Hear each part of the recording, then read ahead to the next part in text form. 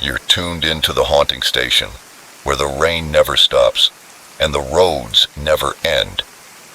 Tonight's story comes through the static just for you, so sit back, listen close, and don't look in the rearview mirror. I know you use this video to help you fall asleep, so I'm here to help you with that. By the way, where are you from and what time are you watching this video? Make yourselves comfortable and relax. If possible, subscribe to the channel and give it a like. The cabin was supposed to be our escape, but it became our prison. I remember the excitement in my children's eyes when we arrived at the secluded rental, nestled deep in the pine-scented forest. My wife, Sarah, squeezed my hand and smiled. "This is just what we needed, Jack," she said with relief. After months of stress at work and the kids' hectic school schedules, we were all ready for a week of peace and quiet. The cabin was everything the photos promised. Rustic charm with modern amenities. The cozy pine walls welcomed us inside, and a stone fireplace dominated the cozy living room. Large windows offered breathtaking views of the surrounding nature. As I carried our bags inside, our children, Ethan and Lily, ran to explore every nook and cranny of our temporary home, their laughter echoing through the rooms, a sound I hadn't heard enough of lately. Outside, Ethan, our 12-year-old son, was already at the back door, practically vibrating with energy, eager to explore. I nodded. "But stay close to the cabin and be back in an hour for dinner." The smell of Sarah's famous chili filled the air as I settled into an armchair, with a book I'd been wanting to read for months.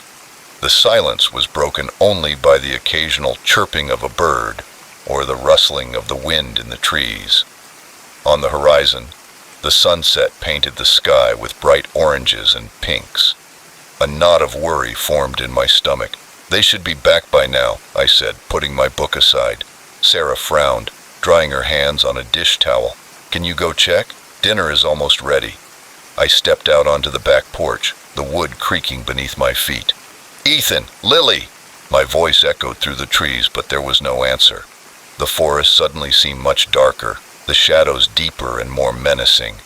I ran back down the steps, the leaves rustling beneath my feet. "Kids, this isn't funny."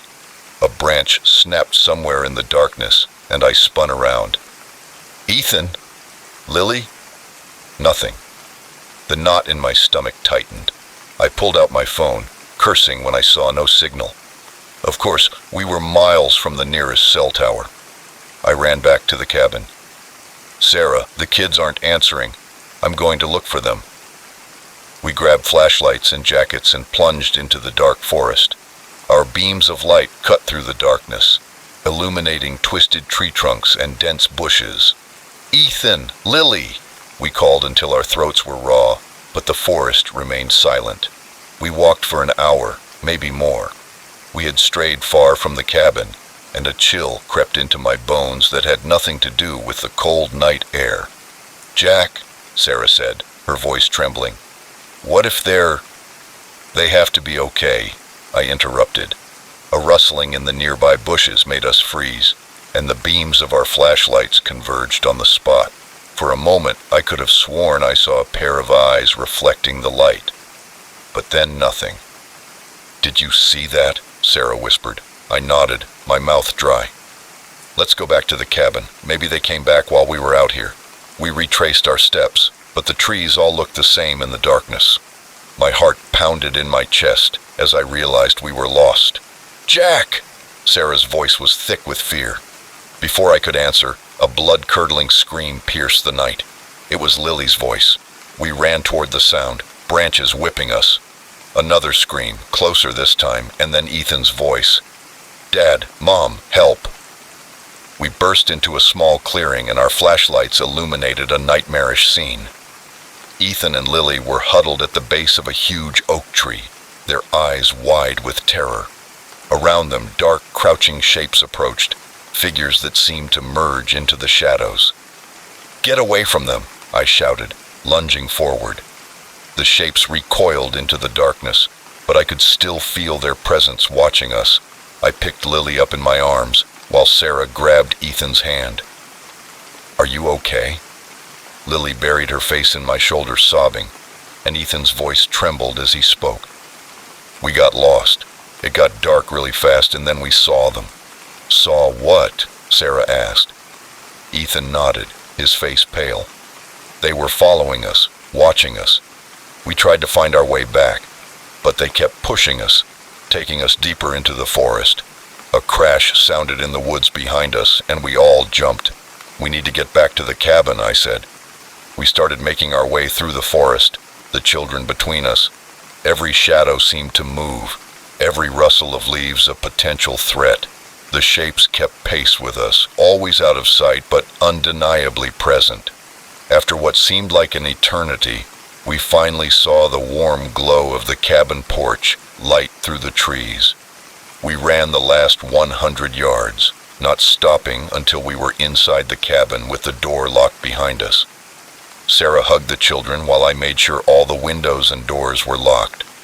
As I closed the curtains in the living room, I saw something moving at the edge of the trees, a dark figure standing unnaturally still, watching the cabin.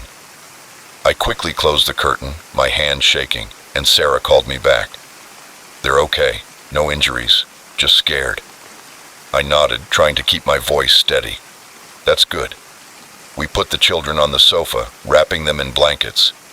Lily clung to her mother, whimpering softly. "What were those things?" Sarah whispered to me. "I don't know, but we're safe now, and we'll leave first thing in the morning." A loud bang on the roof made us all jump. It sounded like something, or several things, were walking around up there. Lily started crying again, and Ethan's face turned even paler. I grabbed the poker from the fireplace, holding it like a weapon. "Sarah, take the kids to the bedroom, lock the door, and don't come out until I say it's safe." She nodded, leading the children into the hallway.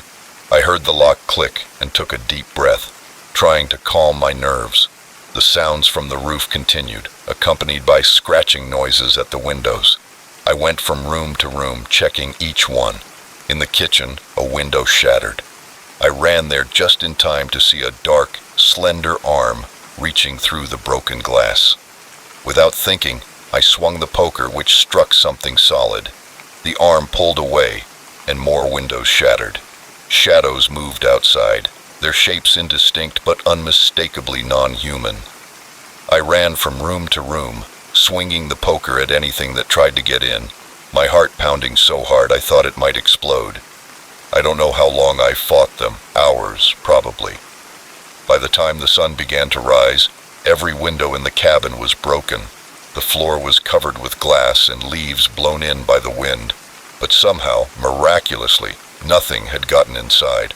When the first rays of sunlight filtered through the trees, the attack ceased. I cautiously approached a window, looking out at the forest. Nothing moved. The forest looked peaceful and innocent in the morning light. I unlocked the bedroom door. Sarah and the children were huddled together on the bed, their eyes wide with fear. "Is it over?" Sarah asked. I nodded, exhausted. "I think so. Let's get out of here." We threw our belongings into our bags and ran to the car. When I started the engine, I looked back at the cabin one last time. For a moment, I thought I saw a face in one of the broken windows, pale and elongated, with two large eyes. But then we were driving away, the tires kicking up gravel. We didn't talk much during the long drive home, each lost in our own thoughts. When civilization finally caught up with us, Sarah reached over and squeezed my hand. "What are we going to tell people?" I stared at the road ahead. The truth? That the forest isn't as empty as we thought? That there are things out there we can't explain? I shook my head. "They'd think we were crazy." She nodded, understanding. "Then we don't say anything." I agreed, but as we drove back to civilization, I couldn't shake the feeling that we had stumbled upon something ancient and primal, something that had always been there, hidden in the shadows of the forest, watching and waiting. And I knew with a certainty that chilled me to the bone, that our peaceful family vacation had changed us forever. The cabin was supposed to be our escape, but the memory of those dark shapes and inhuman eyes would haunt us for the rest of our lives. It was supposed to be our escape. Instead, it showed us a world we should never have seen, a world that no matter how hard we tried, we could never unsee. Next story. The silver tray glinted in the dim hallway light, but its contents made my blood run cold. I had checked into the Blackwood Hotel earlier that evening, exhausted from a long day of meetings. The lobby was grand, all polished marble and crystal chandeliers, but there was something strange about it.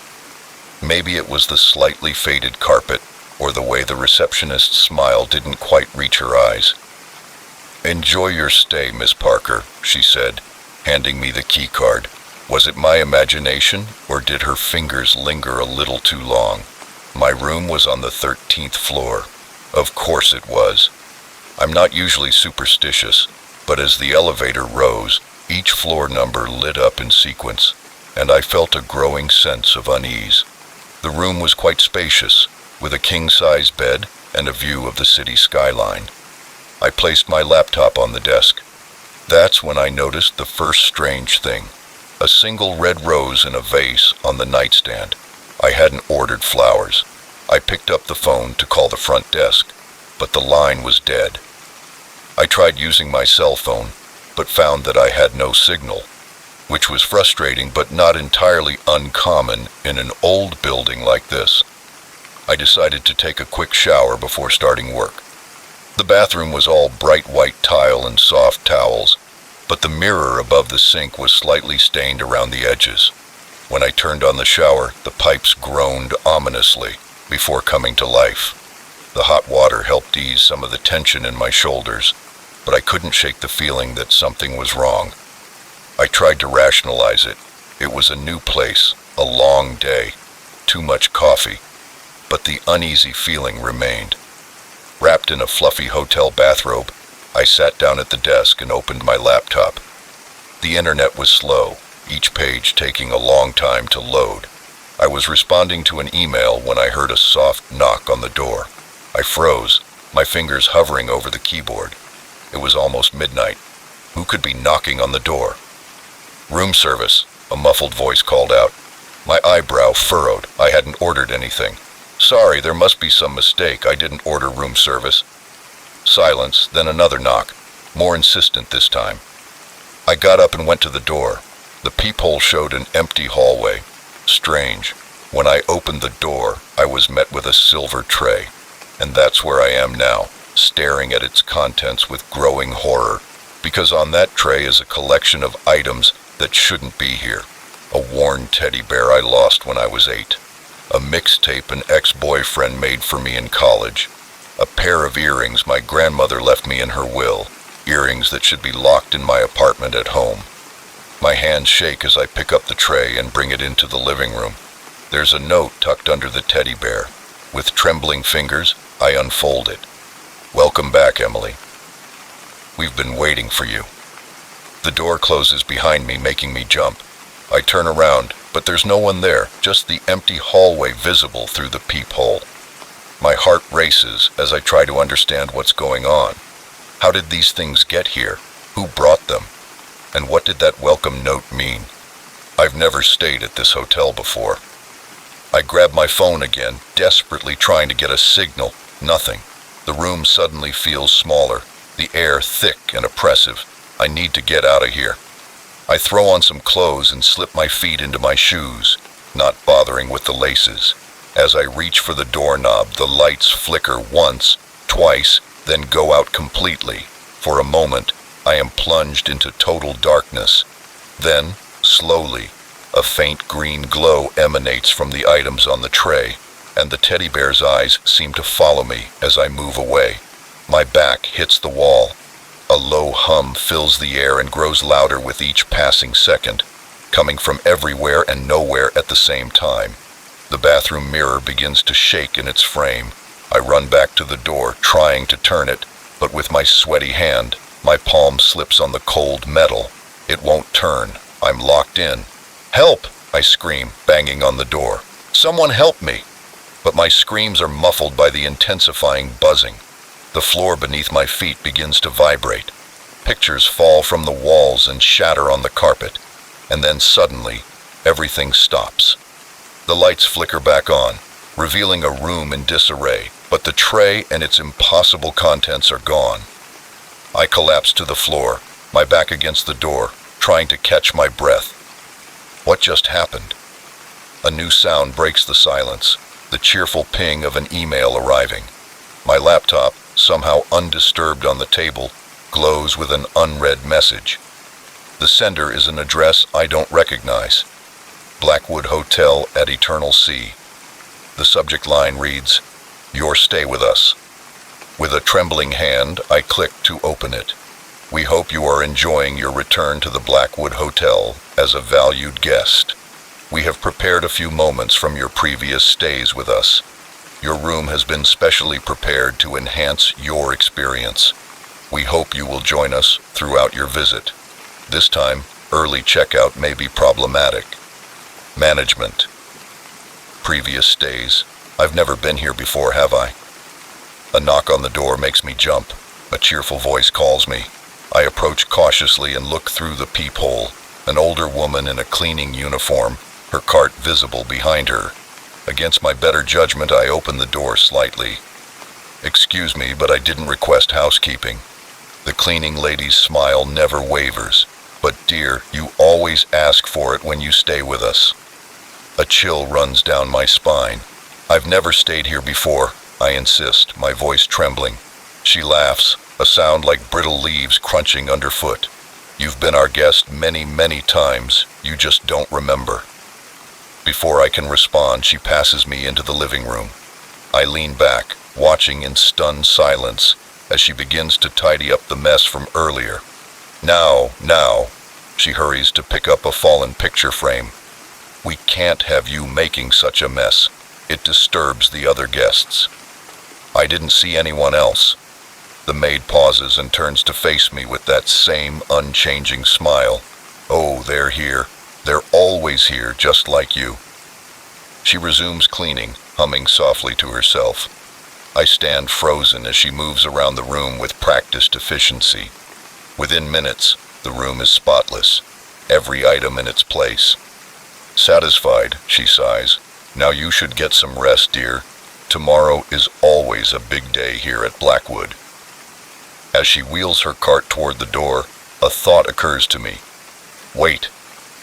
What did you mean by that? I never remember what's going on here.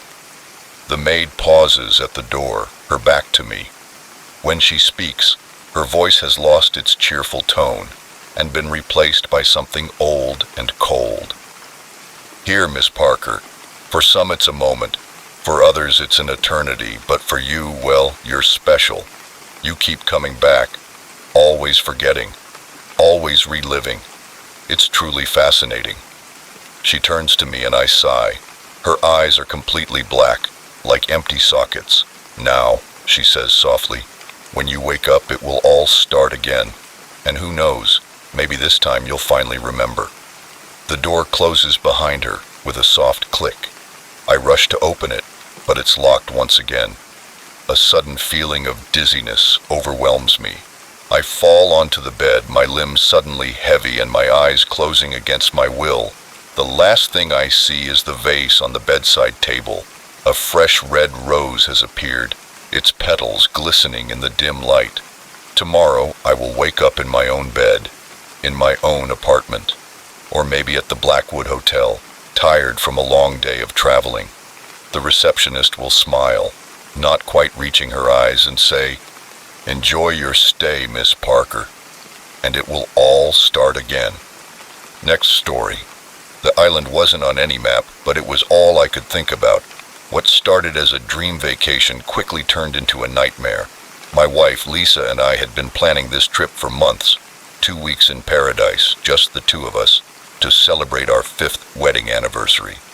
The brochure promised crystal clear waters, pristine beaches, and the ultimate in relaxation. But it didn't mention the secrets that lay in wait.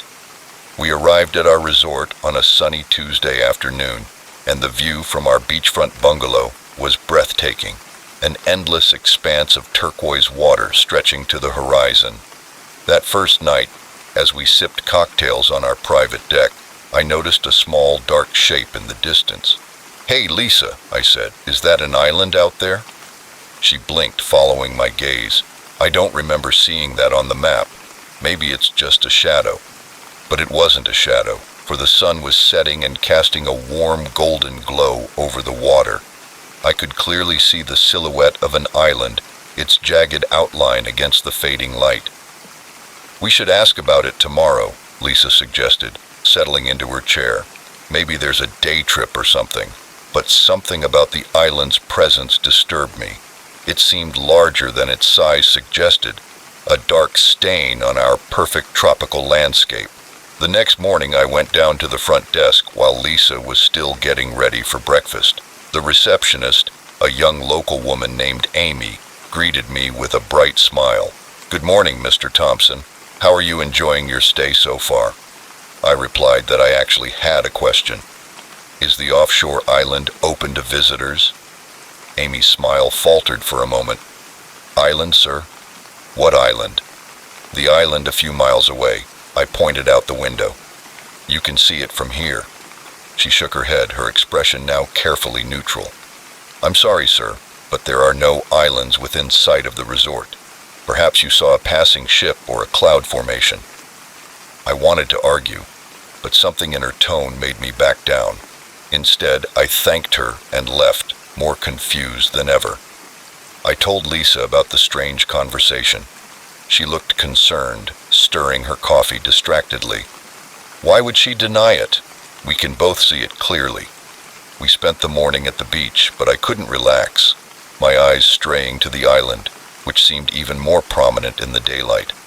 Its coastline was surrounded by dense vegetation, and I could swear I saw movement among the trees. As the day wore on, I noticed other guests pointing and whispering about the island, but whenever anyone approached a staff member to ask about it, they were met with the same denial we had received. That night, unable to sleep, I stood on our deck staring at the dark shape on the horizon.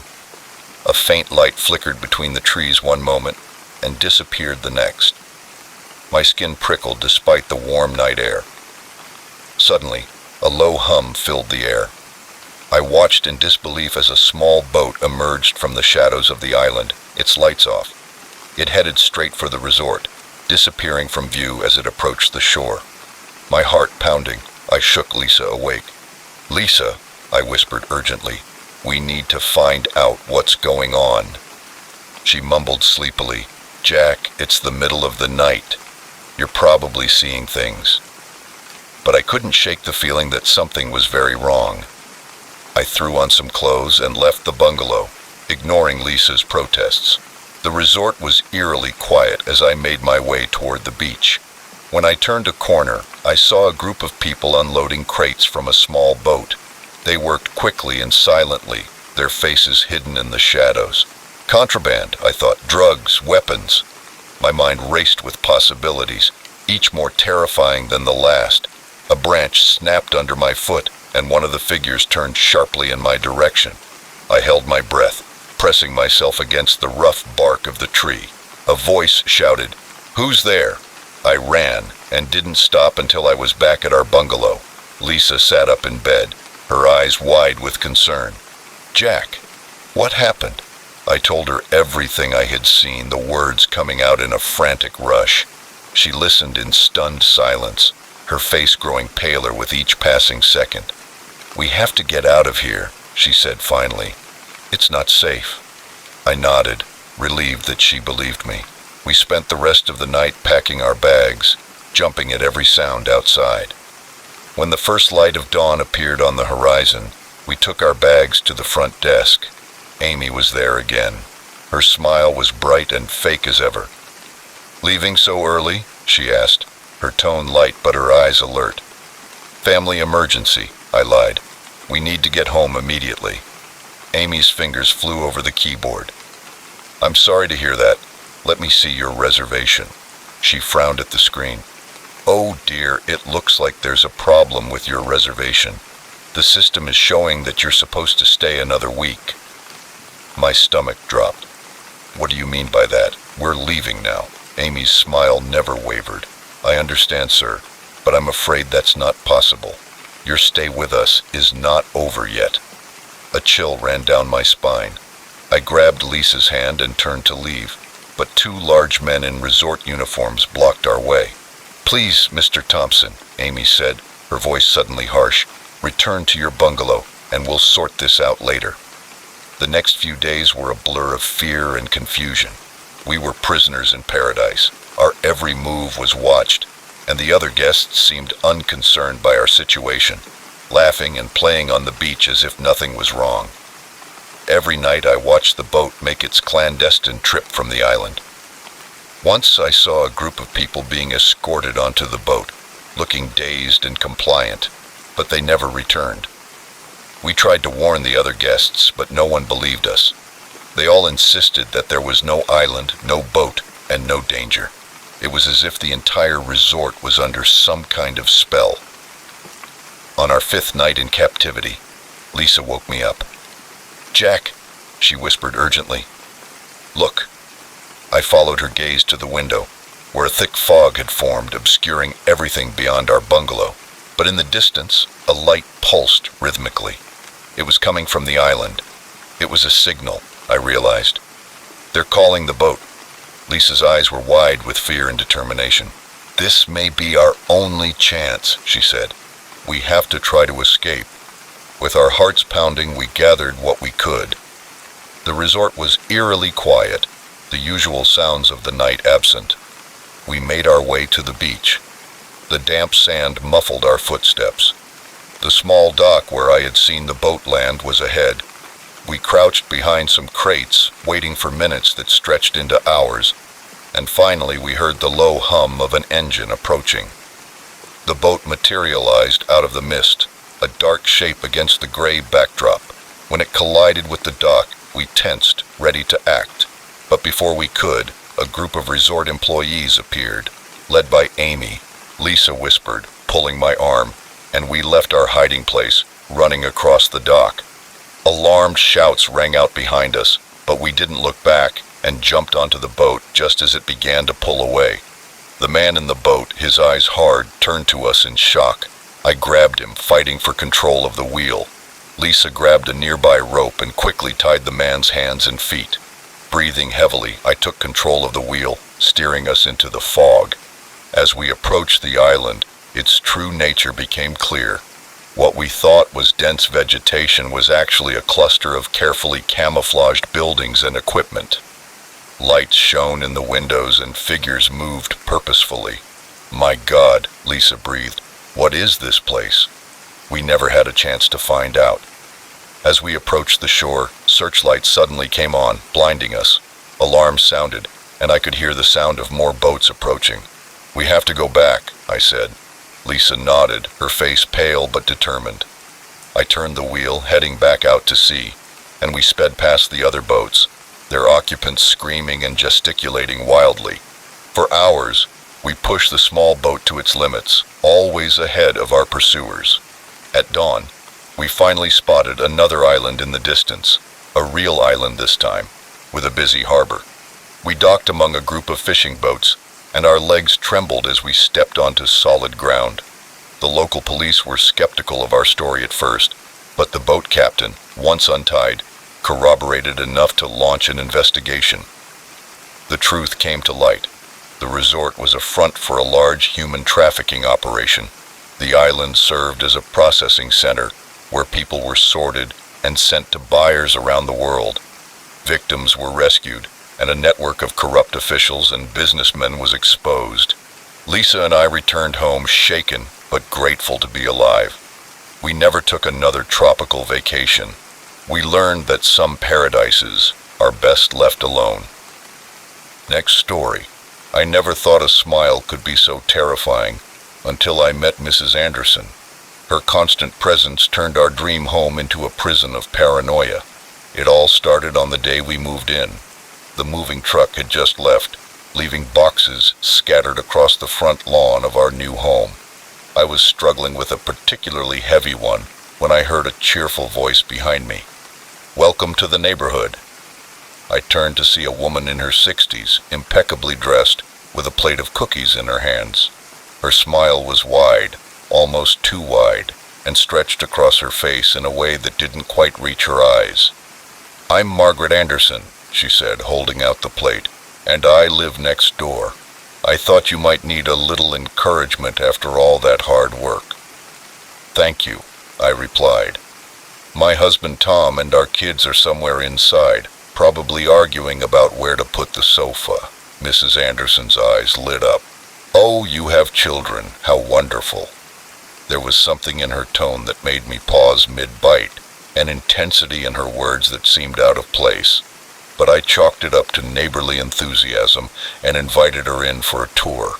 Mrs. Anderson commented on everything, the paint colors, the layout, and even the view from each window, as if she were cataloging every detail. When we reached the children's bedrooms, she ran her hands over the door frames with an almost reverent touch. "Such beautiful spaces for growing minds," she murmured. "You must be so proud." I nodded, suddenly eager to end the tour. "Well, we should probably get back to unpacking. Thanks again for the cookies." Mrs. Anderson's smile never faded. "Of course, dear. Don't hesitate to ask if you need anything. I'm always available. I'm always around to help." Watching her walk back to her house, a chill ran down my spine, despite the warm summer air. We spent weeks unpacking, adjusting, and starting new routines.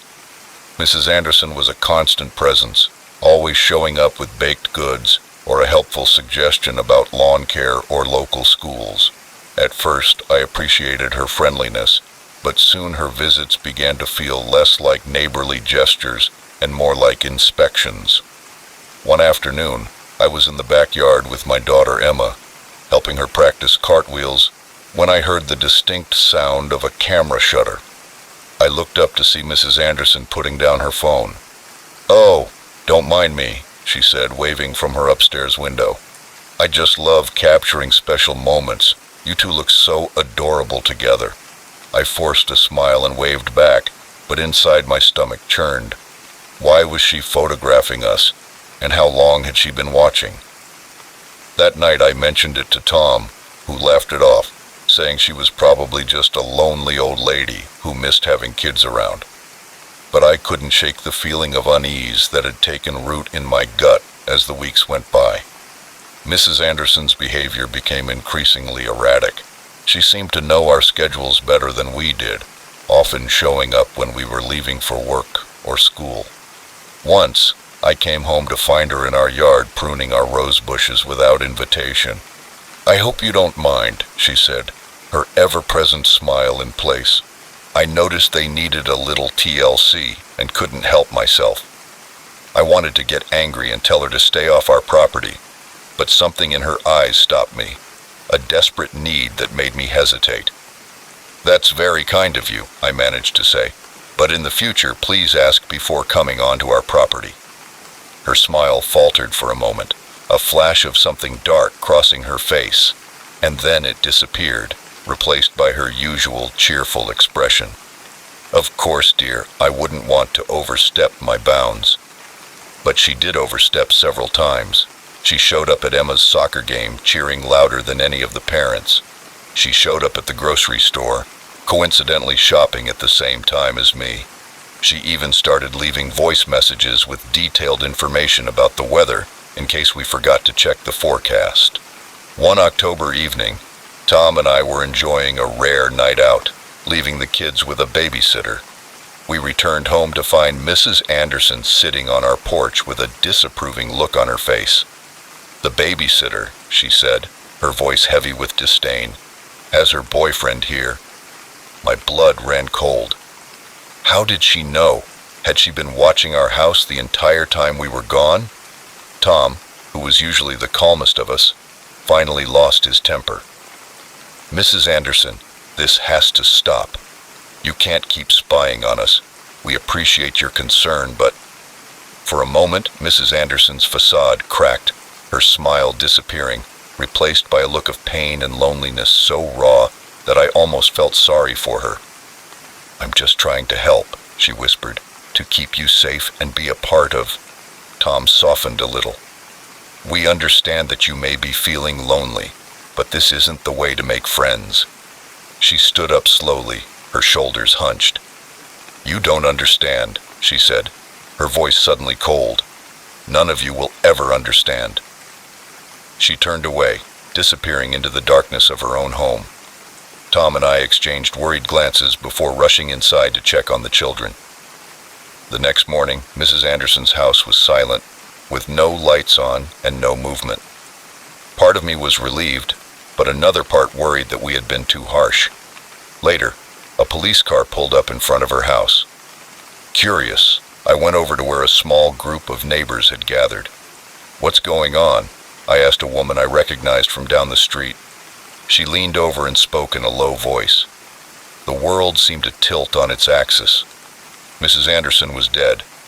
Despite everything, I felt a pang of guilt as our confrontation had pushed her over the edge. During the investigation, more details emerged. Mrs. Anderson had lost her husband and daughter in a car accident decades ago. She never fully recovered, becoming increasingly isolated and fixated on the families around her. Dozens of photo albums filled with pictures of neighborhood children, including ours, were found in her home. There were diaries detailing our daily routines, our conversations, and even what we ate for dinner.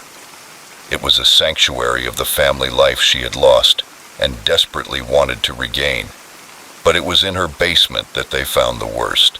A room meticulously decorated to match Emma's bedroom in our house, right down to the stuffed animals on the bed. On the wall was a calendar with a date circled in red for the day after our confrontation with her on the porch. The police believed she was planning to take Emma to recreate the family she had lost. Our argument had disrupted her plans, leading to her tragic decision. In the days that followed, our quiet suburb was taken over by a whirlwind of police interviews, concerned neighbors, and news vans. We installed extra locks on the doors and windows, but no alarm could protect us from the guilt and fear that now permeated our once happy home. Months passed, and life slowly returned to normal, or at least to a new version of normal. Mrs. Anderson's house remains empty, a silent reminder of the tragedy that unfolded. Sometimes I find myself staring at her windows, half expecting to see her watching us. The children no longer play in the front yard, and I check the locks every night. But would that really make a difference? Suddenly, the world seems full of Mrs. Andersons, their smiles hiding desperate loneliness and dangerous obsessions. Every friendly gesture from a neighbor now carries a hint of suspicion. Every act of kindness is scrutinized for hidden motives. Our dream home has become a fortress, and trust seems like a luxury we can no longer afford. As I sit on our porch, watching the sun set on our quiet street, I can't help but think of Mrs. Anderson, the pain she must have carried for so long, and the disillusionment that drove her to such extremes. I think about how a simple act of neighborly kindness turned into something dark and frightening. And I wonder, as I watch a new family move into Mrs. Anderson's old house, her children laughing as they explore their new home. How well do we really know our neighbors? What secrets lie behind those smiles and friendly waves? How do we balance openness and caution in a world where the greatest dangers can be hidden in plain sight, just across a white picket fence? The sun sets below the horizon, casting long shadows across our lawn. I get up, take one last look at Mrs. Anderson's old house, go inside, close the door, and say a silent prayer for Mrs. Anderson, for my family, and for all the lonely souls out there seeking connection in all the wrong ways. Because in the end, the scariest monsters aren't the ones hiding under our beds or in our closets. They're the ones who live next door, smile, wave, and offer us cookies while planning to destroy what they so desperately want. Next story. The cable car stopped, leaving us hanging over the abyss as the icy wind howled. I realized that our dream ski vacation had just turned into a nightmare.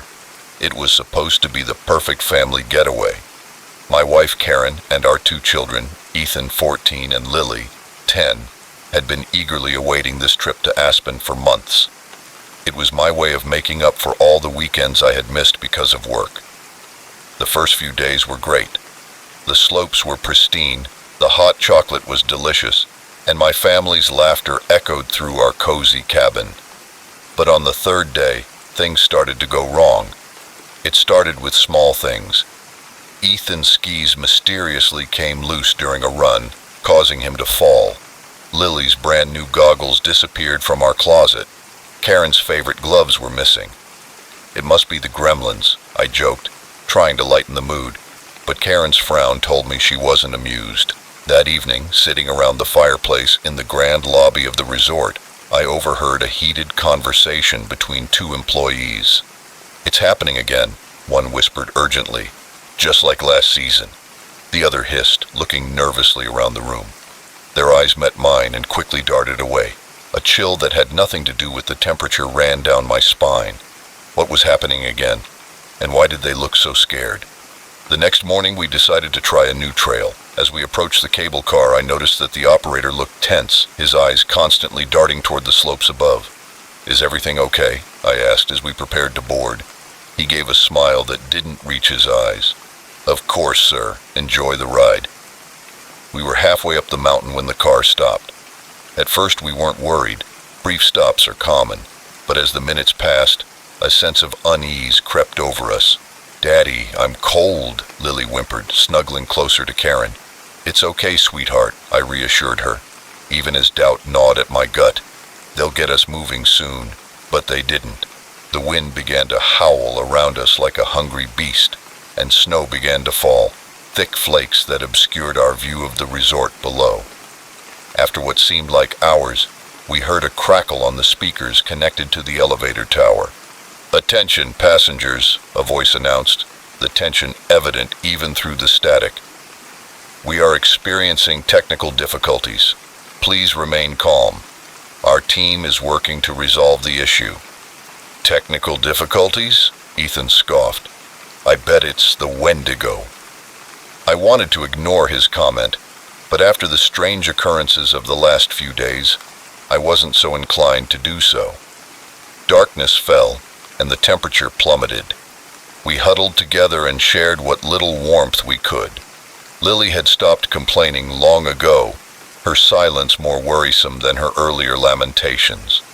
Suddenly a scream pierced the night, coming from higher up the mountain. "What was that?" Karen whispered, her breath visible in the icy air. Before I could answer, we heard it again, a horrible scream that seemed to echo off the surrounding peaks. It was followed by a series of loud cracks and a rumbling that shook our chairlift. "Avalanche," I breathed, my heart racing, but it didn't seem right. The rumbling was very rhythmic, almost like footsteps. That's when I saw it. A massive shape emerged from the darkness, moving with speed impossible for its size. It was vaguely humanoid, but grotesquely deformed, with limbs that seemed too long and a head that was little more than a gaping mouth. As it passed beneath us, I caught a glimpse of its eyes, cold, dead things that nevertheless burned with a malevolent intelligence. It was carrying something, a soft shape that I realized with horror was a person. "Oh my God!" Karen gasped, putting her hand over her mouth, and the creature paused, its head turned toward us for a breathtaking moment. I was sure it had noticed us, but then it continued on, disappearing into the swirling snow. "Dad," Ethan's voice trembled, all teenage pose gone. "What the hell was that?" I shook my head, unable to form words. My mind refused to make sense of what we had just seen. It was impossible, and yet the elevator came back to life so suddenly that we almost fell over. As we descended, I saw figures moving quickly on the slopes below, their headlights cutting through the darkness. When we finally reached the station, a team of grim-faced employees hurried us inside, their eyes darting nervously toward the mountain rising behind us. The lodge was in chaos. Guests demanded answers, children cried, and the staff seemed overwhelmed. I managed to pull aside one of the employees I recognized from before. "What was that thing up there?" I asked. He looked around before leaning close. "Did you see it?" he whispered. When I nodded, he cursed under his breath. "They said it was just a story, a legend to scare tourists, but it's real. The Wendigo is real." "Wendigo?" Karen interjected, recognizing the Native American myth. The employee nodded solemnly. "This resort was built on sacred ground. The elders warned us, but the owners didn't listen, and now it's awake and hungry." Across the room, a distraught couple begged the manager, "Please help us find her." The woman was crying, "Our daughter is missing." My blood ran cold as I remembered the limp form in the creature's arms. The manager tried to calm them down, assuring them that search parties were on their way, and that poor cell phone reception was to blame. But I saw the fear in his eyes. He knew. As the night wore on, more reports of missing guests came in. The staff grew increasingly frantic, huddling in corners and whispering urgently. I heard snippets about containing the situation and calling in the experts. We returned to our cottage and locked ourselves inside, grateful to be safe, but the terror of what we had witnessed hung over us like a shroud. Around midnight, a group of stern-looking men in dark suits arrived and spoke briefly with the manager before addressing the crowd. "Ladies and gentlemen," one of them announced, his voice carrying an air of authority, "due to unforeseen circumstances, we are evacuating the resort. Buses will arrive shortly to transport you to a safe location. Gather your belongings and prepare to depart." Confusion and fear swept through the room, evacuating in the middle of the night during a snowstorm. As we packed our things, I couldn't shake the feeling that we were fleeing from something far worse than bad weather. The image of that monstrous shape on the mountain haunted me, its hunger palpable even from a distance. The bus ride down the mountain was tense and silent. Lily finally succumbed to exhaustion, sleeping restlessly in Karen's arms. Ethan stared out the window, his face pale and expressionless. When we reached the base of the mountain, a bone-chilling howl echoed through the night. The bus driver accelerated, his knuckles turning white on the steering wheel. We were put up in a nearby town. The authorities claimed there was an environmental hazard at the resort, but I saw the way they looked at us, the survivors who knew we had seen something we shouldn't have. In the days that followed, the news trickled in. The resort was closed indefinitely. Search teams combed the mountain but found no trace of the missing guests. Experts were sent to assess the situation, sometimes at night when the wind blows just right. I swear I can still hear that terrible cry of hunger echoing through the peaks. I know that somewhere up there, in the pristine snow and tall pine trees, an ancient evil has awakened, an evil that no amount of luxurious amenities or corporate cover-ups can contain. After that, the mountains, once a source of joy and beauty, now appear in my nightmares as grim sentinels hiding unimaginable horrors. Every winter, when the first snow falls, I find myself looking over my shoulder, half expecting to see a misshapen shadow in those cold, dead eyes, watching, waiting, hungry. Next story. The old house creaked and groaned, but it wasn't the pipes that kept me awake that night. It was the woman in the basement, her wild eyes and her even wilder words. I've been an emergency plumber for 15 years and thought I'd seen it all. Burst pipes, flooded basements, and even the occasional snake in a bathroom. But nothing could have prepared me for what I found at 1313 Mockingbird Lane. It was 1 a.m. when I got the call. The dispatcher's voice came over the radio, giving me the address and a brief description of the problem. Leak in the basement, urgent situation. I grabbed my tools and headed out into the night. The house stood before me, a Victorian monstrosity that seemed to be succumbing to the weight of its own history. The paint peeled from the siding in long, wavy strips, and the porch steps creaked menacingly under my feet. I hesitated before knocking, a chill running down my spine that had nothing to do with the cool night air. I knocked again, louder this time, but there was no answer. Just as I was about to give up, the door swung open on its own. "Hello, emergency plumber. Anyone home?" Silence greeted me, broken only by the steady drip of water coming from somewhere deep inside the house. The interior was a mess of faded wallpaper and dusty antiques. A single light bulb flickered dimly in the hallway, casting long shadows that seemed to move when I wasn't looking directly at them.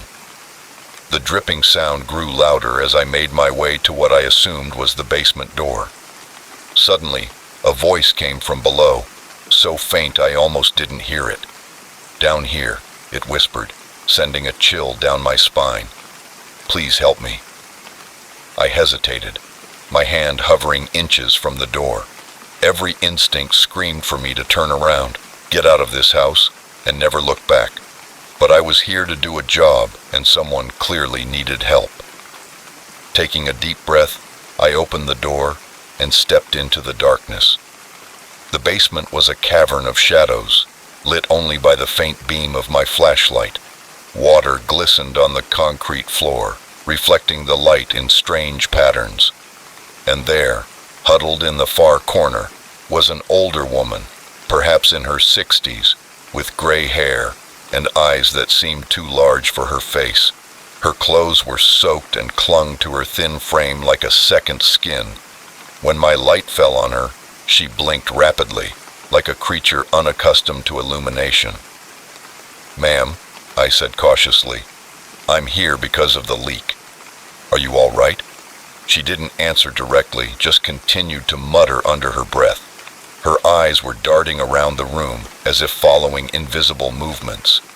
As I got closer, I could make out some of her words. "They're coming. The walls are too thin. They can't keep them out much longer." A chill ran down my spine. I needed to fix the leak and get out of there fast. I found the source of the problem quickly. A rusty pipe near the ceiling where water was trickling out in a fine mist. As I began to work, the woman's murmurs grew louder and more frantic. "You don't understand," she said suddenly, clearly. "The problem isn't the water, but what's in the water." I tried to focus on my task, but her words seeped into my mind.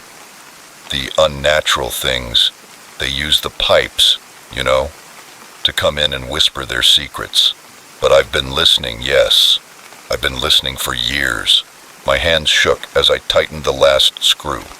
The leak slowed to a drip and then stopped. In the sudden silence, the woman's breathing seemed strangely loud. I said, forcing a smile, that everything was fixed. "Now is there anyone I can call for your family?" Maybe she laughed, a high-pitched, brittle sound that left my teeth feeling ragged. "Family? Oh no, my dear, they're long gone, but I was smarter than them. I'm the only one left. I'm the only one left." I backed away slowly, my toolbox clutched to my chest like a shield. "Well, if you're sure you're okay, I'll be going." Then, as I turned to leave, her hand shot out, grabbing my ankle with surprising strength. "Wait," she cried. "You have to listen to me. You have to understand." I tried to pull away, but her grip was like iron. "Let me go, ma'am, please." And in that moment, I saw something in her depths that turned my blood to ice. It wasn't madness I saw there, or at least it wasn't just madness. It was knowledge, a terrible, heavy knowledge that no human being should possess. "They're in the pipes," she whispered, her voice taking on a quality of urgency. "In the walls, in the very air we breathe, waiting. And now that you've fixed the leak, you've opened the door for them." A low rumble filled the air like distant thunder, but the sky was clear when I arrived. The woman's grip tightened and her nails dug into my skin.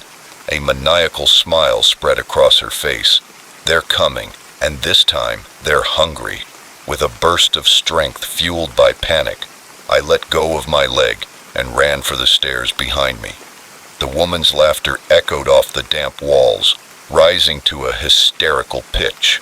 I climbed the steps 2 at a time, my heart pounding in my chest.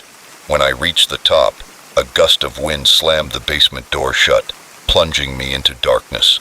My fingers slipped on the smooth metal as the rumbling grew louder. I swore I could hear voices now, countless whispers overlapping each other, speaking in languages I couldn't understand, but which filled me with a primal fear. The door gave way, and I stumbled into the hallway. I didn't stop running until I was out of the house and into my truck. My hand was shaking so badly I could barely put the key in the ignition. As I pulled away from the curb, I looked in the rearview mirror and saw that the woman was standing in the doorway, her pale face glowing in the moonlight. And behind her, in the windows of the upper floors, I saw shapes moving, impossible shapes that hurt my eyes to look at. I drove all night, without stopping until I was miles away and the sun was already rising on the horizon. Only then did I stop and try to understand what had happened. The logical part of my brain tried to rationalize everything. Surely the woman was clearly disturbed, and the rest was just my imagination running wild in a creepy old house. But deep down, I knew I had glimpsed something that night, something ancient, alien, and utterly terrifying. In the weeks that followed, I couldn't shake the feeling that I was being watched. Every dripping faucet, every puddle in the street seemed to hide unspeakable horrors. I became afraid of showers and never stayed under the water for very long. I thought about quitting my job, but the idea of someone else stumbling upon what I had found, someone unprepared, kept me there. I started volunteering for odd jobs, the ones in old houses that other plumbers avoided, and every time I work on a pipe or fix a leak, I listen carefully, not just for the normal sounds of water and metal, but for something else, the whispers, the rumbling of something moving in the depths. Because now I know the truth that the woman in the basement tried to warn me about. Pipes aren't just for water, they're conduits for things we should never find.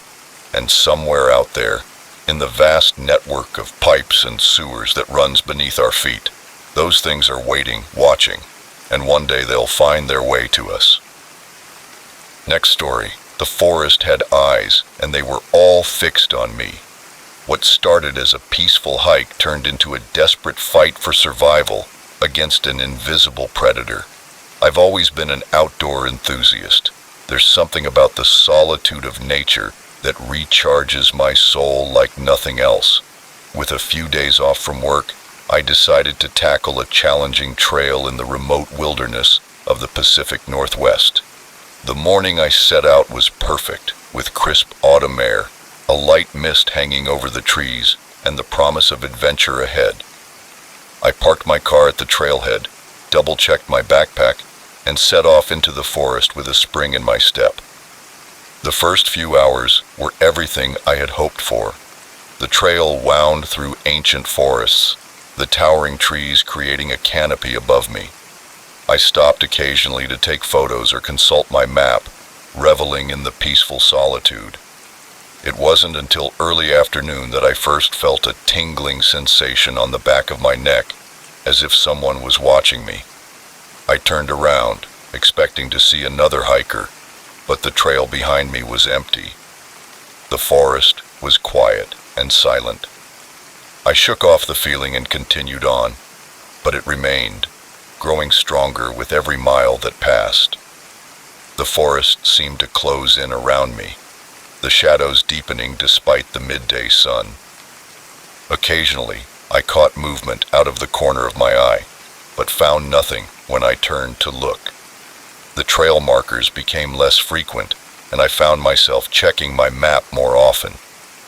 The silence that had accompanied me before faded, replaced by an oppressive stillness, broken only by the rustling of leaves under my boots. I was thinking about turning back when I heard a low, guttural sound that was neither human nor any animal I recognized. It echoed through the trees, seeming to come from everywhere and nowhere at the same time. My heart rate skyrocketed, and I picked up my pace, no longer caring about the landscape. The sound returned, closer this time. I started running, my backpack swinging painfully against my spine, branches hitting my face as I veered off the trail, driven by blind panic. I had no idea where I was going, only that I needed to get away from whatever was behind me. I kept going until my lungs burned and my legs felt like lead. Finally, I collapsed against a tree, gasping for breath, my pulse slowly returning to normal. I realized with growing horror that I had no idea where I was. Panicked, I left the trail behind. Night was falling fast, the forest turning into a maze of deep shadows and unfamiliar shapes. I searched for my flashlight, my hands shaking as I turned it on. The narrow beam barely penetrated the darkness, creating grotesque shadows that seemed to move and change when I wasn't looking directly at them. I needed to find shelter to regroup and come up with a plan. As I scanned the area, my light fell on what appeared to be a small cave entrance. The entrance was partially hidden by undergrowth. It wasn't ideal, but it was better than spending the night completely exposed. I moved toward it, every crackling branch and rustling leaf sending my nerves on edge. I heard that inhuman sound again, much closer now, and dove into the cave. I pressed myself against the cold stone wall for hours, huddled there, straining my ears for any sign of pursuit. I heard movement outside, heavy footsteps circling the cave, branches snapping under the significant weight of whatever it was. Whatever it was, it knew I was there, and it was patient. As the night wore on, exhaustion began to overcome my fear. Despite my efforts, I felt my eyelids grow heavy. I must have dozed off because when I came to, I was awakened by a deafening roar from outside the cave entrance. I crawled backward, the beam of my flashlight dancing wildly across the cave walls. And then I saw it, a huge shadowy figure blocking the entrance. It was vaguely humanoid, but very large, with abnormally long limbs and a head that seemed to shift and change shape as I watched. I wanted to scream, but terror had frozen my vocal cords. The creature took a step forward, its movements fluid and predatory. In the dim light, I glimpsed its eyes, black and cold, filled with an intelligence that was not animal. At that moment, I was certain I was going to die. That thing, whatever it was, had been toying with me all day. The hunt was over and I had lost. But as it reached me, a strange calm came over me. If this was how it was going to end, I wasn't going to cower in a corner. I grabbed my flashlight tightly and lunged forward, swinging it with all my strength at the creature's head. To my utter shock, I hit the thing. The creature recoiled with a cry of pain or surprise. I wasn't sure which. Without waiting to see, I ran. I left the cave and entered the forest before dawn, my feet barely touching the ground as I flew between the trees. I ran until my legs gave out, collapsing in a small clearing as the first rays of sunlight began to filter through the treetops. For a long time, I lay there, gasping for air and waiting for the attack that never came. When daylight came, I slowly got to my feet, every muscle screaming in protest. I was exhausted and terrified, but I was alive. In the light of day, my encounter in the cave seemed almost like a dream. Had I imagined it all? But then I saw the state of my torn and dirty clothes, the scratches on my arms that I didn't remember making, and in my hand, my flashlight was bent and dented, with dark spots on its surface that I didn't want to examine too closely. It took me most of the day to find my way back to a marked trail, and a few more hours to reach my car. As I drove home, I tried to make sense of what had happened. Some unknown species, a hallucination caused by fear and exhaustion, or something else entirely. In the weeks that followed, I scoured the internet for similar stories, searching for some clue as to what I had encountered in that forest. I found more than I expected, reports of strange sightings and unexplained sounds in forests across the country. Most were easily dismissed as hoaxes or misidentifications, but a few seemed eerily true. I never reported my experience to the authorities. Who would believe me? But I hung up my hiking boots, at least for solo trips. These days, I prefer well-traveled trails and always hike with a group. But sometimes, when I'm lying in bed at night, I swear I can hear that low guttural sound outside my window, and I know, deep down in my bones, that the thing from the forest is still out there, waiting, watching, and one day it may come looking for me again. So if you're ever hiking alone in the deep forest and you feel that twinge in the back of your neck like someone is watching you, don't ignore it. Don't tell yourself it's just your imagination, because sometimes monsters and shadows are very real, and not everyone who encounters them lives to tell the story. Are you still there? If so, subscribe to the channel and leave it a like. It helps me to tell these stories to more listeners.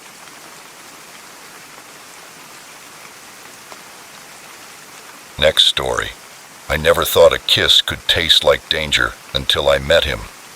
What started as a harmless flirtation in our quiet town quickly turned into a nightmare I couldn't escape. When Mark and I moved to Millbrook, we were full of hope. The picturesque streets lined with maple trees and the friendly faces of our neighbors promised the fresh start we desperately needed after years of hard work in the city. Mark had his remote job, and I started turning our little house into a home. It was at one of these endless town social gatherings that I met James. He stood out immediately, tall and with a rugged charm that seemed to envelop the entire room. Our eyes met in a sea of polo shirts and plaid, and I felt a jolt of electricity I hadn't experienced in years. "I'm James." His voice was deep, with a hint of gravel that sent shivers down my spine.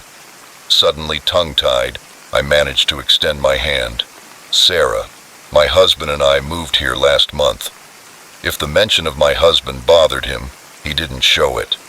"Welcome to Millbrook," he replied, his hand lingering on mine a moment longer than necessary. "I have a feeling you're going to shake things up around here." I laughed, but there was an intensity in his gaze that left me both thrilled and uneasy. As I watched him walk away, I tried to shake off the feeling that something important had just happened.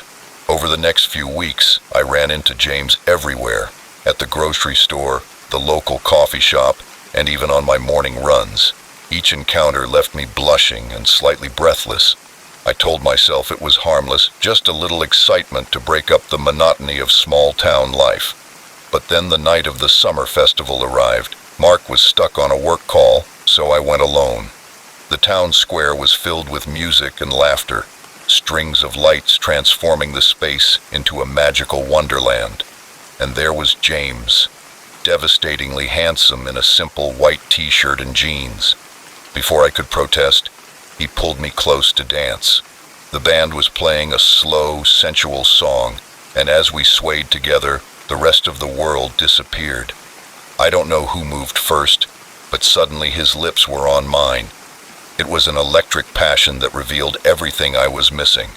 For a moment, I forgot about Mark, our life together, everything except the feel of James's arms around me. Then reality came crashing back. I pulled away, mumbled an apology, and ran off into the night. My heart was racing, torn between joy and guilt. The next morning, a bouquet of red roses arrived at our door. The card simply said, "Until next time." I hid them in the garage, my stomach churning with a mixture of desire and fear. I tried to avoid James after that, but it seemed impossible in such a small town. He was always there, his eyes following me, a knowing smile on his lips. Slowly, almost imperceptibly, our encounters became more frequent and more intense. A brush of hands at the farmer's market, a lingering glance in the pews at church.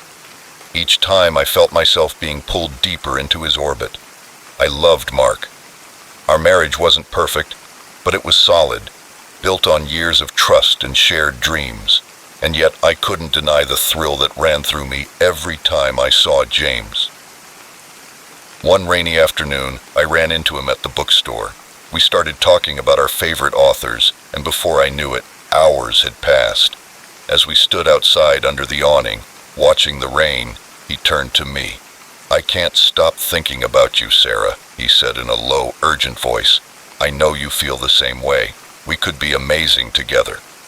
I wanted to resist and walk away, but instead I found myself nodding and whispering yes.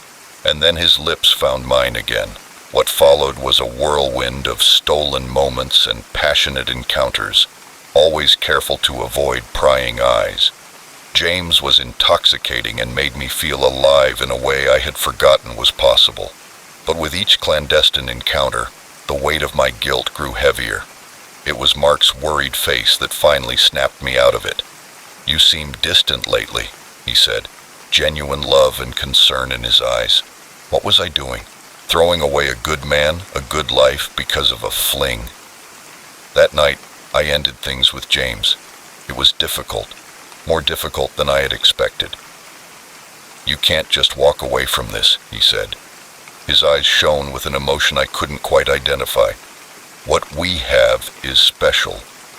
I stood my ground, even though my heart was aching. "I'm sorry, but I love my husband. This was a mistake." I thought it was the end, but I was wrong. The next day I found a note under my windshield wiper.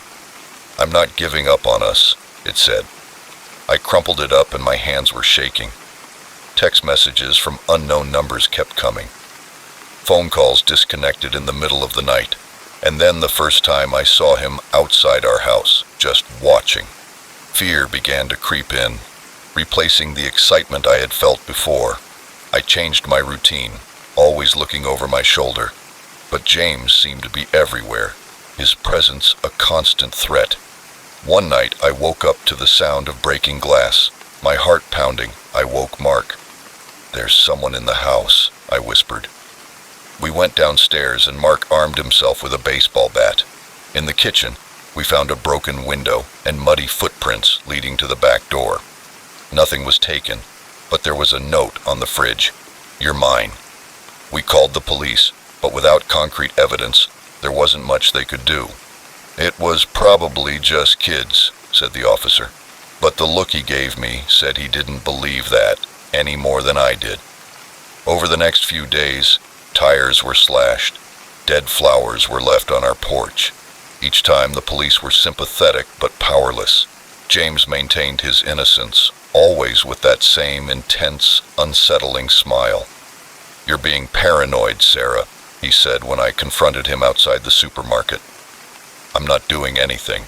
Maybe you're just feeling guilty for throwing away the best thing that ever happened to you." There was a coldness in his eyes that I had never seen before, a glimpse of something dark and dangerous lurking beneath the charming exterior. I became a prisoner in my own home, jumping at every sound, afraid to go out alone. Mark supported me, but I could see the strain it was putting on our marriage. What I had tried to protect by ending the affair was now being destroyed by its aftermath. On a stormy October night, Mark was out of town on business, and I was home alone. The power went out, plunging the house into darkness. As I searched for candles, I heard a noise upstairs, a noise from floorboards that shouldn't have been there. My blood ran cold. I knew, with a certainty that defied logic, that James was in the house. I grabbed my cell phone, but there was no signal. Panic rising in my throat, I looked for a way out. But he was there, blocking the door, his silhouette illuminated by a flash of lightning. "We belong together, Sarah," he said, his voice unrecognizable in its intensity. What followed was a cat-and-mouse nightmare through the dark house. I managed to escape him by locking myself in the bathroom, my heart pounding so hard I thought it would explode in my chest. When I heard him trying to break down the door, I realized, with horrible clarity, the magnitude of my mistake. The man I had invited into my life with open arms was now the greatest threat to my very existence.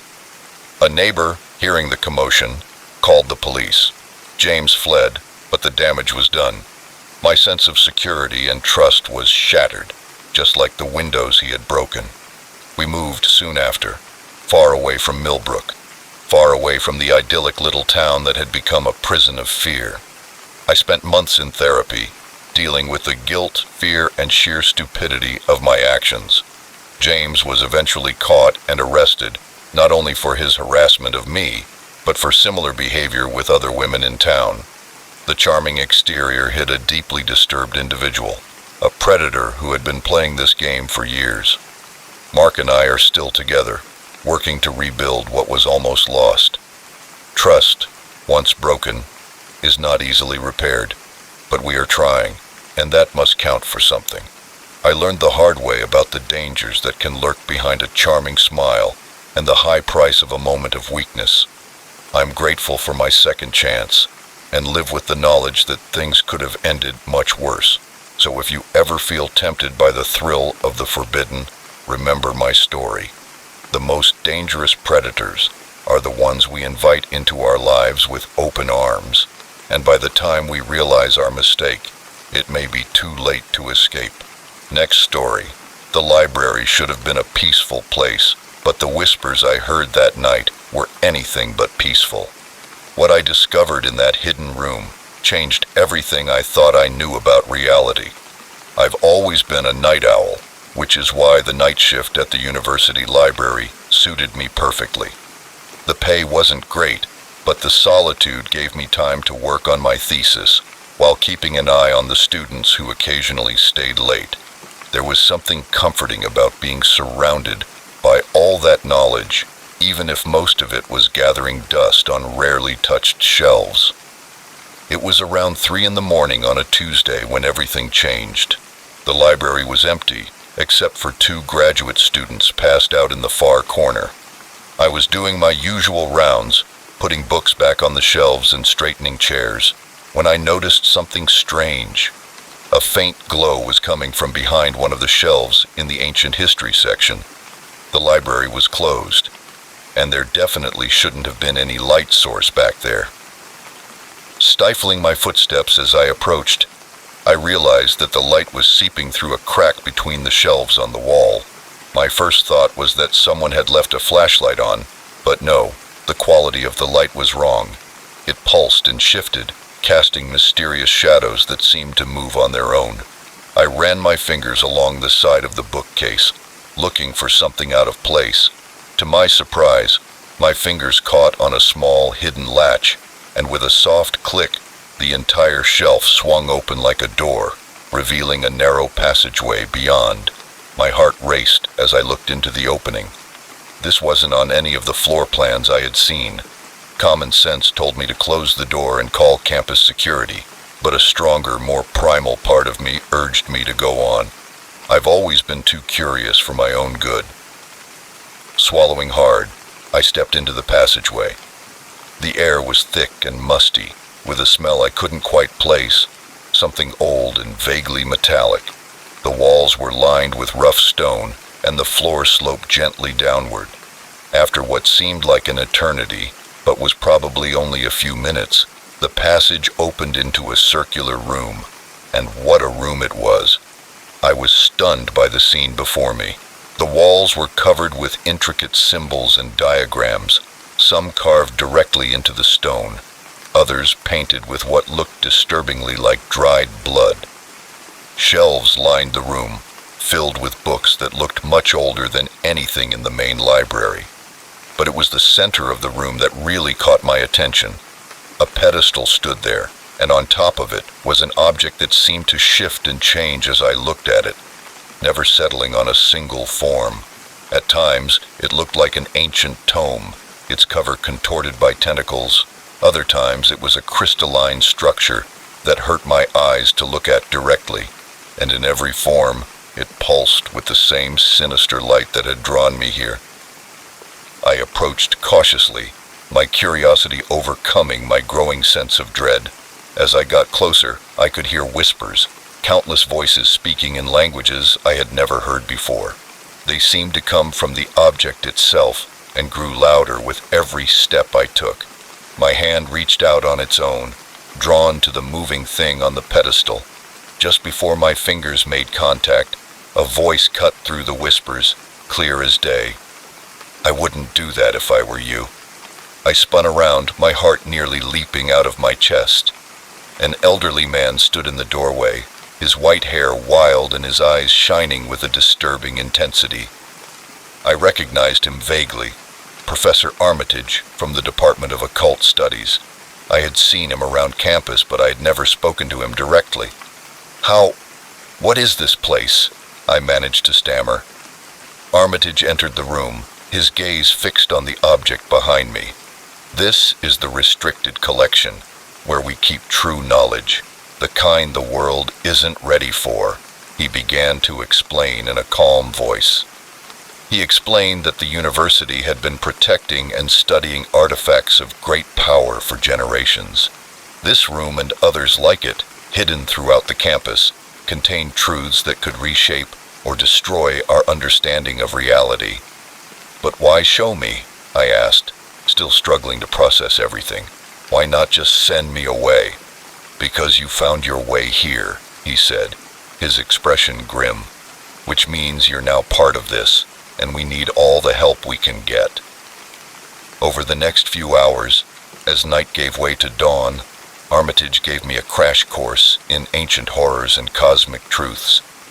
He spoke of ancient beings that slept beneath the earth and beyond the stars, of cults that sought to awaken them, and of the thin veil that separated our reality from the chaotic dimensions beyond imagination. My head was spinning with information, but one thing was clear. The world was a much stranger and more dangerous place than I had ever imagined. And now, whether I liked it or not, I was part of a secret group charged with keeping that danger in check. When the first rays of dawn touched the sky, Armitage led me back to the hidden door. "Go home, get some rest," he said, "but come back here tomorrow night. There is much to learn, and time is not on our side." Still reeling from everything I had seen and heard, as I turned to leave, Armitage placed a hand on my shoulder. "Don't talk about this to anyone," he said, his voice low and urgent. "The fate of the world may depend on our secrecy." The weeks that followed were a blur of nighttime lessons and mind-boggling revelations. During the day, I went about my normal life, attending classes and working on my thesis, but my nights were filled with ancient tomes, arcane rituals, and discussions of cosmic horrors that threatened to drive me mad. I learned to read languages that had been dead for millennia, and to recognize signs of otherworldly influence in everyday events. Armitage and the other members of what I came to know as the Library Guard taught me protective spells and how to shield my mind from psychic attacks, but not everything was academic. After my initial discovery, alarms sounded throughout the hidden chambers, as a group of cultists had broken into one of the other secret rooms on campus, attempting to steal an artifact that could open a portal to a dimension of pure chaos. My heart pounding, I followed Armitage and the others as we raced across the moonlit campus. We arrived just in time to see the cultists completing a ritual, a swirling vortex of energy forming in the air before them. Like something out of a nightmare, we fought not only the cultists, but also tentacled horrors that began to squeeze through the portal that was forming. I found myself chanting spells I had learned only recently, my voice joining with the others to create a barrier of pure energy, of pure will, against the madness that was approaching. In the end, we managed to close the portal and subdue the cultists, but the cost was high. 2 of our group died, their minds shattered by what they had seen, and I would never be the same again. Armitage turned to me with a grim smile. "Are you still sure you want to be a part of this?" he asked. I looked around at the destruction, at the bodies of allies and enemies, at the burn marks on the walls where reality itself had begun to unravel, and despite the terror still coursing through my veins, I knew there was only one answer. "Someone has to do it," I said. "If not us, then who?" I saw pride and sadness in his eyes. "Welcome to the Library Guard, kid.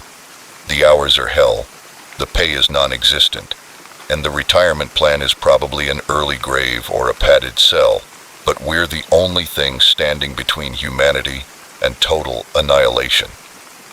As we returned to the library to clean up and write our report, I couldn't help but think about how much my life had changed in just a few weeks. The quiet night security job I had taken to help pay for college had turned into a frontline position in a secret war against the cosmic horrors. I thought of the students sleeping peacefully in their dorm rooms, the professors preparing lectures on mundane subjects, the world going about its business in blissful ignorance. I realized that ignorance really was a blessing, but knowledge, however terrible, was power, and we needed all the power we could get. So now, when you see me tidying books or silencing noisy students, know that the library is still quiet, but the whispers never truly stop. And in the hidden rooms beneath your feet, there is a battle to keep reality intact. It is the truth I live with every day. Next story. Screams echoed through the forest, turning our peaceful camping trip into a nightmare. We thought we were alone in nature, but something sinister was lurking in the shadows, waiting to make us its prey. It was supposed to be a fun weekend getaway, just me and my 4 best friends from college getting together for our annual camping trip. We had been doing this for years, ever since graduation, but this time we decided to try a new spot that Jake had heard about, a secluded area deep in the national forest, far from the usual tourist trails. "It'll be an adventure," he said. If only we had known what kind of adventure we were getting ourselves into. We arrived late Friday afternoon, the sun already setting behind the trees. The drive had been difficult, and our SUV had navigated through overgrown dirt roads until we finally found a suitable clearing to set up camp. As we pitched our tents and gathered firewood, I couldn't shake an uneasy feeling. The forest seemed too quiet. The shadows between the trees were very deep. "Alex," Lisa said, noticing my tense expression, "you're not used to being so far from civilization. Enjoy the peace and quiet." I forced a smile and nodded, but the knot in my stomach refused to go away. As night fell, we gathered around the campfire, passing around beers and swapping stories as we always did.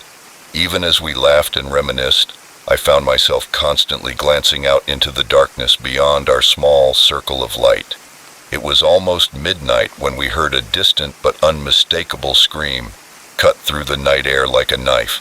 We all froze, our laughter dying in our throats. "What the hell was that?" Mike whispered, his eyes wide.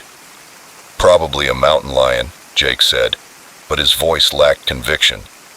"It didn't sound like an animal. It sounded human," I said. We listened intently, but the forest was silent again. Gradually, conversation resumed, though more subdued than before. I could see the others casting furtive glances toward the forest, just as I had been doing all night.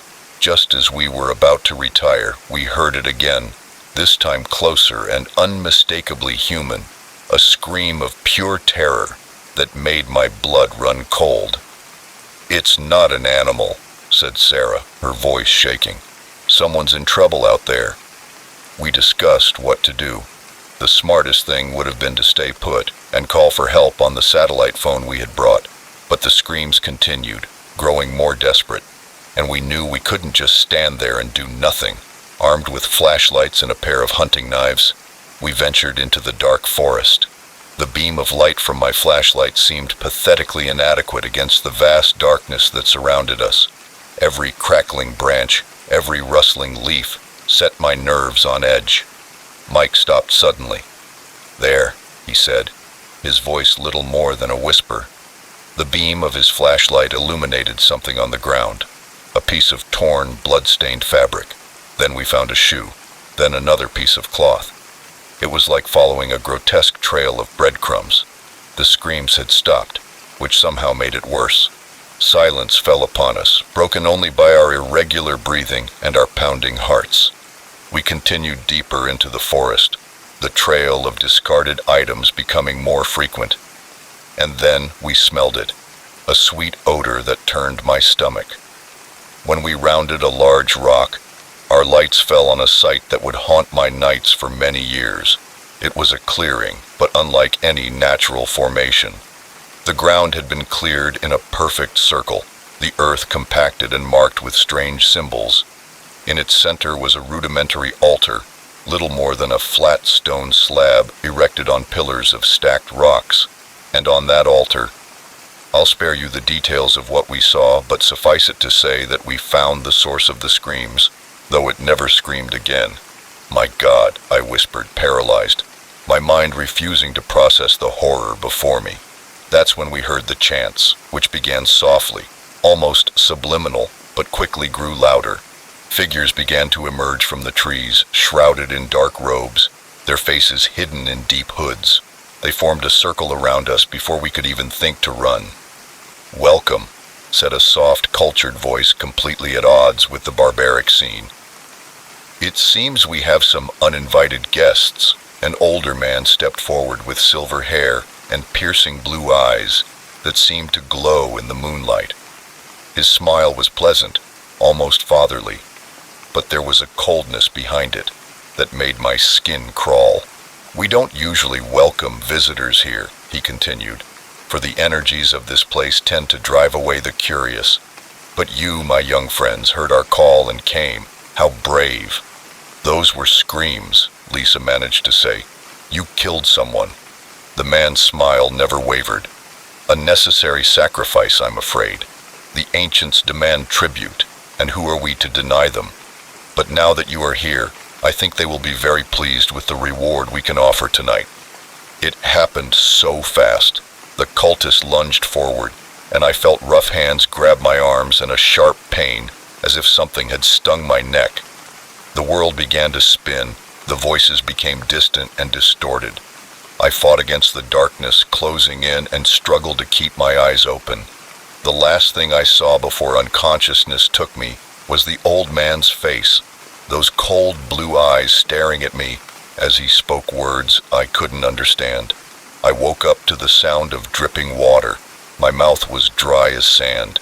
As my eyes adjusted to the dim light, I realized I was in some kind of cave, and that the others were there too, still unconscious, bound hand and foot, just like me.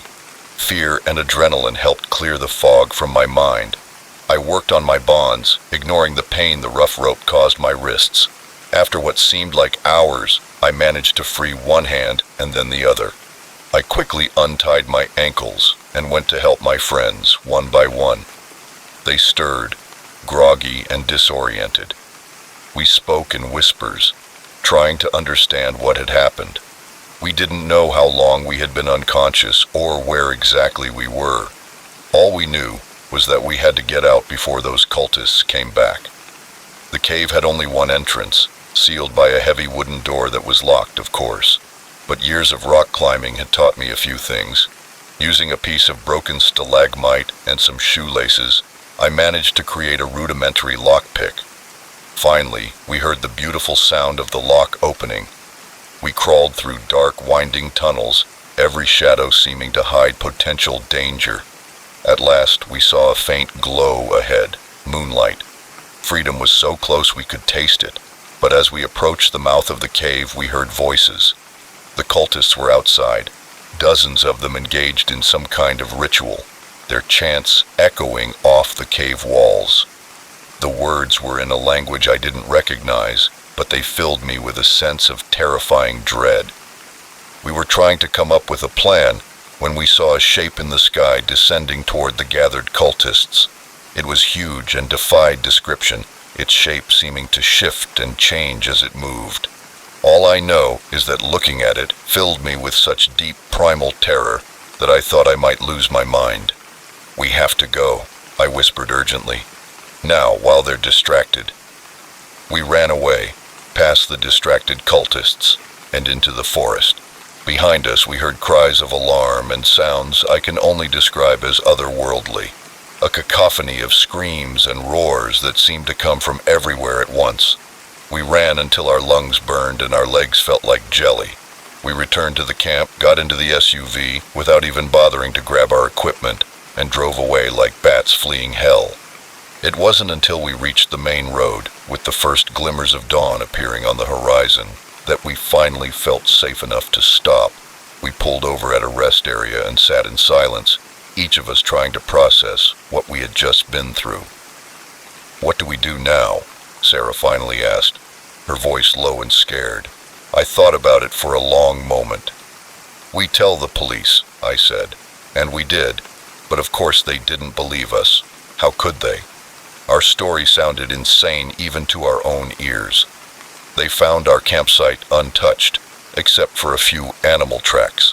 No sign of any cult activity, no mysterious cave, nothing to corroborate our story. All that was left was what we saw in our memories and the nightmares that followed. We won't go camping anymore, at least not together. Some friendships can't survive the weight of shared trauma, the weight of knowing things we should never have known. But sometimes, on dark nights, when the wind blows a certain way, I swear I can still hear those songs. I still see that shape descending from the sky, and I wonder, with a mixture of dread and morbid curiosity, what might have happened if we hadn't escaped, what horrors await us in those dark, deep woods, and how long it will be before they spread across the world. So if you're camping in the wilderness and you hear screams in the night, don't investigate, don't try to help. Just run. Run as fast as you can. Because some mysteries are better left unsolved, and some darkness should never see the light of day. Next story. The headlights in my rearview mirror were relentless and growing closer with every passing second. What started as a routine drive home had turned into a terrifying game of cat and mouse on a lonely stretch of highway. Leaving the office late, I was burning the midnight oil trying to finish a project before the weekend. The roads were empty, a rarity in our normally busy city.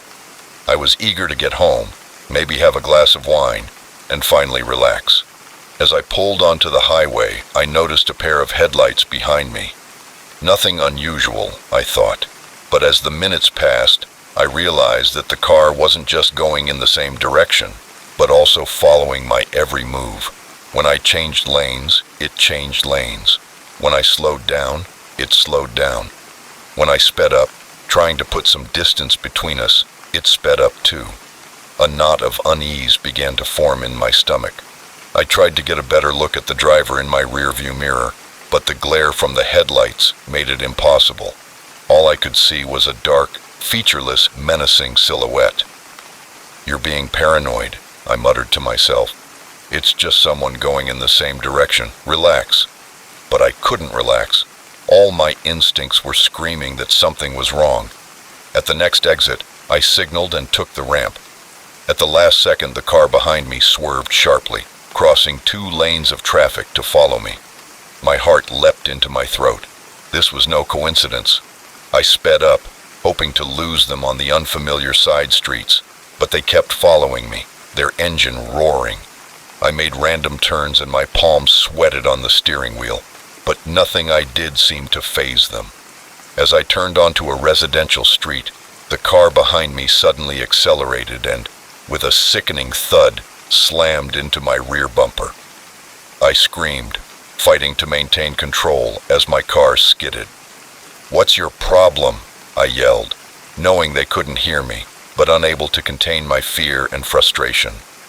I managed to straighten up, but now the game had changed. It was no longer just following, it was an attack. I had to call for help. I reached for my phone, trying to keep one eye on the road and one on my pursuer. But when I went to dial 911, I realized with horror that I had no signal. Of course, we were in a dead zone. The car hit me again, this time harder. I felt my rear tires leave the ground for a terrifying moment before they hit the ground again. I saw that the road had a sharp curve ahead, and if they hit me again on that curve, at the last second I jerked the wheel hard onto a dirt road I had barely noticed. My pursuer lost control. I heard the screech of brakes as they tried to correct, but it was too late. Momentum carried them into a ditch. I should have felt relief, but I knew this was far from over. I sped down the dirt road, not caring where it led, as long as it was away from here. Dust rose behind me in thick clouds, obscuring my view of anything that might be following me.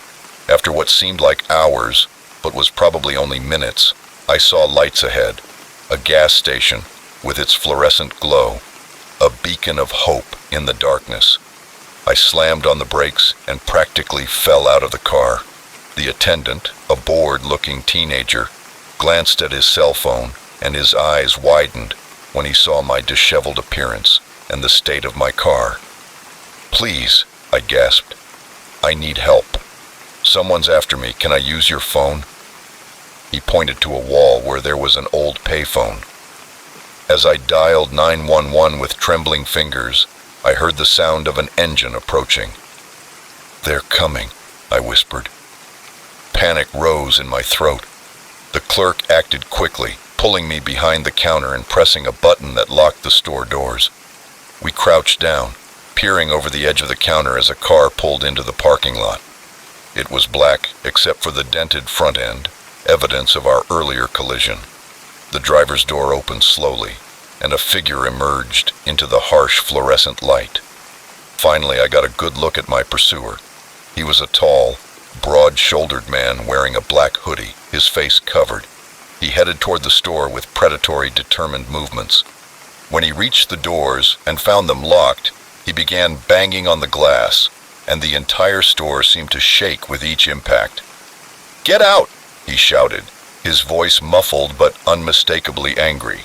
The clerk and I huddled closer together, neither of us daring to make a sound. I whispered into the phone, assuring him that help was on the way, but would it arrive in time? For a moment, I thought he might have given up. Then I heard a new sound, the tinkling of breaking glass. "He's breaking the door," the clerk whispered urgently. "There's a door in the back by the stockroom." We crawled toward the back of the store, the sound of breaking glass spurring us on. When we reached the stockroom door, I heard the sound of boots on broken glass. We ran through the stockroom, knocking over boxes in our haste. Behind us, I could hear him cursing, the sound of items being thrown aside as he searched for us. The back door was thankfully unlocked, and we stepped out into the cool night air, gulping it in desperate breaths. In the distance, I could hear sirens approaching. Help was almost here, but our pursuer was closer. The door swung open behind us, and I heard a roar of anger. The attendant and I split up. He headed for the road, while I went into a wooded area behind the station. I could hear heavy footsteps behind me, getting closer every second. He chose to follow me. I stumbled over roots and rocks, branches hitting my face as I ran blindly forward. My lungs burned and my legs ached, but terror kept me moving.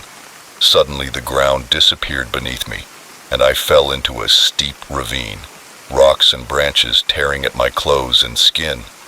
When I finally came to a stop, I lay there for a moment, dazed and breathless, and then I heard the sound of someone climbing down the embankment behind me. I got up, ignoring the pain coursing through my body, but I had only taken a few steps when a hand grabbed my ankle, pulling me back. I fell hard, the wind knocked out of me as I tried to breathe. I was turned around forcefully. The man stared at me, his face finally visible in the moonlight filtering through the trees. He was younger than I expected, maybe in his 30s, and his features were contorted with rage, his eyes wild and unfocused. He held a wicked-looking knife. "Why?" I managed to choke out. "Why are you doing this?" For a moment his face was confused, and he laughed, a harsh, humorless sound. "Because you cut me off on the road. No one disrespects me like that." I stared at him in disbelief. All this, the chase, the terror, the violence for something so trivial, something I didn't even remember doing. Before I could answer, the forest was suddenly illuminated by flashing lights. The sirens, which had faded into the background of my panic, were now deafening. The man's head rose, his eyes wide with fear. For a second, he seemed frozen, unsure whether to finish what he had started or run away. I took advantage of his distraction and kicked him hard, hitting him in the knee. He staggered backward with a cry of pain, and the knife fell from his hands. I got up and ran toward the traffic lights, toward safety. Behind me, I heard a roar of frustration. When I finally emerged from the woods, I was immediately surrounded by police officers who wrapped me in a blanket and assured me that I was safe. When the adrenaline wore off, I began to shake uncontrollably. "They got him," an officer informed me. "Of course he didn't get very far. not with a whole squad of police officers on his tail. As they led him away in handcuffs, our eyes met for a brief moment. The anger disappeared and was replaced by something that looked almost like confusion, as if he couldn't believe what he had done. In the days and weeks that followed, I learned more about my attacker. He had a history of road rage incidents, each one escalating in violence. I was just the latest in a string of victims, but I was the first one he pursued for so long and so relentlessly. After statements and testimonies, he was sentenced to years in prison, but that didn't bring me much comfort. The real sentence was the one I was serving, jumping at every sound, unable to drive at night, always looking over my shoulder. Months have passed, and slowly I am rebuilding my life. Therapy helps, as does the support of friends and family, but I know I will never be the same. That night changed me and showed me how quickly ordinary life can turn into terror, how thin the veneer of civilization really is. So the next time you're driving and someone cuts you off, take a deep breath and let it go, because you never know what's going on in someone else's mind, what demons they're fighting. And you never know when a moment of anger could turn into a nightmare that will change lives forever. I still drive down that stretch of highway sometimes, but now when I see the headlights in my rearview mirror, I can't help but wonder, is it happening again? And if it is, will I be strong enough to survive a second time? Next story. The first time I saw a man's face melt, I knew our quiet little town was doomed. Our charming community quickly turned into a nightmare of mad science and unspeakable horrors. We were looking for a place to settle down and start a family when we came across Millbrook, which seemed perfect. Quaint streets lined with oak trees, friendly neighbors, and a sense of community you don't find in the city. The old Victorian house we bought needed some work, but I was handy enough to take care of most of it. Our first few weeks in Millbrook were idyllic. We painted the rooms, planted a garden, and got to know our neighbors. They were a little reserved, but there was something I couldn't quite put my finger on, like meaningful glances exchanged between long-time residents and conversations that stopped abruptly when we approached. I chalked it up to newcomer fatigue in a small town, until the night I saw old Mr. Jenkins coming home from the grocery store. I was out for a night run when I spotted him across the street. Suddenly, something changed. His face seemed to ripple like heat waves on the hot asphalt. Then, to my horror, skin began to drip from his skull like candle wax. When I looked again, Jenkins was normal, continuing down the sidewalk as if nothing had happened.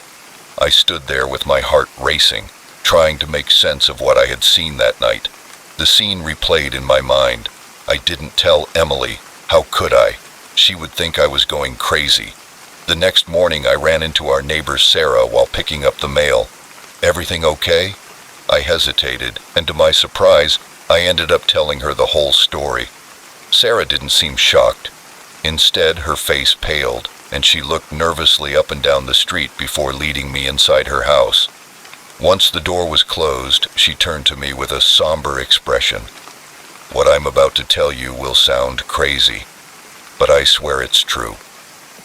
Sarah revealed Millbrook's dark secret. The town had been home to a brilliant but unethical scientist named Dr. Elliot Thorne. For years, he had been conducting experiments on unsuspecting townspeople, testing serums designed to enhance human abilities and prolong life. At first, the effect seemed miraculous, Sarah explained. People became stronger and healthier, but then things started to go wrong. The mutations began slowly. Enhanced reflexes turned into uncontrollable spasms. Improved vision led to painful sensitivity to light, and in some cases, like what I had witnessed with Jenkins, complete cellular instability occurred. The city council tried to shut down Thorne's lab, Sarah continued, but by then half the population had already been exposed. He threatened to withhold the treatments that were keeping people alive if they reported him. I sat there, stunned, as if this were something out of a sci-fi horror movie, not the quaint little town we had moved to. "Why are you telling me this?" I asked, and Sarah's eyes filled with tears. "Because it's getting worse. People are dying or turning into things that are no longer human. We need help, but we can't risk drawing outside attention. The government would quarantine us all." I left Sarah's house in a state of shock. My mind was reeling. Part of me wanted to grab Emily and run, put Millbrook in our rearview mirror and never look back. But I knew I couldn't abandon these people. They needed help, and for some reason, Sarah had decided to trust me. Over the next few weeks, I devoted myself to research, using my background in chemistry to try to understand Thorne's work. Emily noticed my distraction, my sleepless nights poring over medical journals and genetics textbooks, but I couldn't bring her into this nightmare, not yet. It was during one of those nights that I heard a commotion outside. I peeked out the window and saw a group of people gathered around something in the street. Horrified, I realized it was a person, or what used to be a person. Their body was grotesquely deformed, their limbs elongated and twisted at impossible angles. I grabbed my coat and ran outside, caution overcome by the need to help. I recognized one of the onlookers as Dr. Hannigan, the town's only doctor. "What's going on?" I asked, trying to keep the panic out of my voice. Hannigan turned to me, his face grim. "Stage 3 progression," he said calmly. "There's nothing we can do." I watched in horror as Hannigan produced a syringe filled with a clear liquid. The twisted figure on the ground let out a high-pitched scream as the needle pierced its skin. In an instant, it was motionless. It was on that night that everything changed. I could no longer keep Emily's secret. Through tears, I told her everything I had seen, what Sarah had told me, the horrible truth about our new home.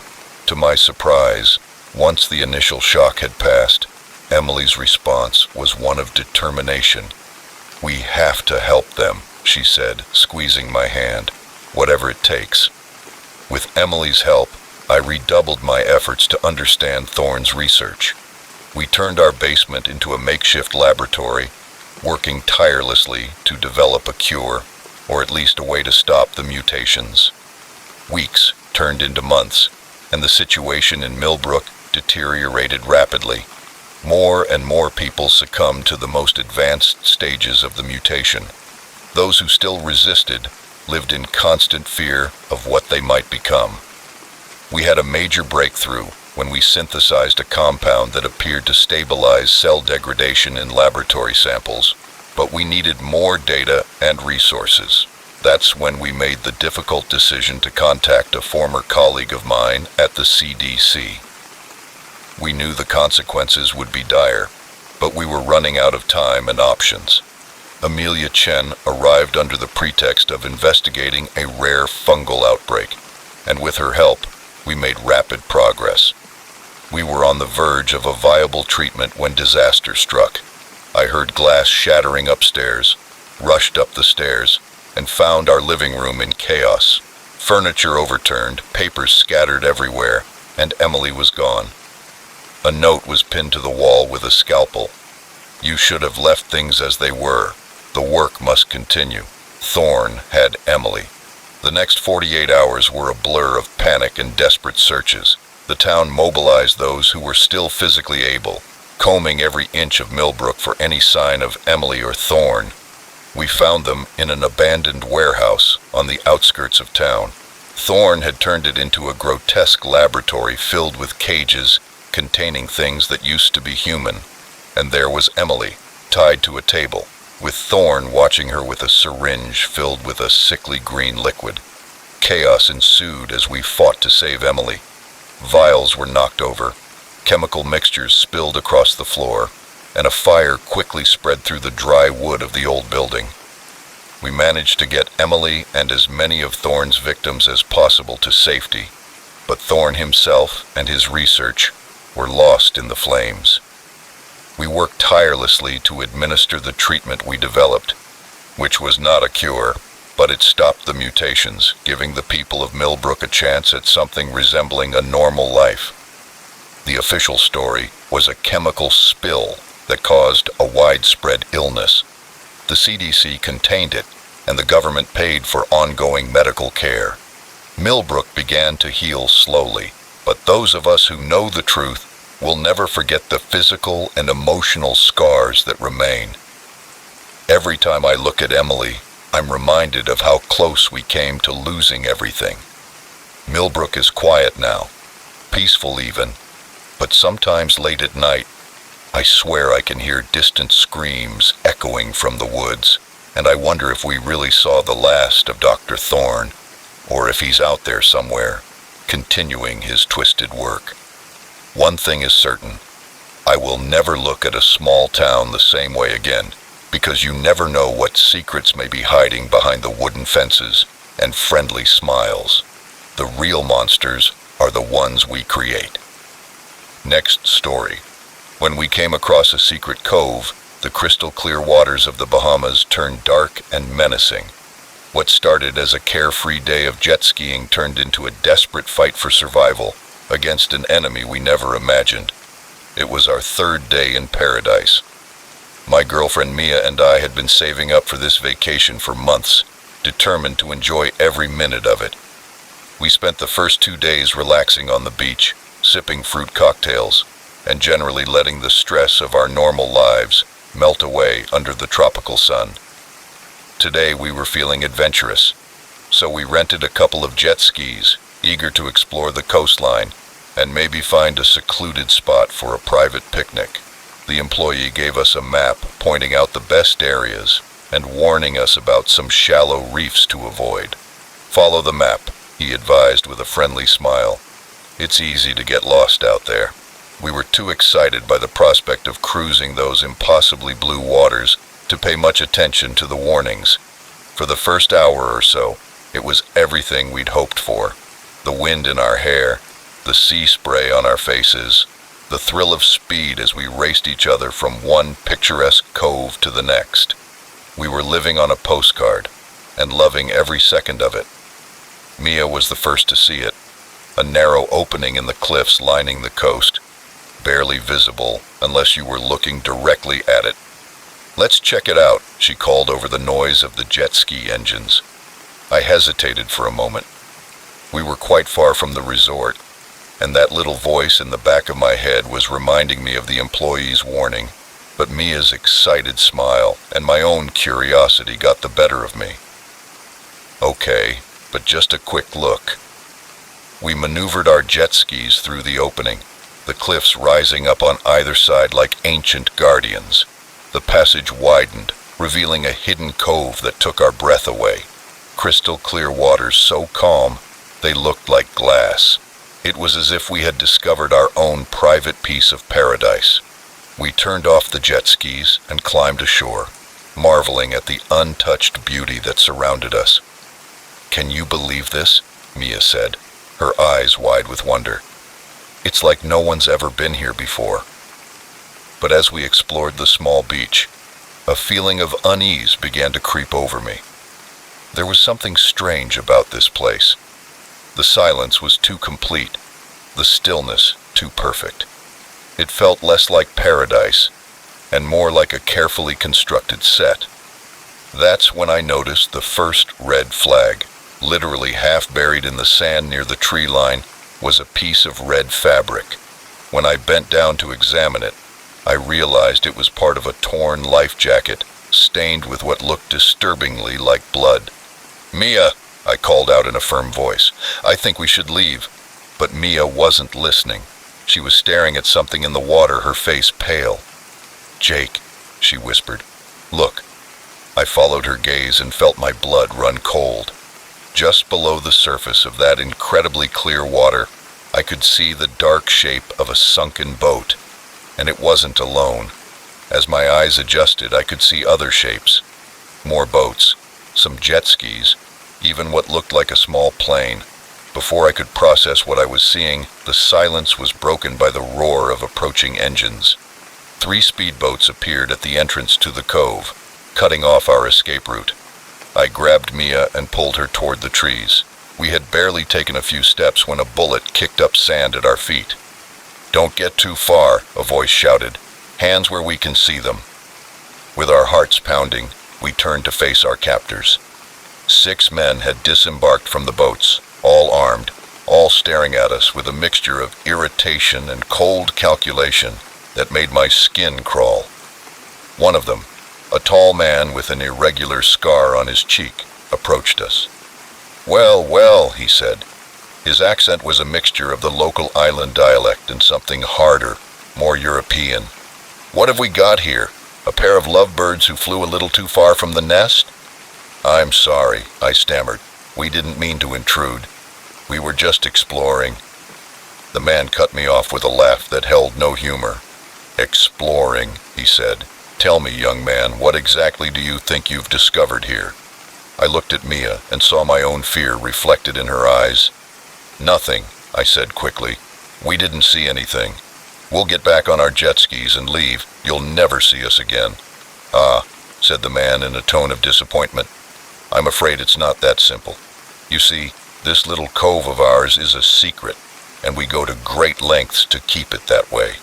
As he spoke, his men began unloading large boxes from the boats, and, increasingly horrified, I realized that we were walking into a smuggling operation that used the cove as a transfer point for who knows what. Drugs, weapons, maybe even people. "Please," Mia said, her voice trembling. "We won't tell anyone. We swear."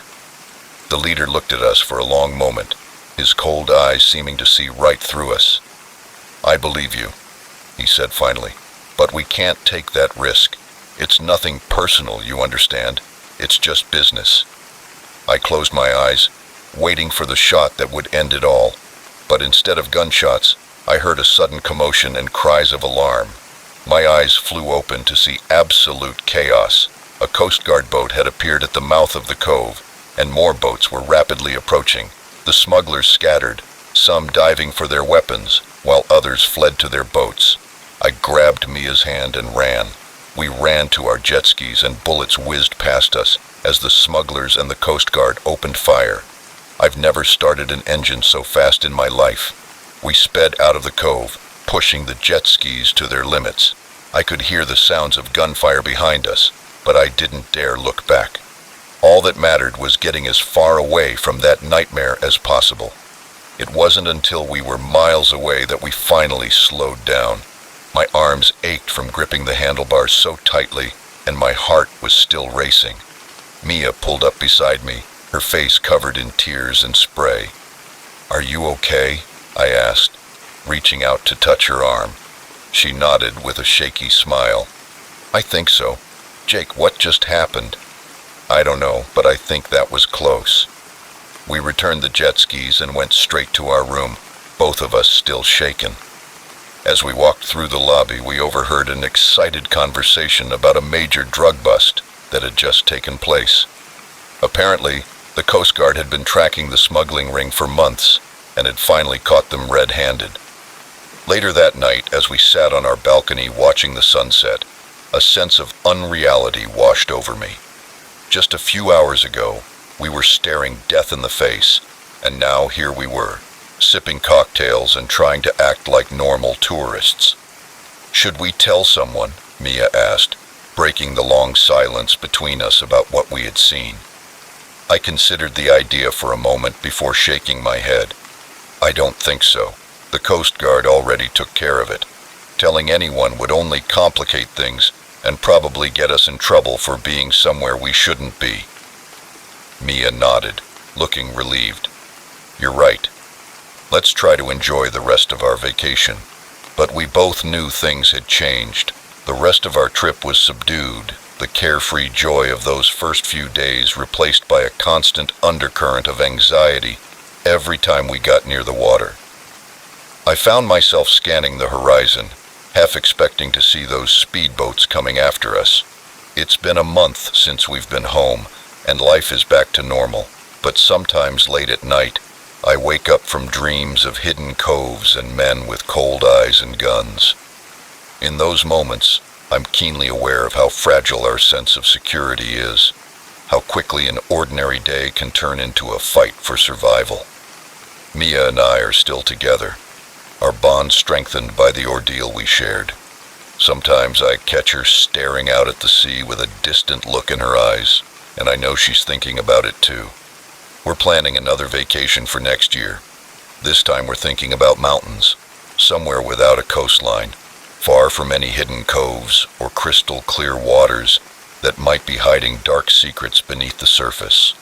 Because if there's one thing I've learned, it's that paradise can turn into a nightmare in the blink of an eye, and that some adventures are better left undiscovered. Are you still awake? If so, comment station to show you're still here.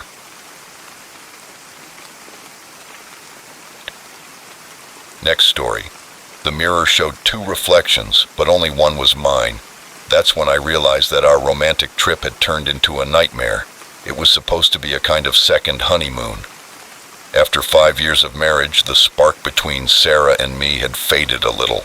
We both had demanding jobs, and quality time together had become a rare luxury.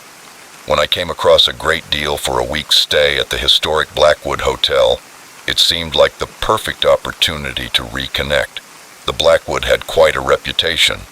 Built in the 1920s, it had hosted everyone from Hollywood stars to notorious gangsters. The website boasted of its old-world charm, and the photos showed elegant furnishings and breathtaking views of the surrounding mountains.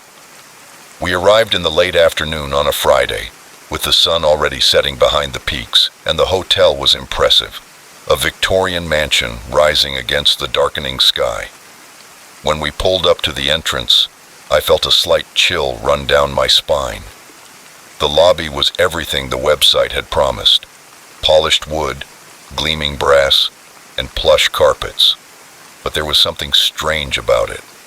The air felt heavy, almost oppressive, and the smile of the clerk behind the desk seemed a little too fixed. "Welcome to Blackwood," she said, her voice sweet as syrup.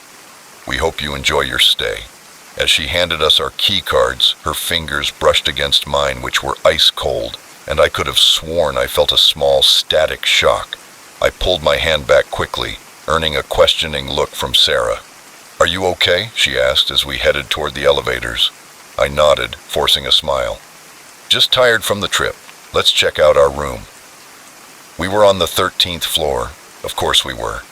In the elevator, I noticed Sarah fiddling with her necklace, a nervous habit she'd had since college. "Honey," I said, taking her hand, "is everything okay?" She startled a little, as if she'd been pulled out of a deep thought. "What?" "Oh yeah, I don't know. Something feels weird." I was about to agree when the elevator doors opened to reveal our floor. The hallway stretched out before us, and the wallpaper, a faded floral pattern, seemed to shift and move in my peripheral vision. Our room was at the far end. When I put the key card in the lock, I heard a faint whisper, but the hallway was empty. "Did you hear that?" I asked Sarah, who shook her head with a worried look. But the lock clicked, and we entered our home for the next week.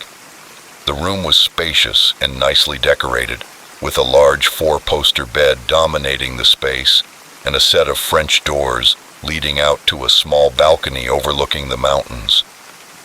"Well, this is nice," Sarah said, but her tone lacked conviction. I opened the balcony doors, hoping that some fresh air would dispel the uneasiness we both seemed to be feeling. As I turned the handle, I caught a glimpse of movement in the large mirror hanging on the wall. I turned quickly, but saw only Sarah unpacking her suitcase. I shook my head, blaming my imagination and the fatigue of the long trip. That first night was unsettling. The bed was comfortable enough, but I tossed and turned, tormented by vivid and disturbing dreams. I woke up several times convinced I had heard whispers or footsteps in the room, but every time I looked, all I saw was Sarah sleeping peacefully beside me. The next morning things seemed better. Sunlight streamed through the windows, and the heavy feeling I had felt the night before had lifted somewhat. We had a leisurely breakfast in the hotel's ornate dining room and set out to explore the nearby town. It was as we were getting ready for dinner that evening that things took a truly bizarre turn. I was adjusting my tie in the mirror when I noticed something strange in my reflection. For a moment, I could have sworn I saw someone behind me, a woman in an old dress, with a pale face and dark eyes. I turned around with my heart pounding, but the room was empty except for Sarah, who was putting her earrings on the dresser. "Dan," she said, noticing my expression. "What's wrong?" I hesitated, not wanting to sound crazy. I thought I saw something, probably a trick of the light. But when we left the room, I couldn't shake the feeling that we were being watched. Dinner was tense. The food was excellent, but the conversation was forced. We both seemed nervous, jumping at every little noise and looking around nervously at the dimly lit restaurant. Back in our room, Sarah finally spoke up. "Dan, I don't like this place," she said, her voice a little shaky. "Something's not right here." I wanted to comfort her and tell her she was imagining things, but I couldn't, because I felt it too. A growing sense of evil that seemed to permeate the very air around us. I suggested we look for another hotel. Sarah nodded eagerly, the relief evident on her face. But when I tried to call the front desk to check out, the phone had no signal. My cell phone had no signal either. "It's okay," I said, trying to keep the panic out of my voice. "Let's pack up and go." We threw our things into our bags, both eager to leave. But when I tried to open the door, it wouldn't budge. It was as if something on the other side was holding it shut. "This isn't happening," Sarah whispered, her eyes wide with fear. I was about to try to shoulder the door when we heard a soft, melodic sound coming from the bathroom. We turned in unison to see the door slowly opening. Sarah grabbed my arm, her nails digging into my skin. "Dan," she said, her voice almost inaudible. I locked the door, I know I did. My heart pounding, I cautiously approached the bathroom. Steam was escaping through the open door, even though we hadn't used the shower since that morning. And there, on the foggy mirror, was a message written in delicate, old-fashioned handwriting. "Welcome home. Sarah, we need to get out of here now." We tried the doors to the balcony, but they were also locked, and the key wasn't in its usual place. Sarah was crying openly now, and I wasn't far behind. This couldn't be happening. It had to be some kind of elaborate prank or shared hallucination. A loud knock on the door made us jump. "Room service," a cheerful voice called out. We exchanged confused glances. We hadn't ordered anything. "We didn't order room service," I called back, my voice trembling. There was a pause, and the voice came again. "I know." The door opened, revealing not a hotel employee, but the woman I had seen in the mirror earlier. She smiled, but it didn't reach her eyes, which were black as coal. "Every year," she said, sliding into the room, "you always arrive on this day and always try to leave the next, but you can't. You see, you are now part of Blackwood, just like me." I backed away, pulling Sarah with me, away from the dark mist that was spreading through the room. I tried to stand between her and whatever this entity was. The entity laughed, sounding like breaking glass. "Oh, don't worry, it won't hurt much, and soon you won't even remember your old lives. You'll be happy here, I promise," it said. Everything began to change. The modern furniture disappeared and was replaced by antiques. Our clothes changed. Sarah's jeans and sweater became a flapper dress. My pants and shirt became a suit. I tried to speak in protest, but no sound came out. I looked at Sarah, seeing my own terror reflected in her eyes. This couldn't be real. It couldn't be happening, but it was. The entity smiled again, gesturing toward the door that now opened onto a bustling 1920s hotel lobby. "The rest of the guests are waiting to meet you." As we walked through that door, I felt the last vestiges of our former lives slip away. We were part of Blackwood, now trapped in an eternal loop of arrival and oblivion. Departing, sometimes late at night, I catch glimpses of our true selves in the mirrors, hanging throughout the hotel. In those moments, I remember who we were and what we lost. But then the music and ghostly laughter echo through the hallways, and we are dragged back to the endless party that is Blackwood. If you ever pass by an old Victorian hotel in the mountains, think twice before booking a room, because some places don't just hide secrets, they collect souls, and once you check in, you may never leave. Next story. The moment I picked up that hitchhiker, I knew I had made a terrible mistake. His eyes glowed with a madness that turned my lonely journey into a highway to hell. I had been on the road for almost 14 hours straight, the monotony of the highway broken only by an occasional stop at a gas station and the changing colors of the sky as day turned to night. This cross-country trip was a regular job for me, from Chicago to Los Angeles. 5 days of nothing but truck stops on the asphalt and the company of my own thoughts.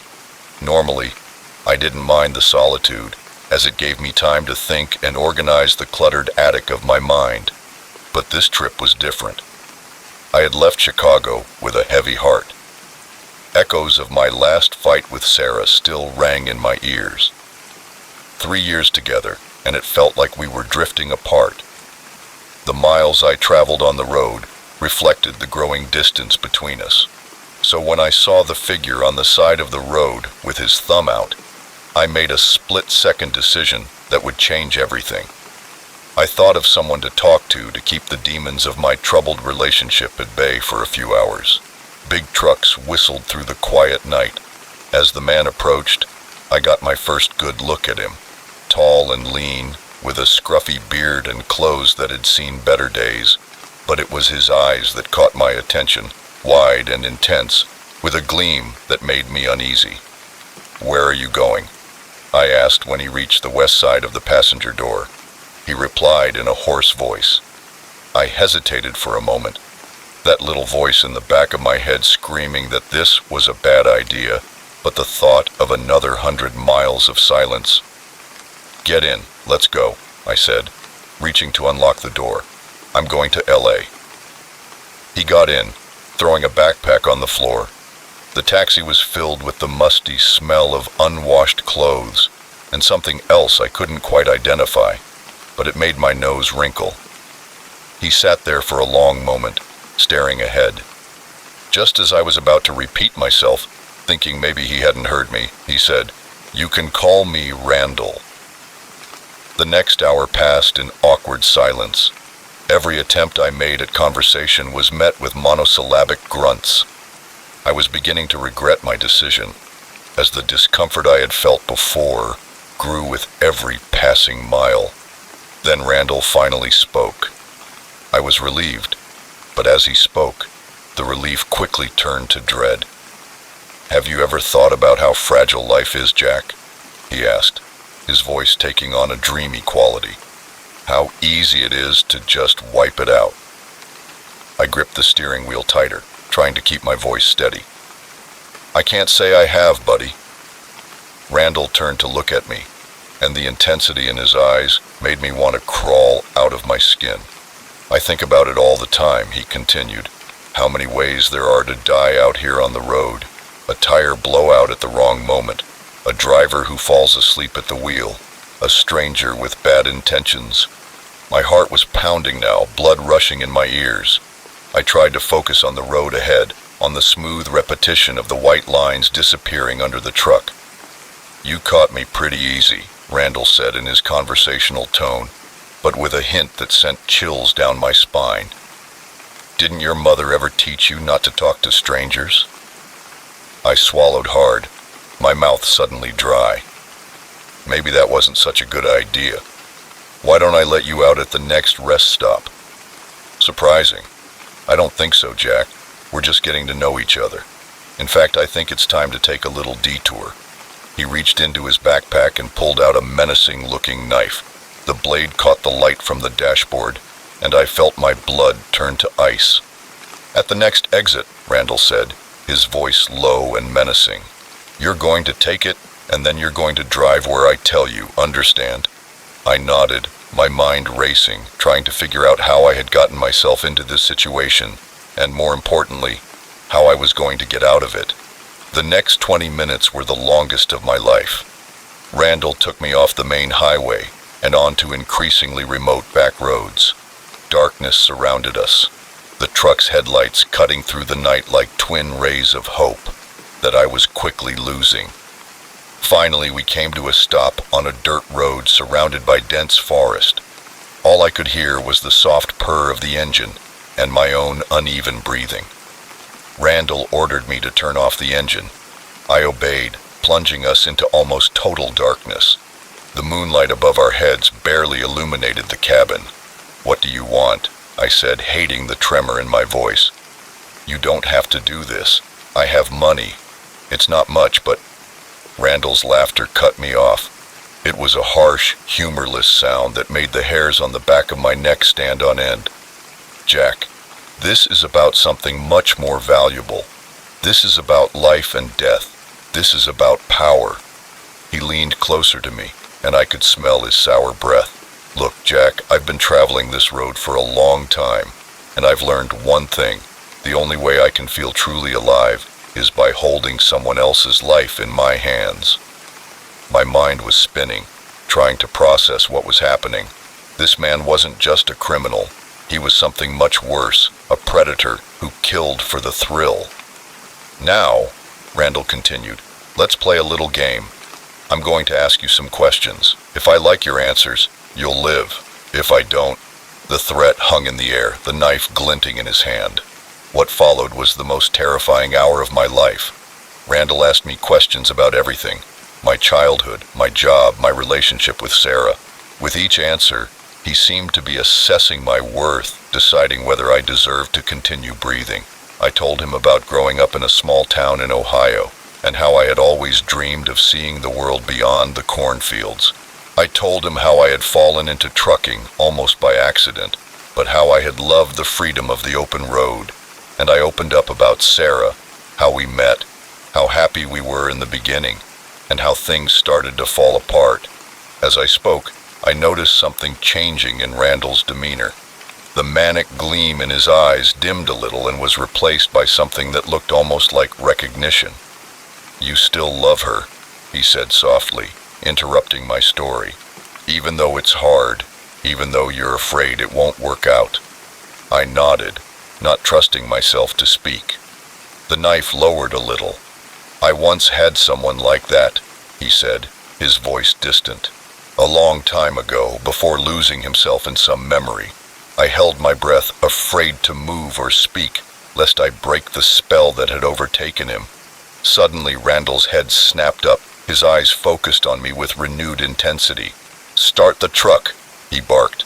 I fumbled with the keys, my hands shaking so badly I could barely get them into the ignition.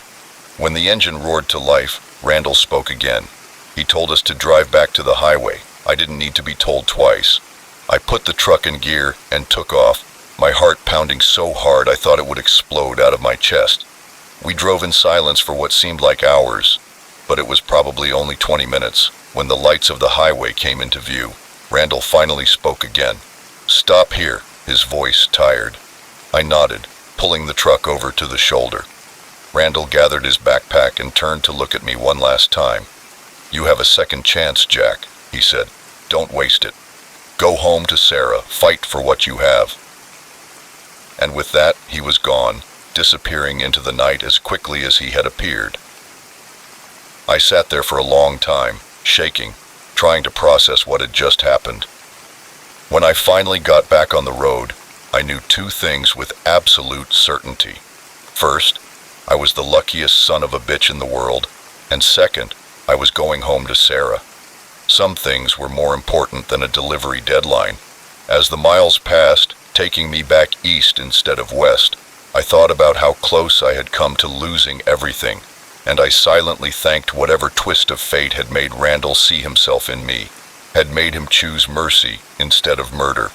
I never hitchhiked again, but whenever I pass someone on the side of the road with their thumb out, I say a little prayer for them, for the driver who might stop, and for Randall, hoping he found the redemption he was looking for on that lonely road. Next story. The storm wasn't natural, and neither were the people of Mill Haven. What started as an unplanned detour turned into a desperate struggle to escape. We had been on our family road trip for 3 hours when the first raindrops hit the windshield. My wife Lisa was dozing in the passenger seat, and our kids Ethan and Mia were engrossed in their tablets in the back seat. I smiled to myself, enjoying the rare moment of peace on our trip to my parents' house for Thanksgiving. That's when the radio issued a weather alert warning of severe storms moving into the area. We still had a good 5 hours to go, and the last thing I wanted was to drive on unfamiliar roads in a downpour. Maybe we should find a place to spend the night, Lisa suggested, waking up from her nap. I nodded, already searching the GPS for nearby towns. It looks like there's a place called Millhaven about 20 miles ahead, which should have a motel or something. As we drove, the storm intensified at an alarming rate. Rain lashed the car, and wind whipped us from all sides. Lightning split the sky, followed by thunder so loud it made Mia whimper in the back seat. Lisa assured her we'd be in a safe place soon, if only we knew how wrong she was.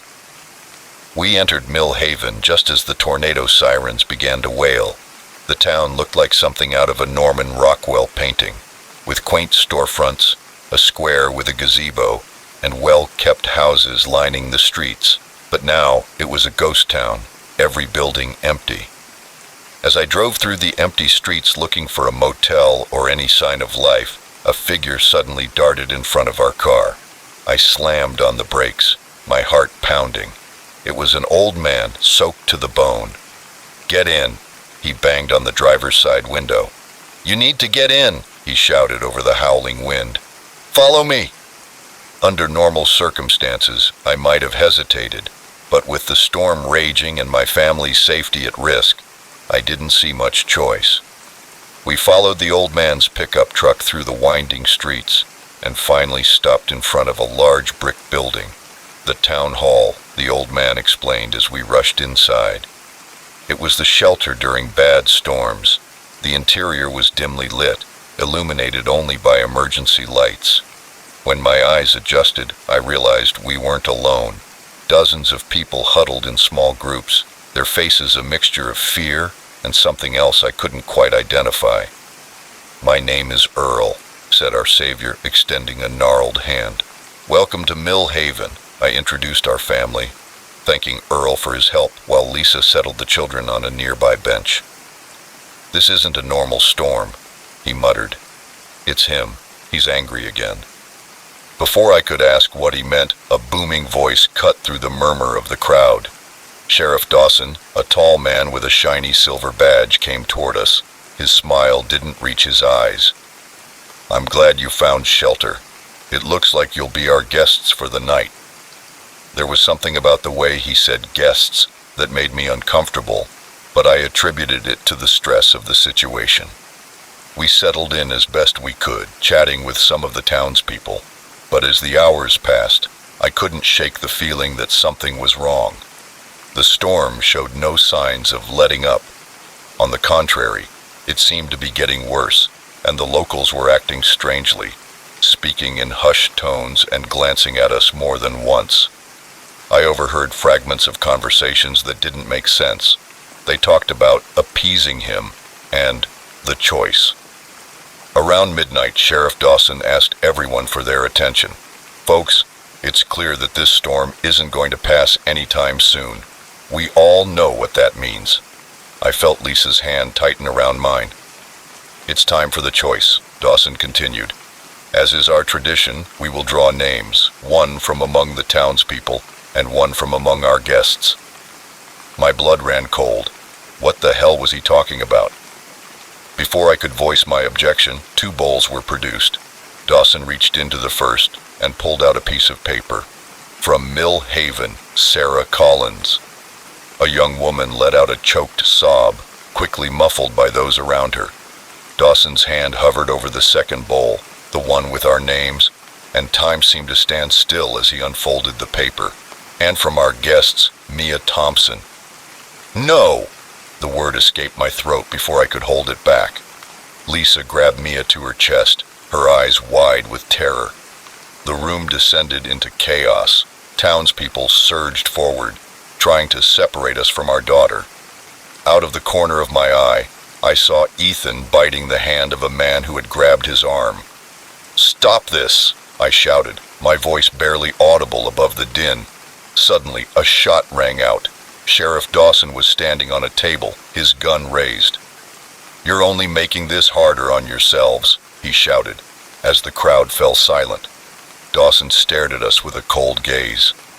"I understand that this is difficult for you to accept, but you need to understand that this is how things work in Millhaven. The storm won't stop until he's appeased, and he demands a sacrifice." Lisa's voice trembled as she spoke. "You're all crazy. We're leaving now." Dawson shook his head. "I'm afraid that's not possible. The roads are flooded, and even if they weren't, we can't let you leave. Not now that you know." The reality of our situation hit me like a physical blow. We were trapped in a town full of lunatics who wanted to sacrifice our daughter to some entity in the storm. I met Lisa's eyes, seeing my own fear and determination reflected there.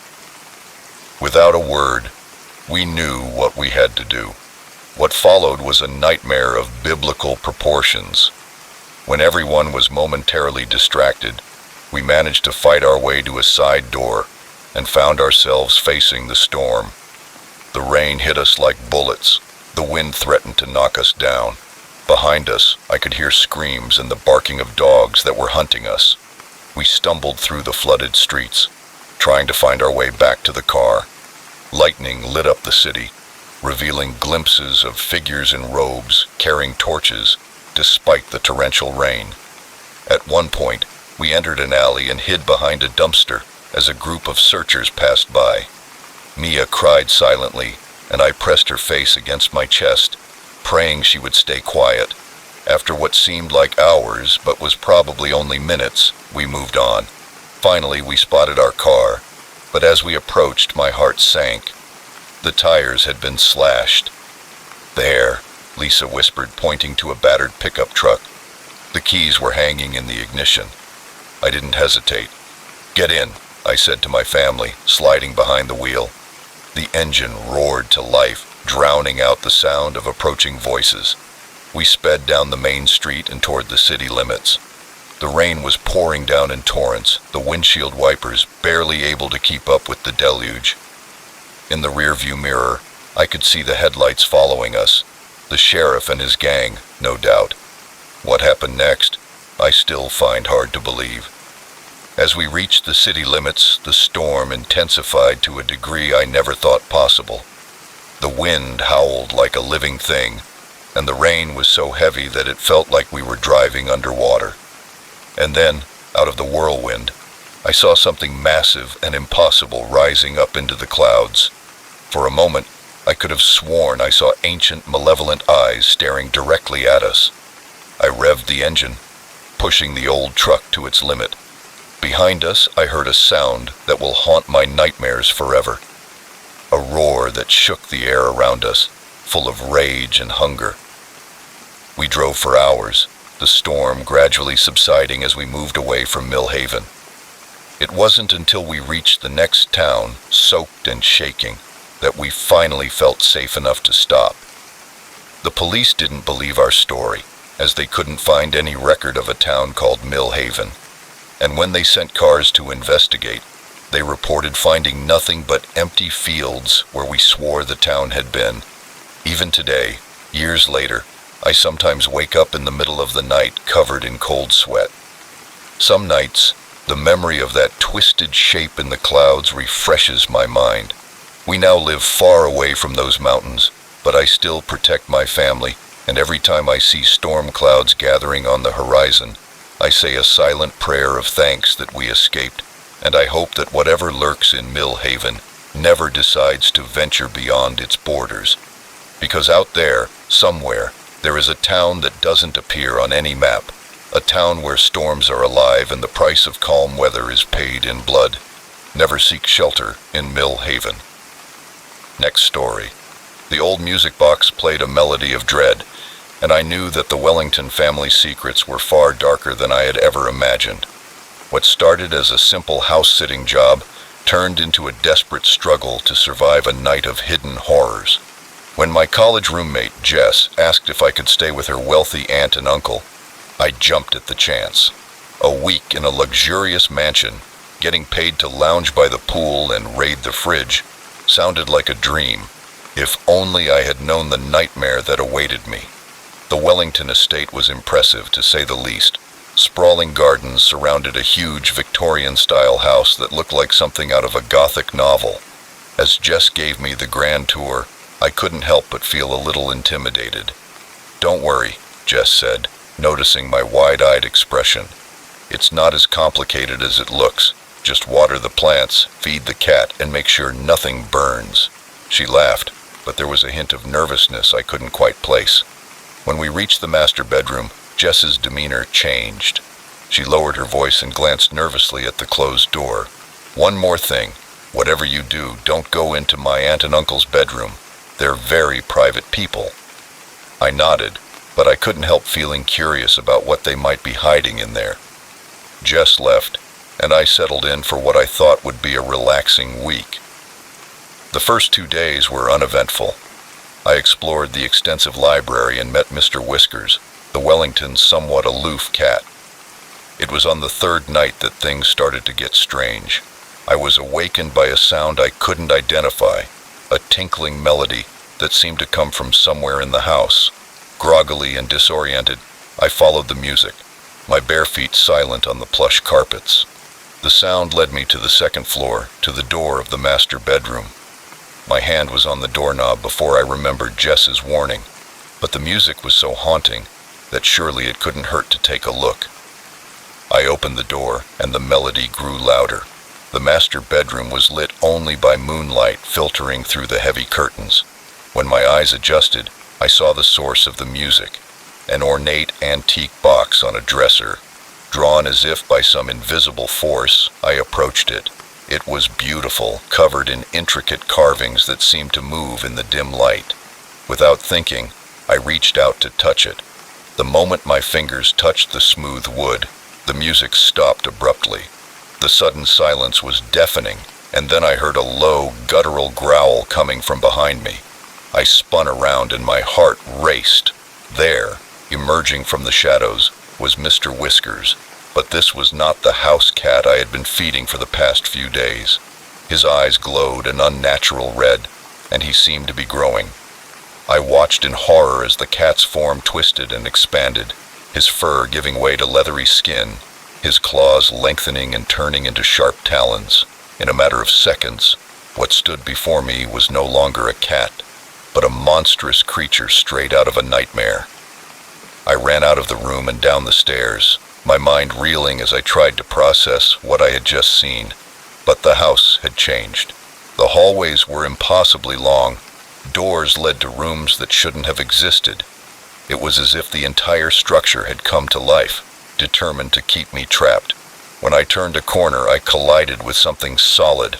I looked up and saw a man in dark robes, his face hidden under a hood. He grabbed my arm with inhuman strength. "He's here," he hissed, his voice sounding like gravel. "The ritual has already begun."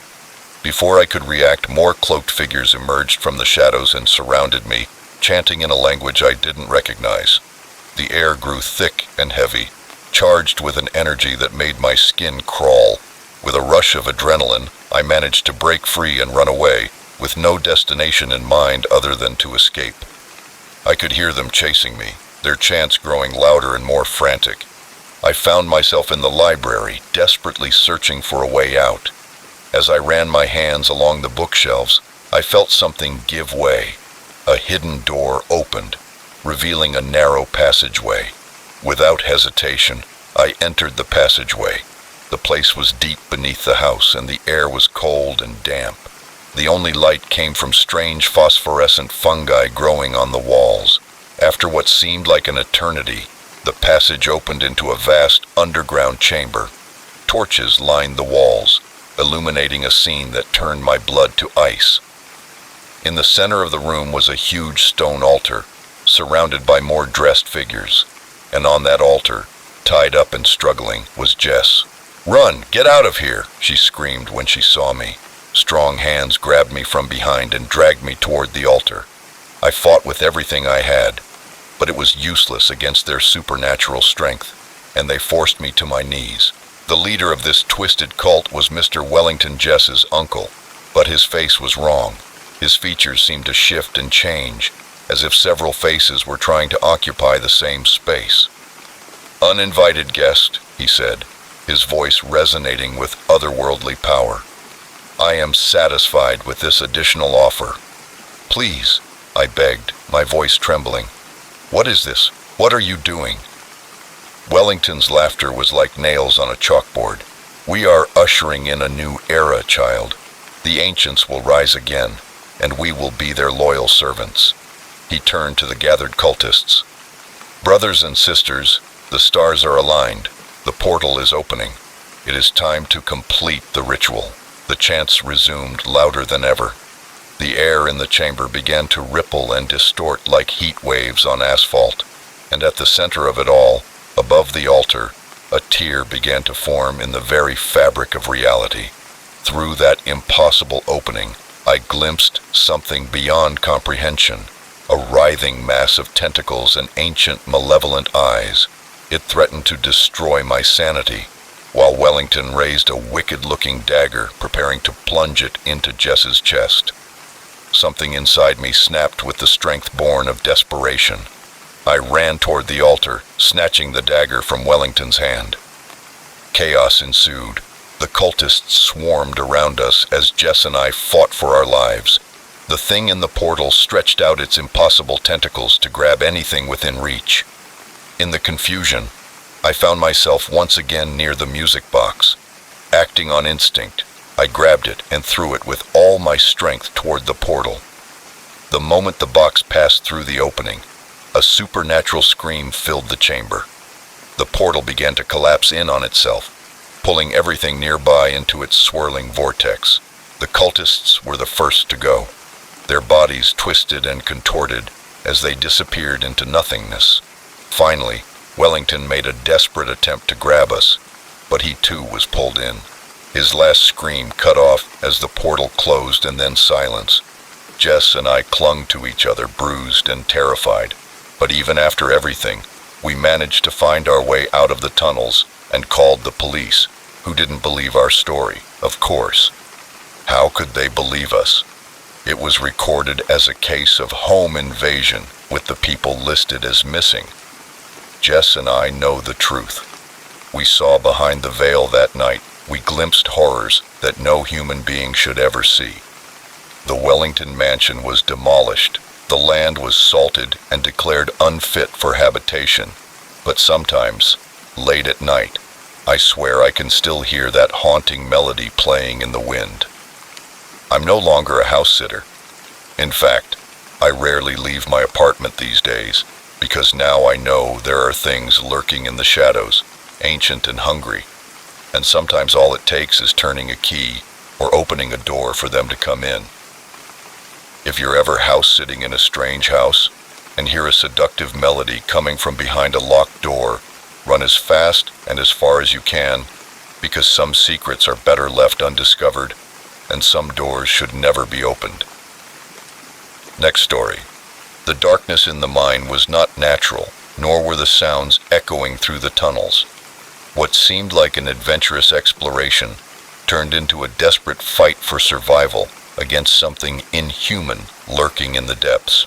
It was supposed to be the highlight of our camping trip. 5 friends reunited after years apart, seeking one last adventure before real life took us in different directions again.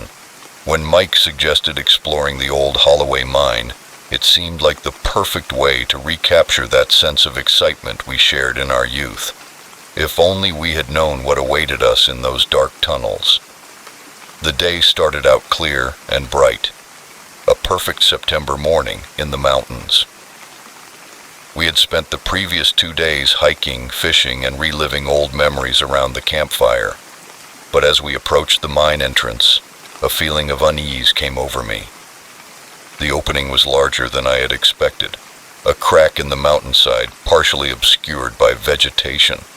A weathered sign warned of danger and no trespassing, but Mike just laughed, his eyes sparkling with excitement. "Where's your sense of adventure?" Sarah, ever the cautious one, said what I was thinking.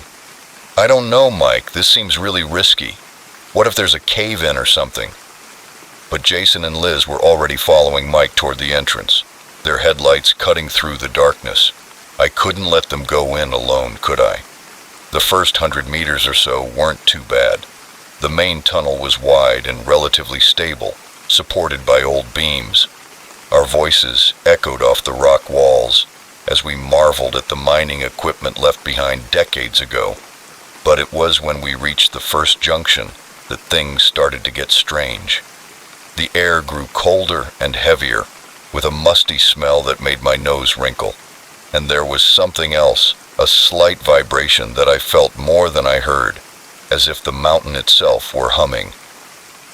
"Which way?" Jason asked, his voice unusually loud in the oppressive silence that had descended upon us.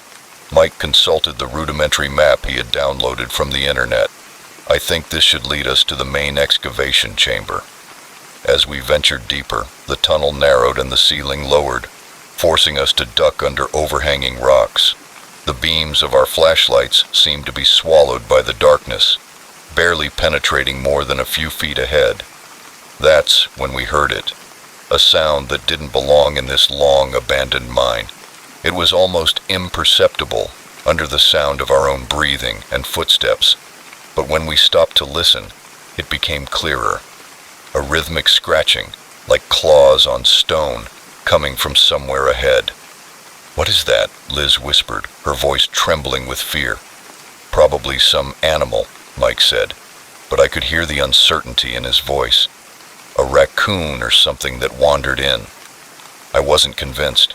Whatever was making that sound was bigger than a raccoon, and somehow I knew, with a certainty that chilled me to the bone, that it was aware of our presence.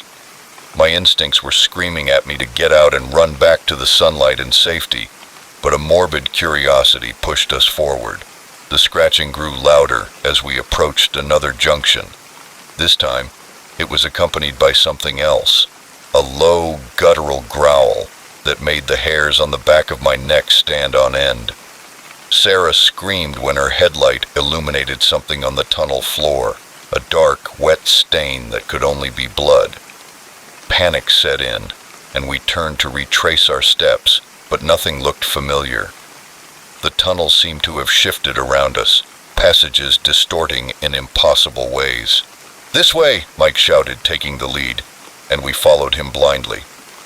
We ran through the darkness, the sound of our footsteps eclipsed by that terrible scratching that now seemed to come from all sides. The air grew thicker, filled with suffocating dust that made it difficult to breathe. I don't know how long we ran. Time lost all meaning in that lightless labyrinth, but finally we entered a large chamber, our headlamps revealing rusted mining equipment and a partially collapsed ceiling. Jason shouted, pointing to a beam of natural light filtering through a crack in the rock above. But as we moved toward our possible escape route, a bone-chilling roar echoed through the chamber. And then we saw it. Emerging from one of the tunnels, a creature that defied description. In the frantic sweep of our headlights, I caught a glimpse of pale, leathery skin stretched over an emaciated frame. Its limbs were long and articulated, ending in wicked claws that scraped the stone floor. But it was the face that would haunt my nightmares for years to come. Eyeless, dominated by a mouth full of needle-sharp teeth. Primordial terror overtook any semblance of rational thought, and I found myself pressed against the chamber wall, my heart threatening to burst in my chest as I watched the monstrosity approach Mike, who had stumbled over some old equipment. What happened next is a blur of screams, blood, and a frantic dash.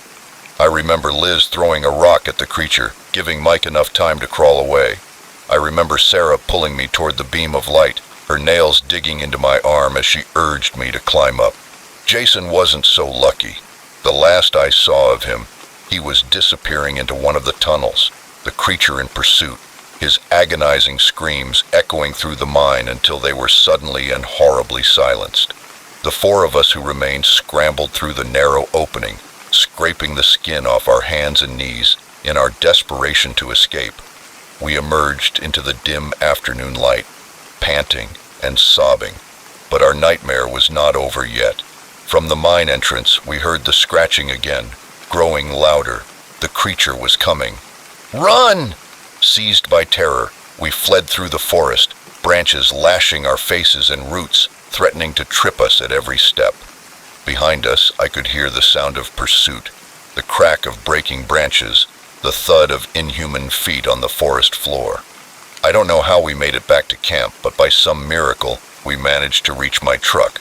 As I fumbled with the keys, I saw movement at the edge of the clearing, a pale, horrible shape emerging from the undergrowth. The engine roared and I stepped on the gas, the tires spinning in the dirt before finding traction. I caught one last glimpse in the rearview mirror of that nightmarish face, its mouth open in a silent roar of rage and hunger. We drove for hours non-stop until we reached the nearest town. The police, of course, didn't believe our story. They searched the area, but found no sign of Jason or the creature we described. Jason's death was officially ruled an accident, probably due to our reckless exploration. It's been 5 years since that day, but the memories still haunt me. I can't look at a cave or even a dark room without breaking out in a cold sweat.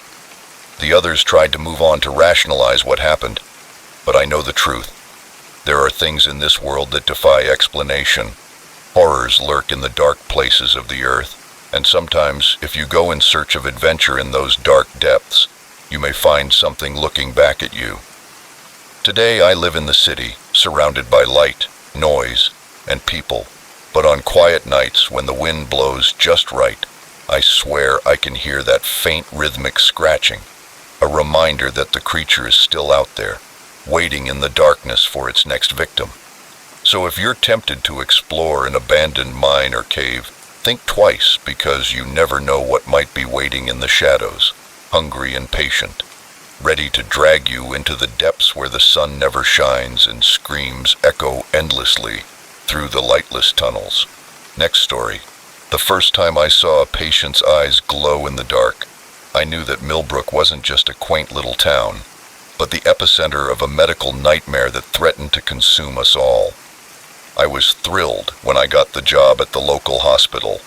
I saw it as the perfect opportunity to make a difference in a rural community, while paying off my mountain of student debt.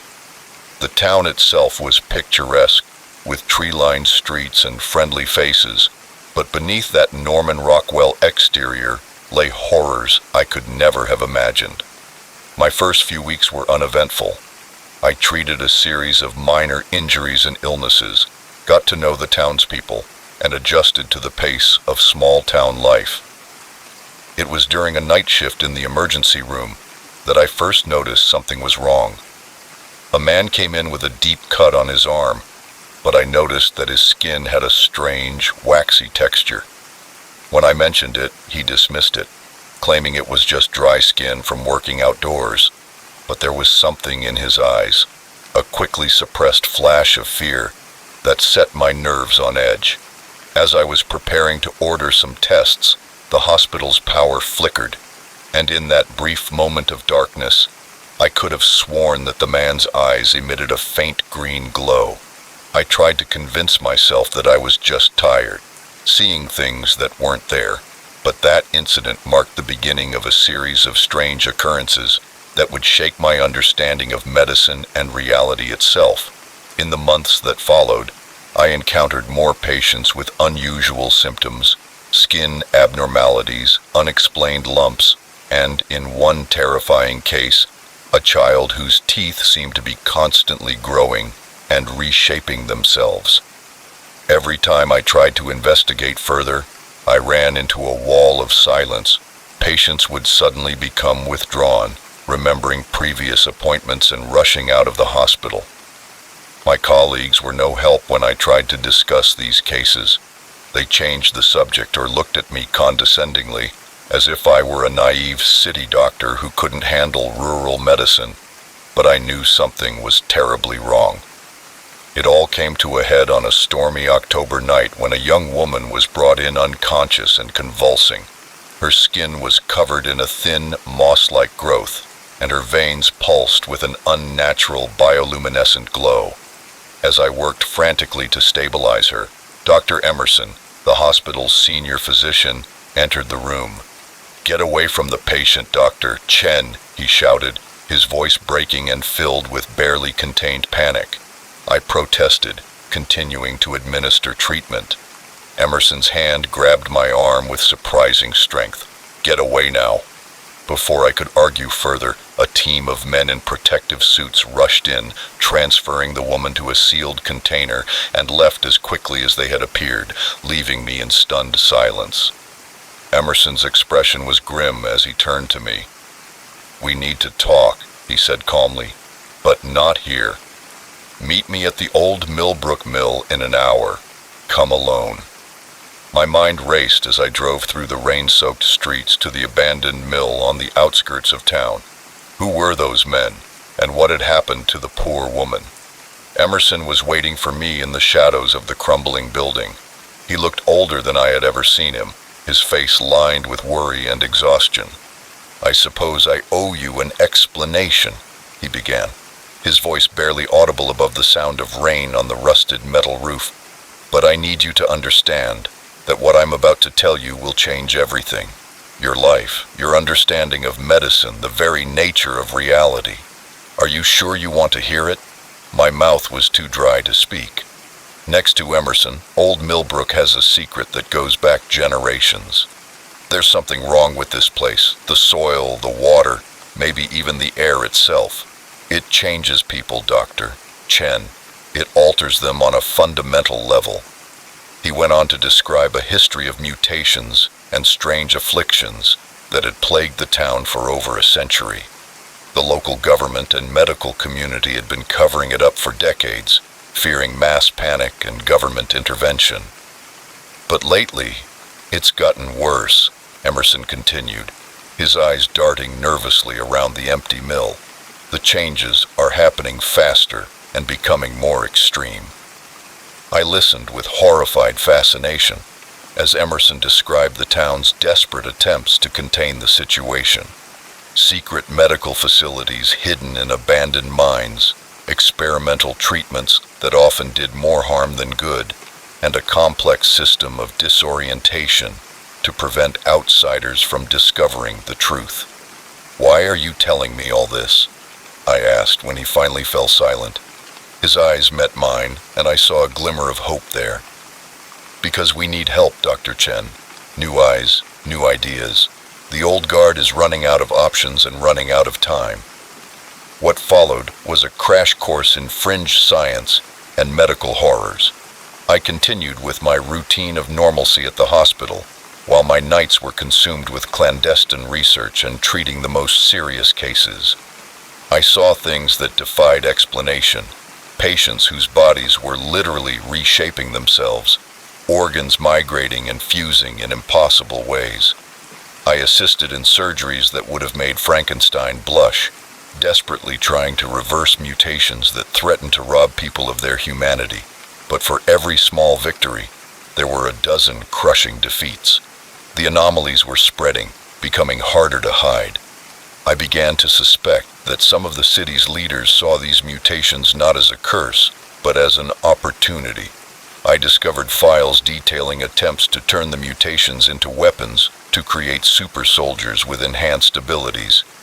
The ethical implications were staggering, and I knew I couldn't stand by and let it happen. With Emerson's help, I began secretly documenting everything: the treatments, the cover-ups, the hidden history of the city. We were going to expose it all, consequences be damned. But someone must have gotten wind of our plan. One night, as I was leaving the hidden facility deep within the old mental hospital, I was ambushed by a group of men in dark suits who cornered me. Their eyes glowed with that familiar bioluminescence.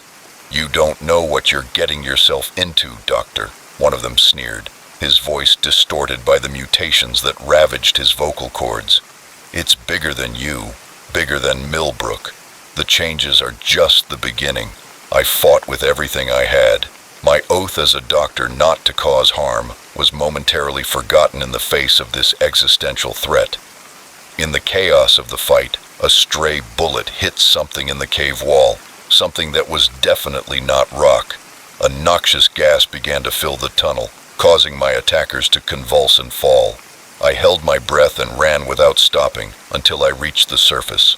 Behind me, I heard inhuman screams echoing from the depths. I fled Millbrook that night, taking with me only the clothes on my back and a hard drive full of evidence. Since then, I have been on the move, trying to stay one step ahead of those who want to keep Millbrook's secrets buried.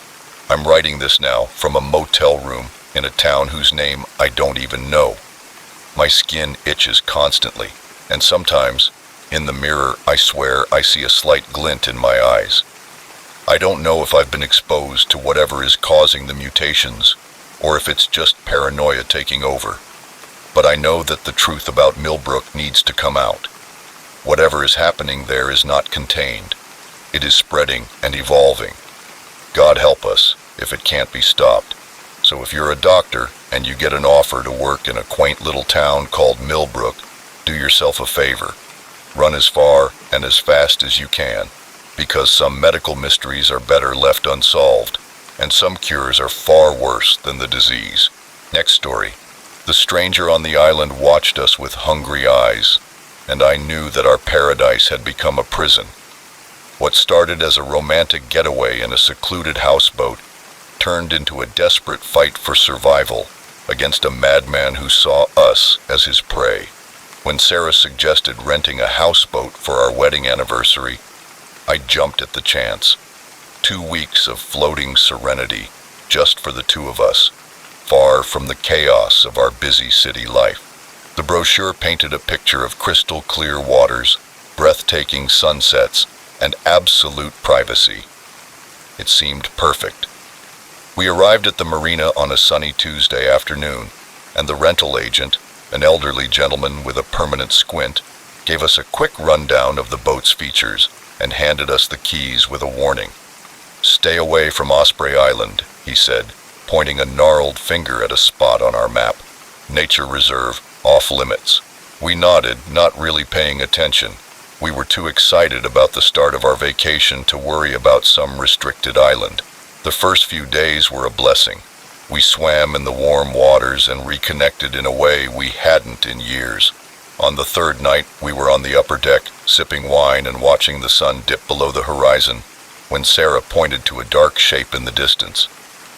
"Osprey Island?" she asked. I squinted, following her gaze. It must be closer than I thought. As darkness fell, I noticed a tiny light on the island. That didn't make sense if it was a restricted area. "It's probably just some kids sneaking out there to party," I said, trying to sound more confident than I felt. Sarah frowned. "Maybe," she agreed, but I shook my head. "Let's not worry about it, we're here to relax." But as we settled in for the night, I couldn't shake a growing sense of unease. The next morning I woke up early and climbed out onto the deck to watch the sunrise. As I drank my coffee, a movement on the island caught my eye. A figure was standing on the shore, motionless, facing our boat. Even from that distance, I could feel the weight of their gaze. A chill ran down my spine. I spent the rest of the day trying to rationalize what I had seen. It was probably just a park ranger checking out the island. Nothing to worry about. Over the next few days, the sightings continued. Sometimes it was just a glimpse of movement among the trees. Other times, the figure stood openly on the beach, watching us, always watching. Sarah noticed my growing unease. "What's wrong, Jack? You've been nervous for days." I hesitated, not wanting to scare her, but as I opened my mouth to make up some excuse, a flash of metal on the island's shore caught my eye. The stranger was there again, and this time I could swear I saw the glint of binoculars. "There's someone on the island," I said. "They're watching us." Sarah's eyes widened. "How long?" I told her everything I had seen. As I spoke, her face drained of color. "We have to get out of here," she said, her voice shaking. I agreed, immediately climbing down to start the engine. When I turned the key, nothing happened. The engine sputtered weakly and then fell silent. Panic rose in my throat as I tried to start the boat several times. Nothing. We were dead in the water. The radio, Sarah suggested, but the radio, like the engine, was silent. No static, no signal, nothing. As we struggled to comprehend the reality of our situation, a new sound reached us, the low purr of an outboard motor. I looked to see a small boat coming toward us from the island. "Get inside," I told Sarah, trying to keep my voice steady. "Lock the door and don't come out, no matter what you hear." She squeezed my hand, fear evident in her eyes, and then disappeared below deck. The man who climbed aboard our houseboat was not what I expected. He was tall and thin, with weather-beaten skin and piercing blue eyes. He could have been anywhere between 40 and 60 years old. He smiled, but the smile didn't reach his eyes. "Well, hello," he said, his voice surprisingly cultured. "Are you having trouble with the boat?" I nodded cautiously, keeping my distance. "Yes, I can't seem to start it." "Do you live on the island?" His smile widened. "Oh yes, Osprey Island has been my home for quite some time." There was something in his tone of voice, a sickening glee that made me shudder. I realized with growing horror that this man wasn't just watching us, he was hunting us. "Listen," I said, trying to keep my voice even. "We appreciate your concern, but we have help on the way. Why don't you go back to your island and we'll be out of your sight?" The man's smile vanished and was replaced by a cold, calculating stare. Now, he said, moving a little closer. "There's no need for lies between friends. We both know your radio isn't working, just as we both know I made sure your engine wouldn't start." My blood ran cold. I looked around for anything I could use as a weapon. "What do you want?" I asked. He sighed as if disappointed by my lack of understanding. "Of course you do. Do you have any idea how lonely it is out here, how maddening the silence can be?" His eyes glowed with a maniacal light. "But now you two are here, and we're going to have a lot of fun together." He moved with impressive speed, closing the distance between us. I felt a sharp pain in my neck, and the world began to spin as I fell onto the deck. Unaware of the nightmare that had just begun, I woke up to the sound of waves crashing on the beach. My head was throbbing, and my mouth felt like it was filled with cotton. When I blinked to clear the fog, I realized I was no longer in the floating house, but on the island, tied to a tree at the edge of a small clearing.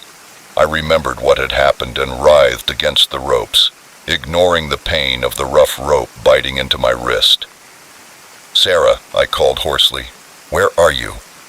"She can't hear you." The man from the boat emerged from the trees with that unnerving smile still plastered across his face. "Don't worry, she's safe for now. If you've hurt her, I swear to God I'll—" He cut me off with a laugh. "Hurt her? My dear boy, why would I damage my new toys so quickly? We've only just begun." Over the next few hours, he outlined his twisted plan. He had been living on the island for years, occasionally luring unsuspecting tourists into his crazy games of cat and mouse. Sarah and I were just the latest in a long line of victims. "But you two," he said, his eyes gleaming with excitement. "You're special. With you two, this is going to be exciting." As night fell, he untied me from the tree, keeping the ropes around my wrists. "Let's go see how your lovely wife is doing, shall we?" He led me through the dense forest to a dilapidated cabin, where Sarah was tied to a chair, her face tear-streaked but defiant. She screamed when she saw me. "Are you okay?" I nodded, feeling relief wash over me at seeing her alive and seemingly unharmed. "I'm fine. We'll get out of this. I promise." Our captor clapped his hands. A touching reunion indeed, but now it's time to start the real fun. What followed was a nightmare beyond imagination. He released us into the forest, giving us a head start before beginning his hunt. We ran blindly through the undergrowth, the sound of his laughter echoing behind us. For days, we played this deadly game of hide and seek. We found moments of rest hidden in caves or dense thickets, only to hear his taunting voice. He seemed to be toying with us, always letting us think we had escaped, but appearing when we least expected it. On the third night, as we huddled in the hollow of a huge tree, Sarah turned to me with determination in her eyes. "We can't keep running," she whispered. "We have to fight." We were exhausted, dehydrated, and out of options. It was time to turn the tables on our tormentor. Using skills I didn't know we possessed, we set traps throughout the forest, crafted weapons from branches and stones, and when he came after us again, we were ready. The final confrontation was brutal and terrifying. He was stronger and more experienced, but we had the desperation of those fighting for their lives. In the end, it was Sarah who delivered the decisive blow, sending him tumbling down a rocky slope. We didn't wait to see if he survived the fall. We ran to the beach, found his boat, and fled the island as fast as the small motor would take us.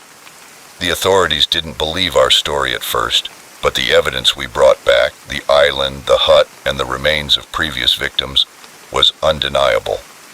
They never found the body of our tormentor, though sometimes I wake up in a cold sweat, convinced I can hear his laughter in the wind. Sarah and I are in therapy now, trying to process the trauma of those days on the island. Our marriage is stronger than ever, forged in the crucible of shared survival, but we will never be the same. Large bodies of water and the sight of a floating house are enough to send us into a panic. I can still see him on the shore watching us with those hungry eyes, and I wonder, with a chill that reaches my soul, if somewhere out there he is still watching, waiting for his next unsuspecting victims to enter his perverse game. So, if you're planning a quiet getaway in a houseboat, do yourself a favor. Stay away from remote islands, no matter how picturesque they may seem, because you never know what kind of predators may be lurking in paradise, waiting to turn your dream vacation into a nightmare. Are you still awake? If so, comment station to show you're still here. The headlights behind me hadn't moved in the last hour. After all, how many roads lead out of town at 2 a.m.? Looking in the rearview mirror, a chill began to run up my spine. I gripped the steering wheel tighter, and my knuckles turned white. The monotonous hum of the road had long since disappeared, replaced by the thunder of my own heart in my ears. I tried to focus on the road ahead, but my eyes always returned to the mirror, watching those unmoving lights. It had been a long day. I had stayed late at the office, finishing a project that couldn't wait until the next morning. When I left, the city streets were almost empty, except for the occasional taxi or a late-night driver. I had enjoyed the quiet drive home, eager to lie down in bed and forget about deadlines and demanding clients. Now that solitude felt oppressive, the darkness pressing in on me from all sides, broken only by the glow of my dashboard and those persistent headlights behind me. I fumbled for the radio, desperate for some noise to fill the silence. Static crackled through the speakers, punctuated by fragments of late-night talk shows and country music. I left the radio on, preferring the static to the silence. I considered pulling over and letting them pass, but something stopped me. What if they didn't pass? What if they stopped too? The thought sent a new wave of panic through me, and I pressed the accelerator harder. The speedometer climbed to 70, 75, 80 miles per hour. The headlights kept pace effortlessly. My hands were slippery with sweat, now sliding across the steering wheel as I took a turn too fast. The tires squealed in protest, and for a moment I thought I might lose control, but the car stayed on the road. I needed to calm down. I was letting my imagination run wild. There was a perfectly reasonable explanation for this. Maybe they were going the same place as me.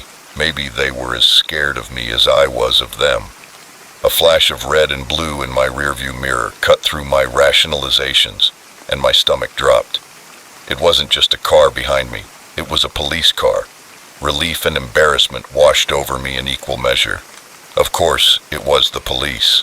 They had probably seen me speeding and were waiting for a safe place to pull me over. Looking for a good place to pull over, I saw a sign for a rest area. Perfect for stopping. I'd pull in there, get my ticket, and continue on my way. This whole ordeal would make a funny story tomorrow. The rest area was deserted when I pulled in, my tires crunching on the gravel. I parked near the entrance under the bright glare of a flashing streetlight. In my mirror, I saw the police car pull up behind me, blocking my exit. I took a deep breath and grabbed my driver's license and registration, but the police car door didn't open. The lights remained on, casting sinister shadows across the empty lot. I waited, my heart racing again. Why weren't they getting out? I turned around in my seat to get a better look. That's when I saw it, or rather, didn't see it. There was no one in the driver's seat of the police car. The cab was empty. Ice flooded my veins. This couldn't be happening.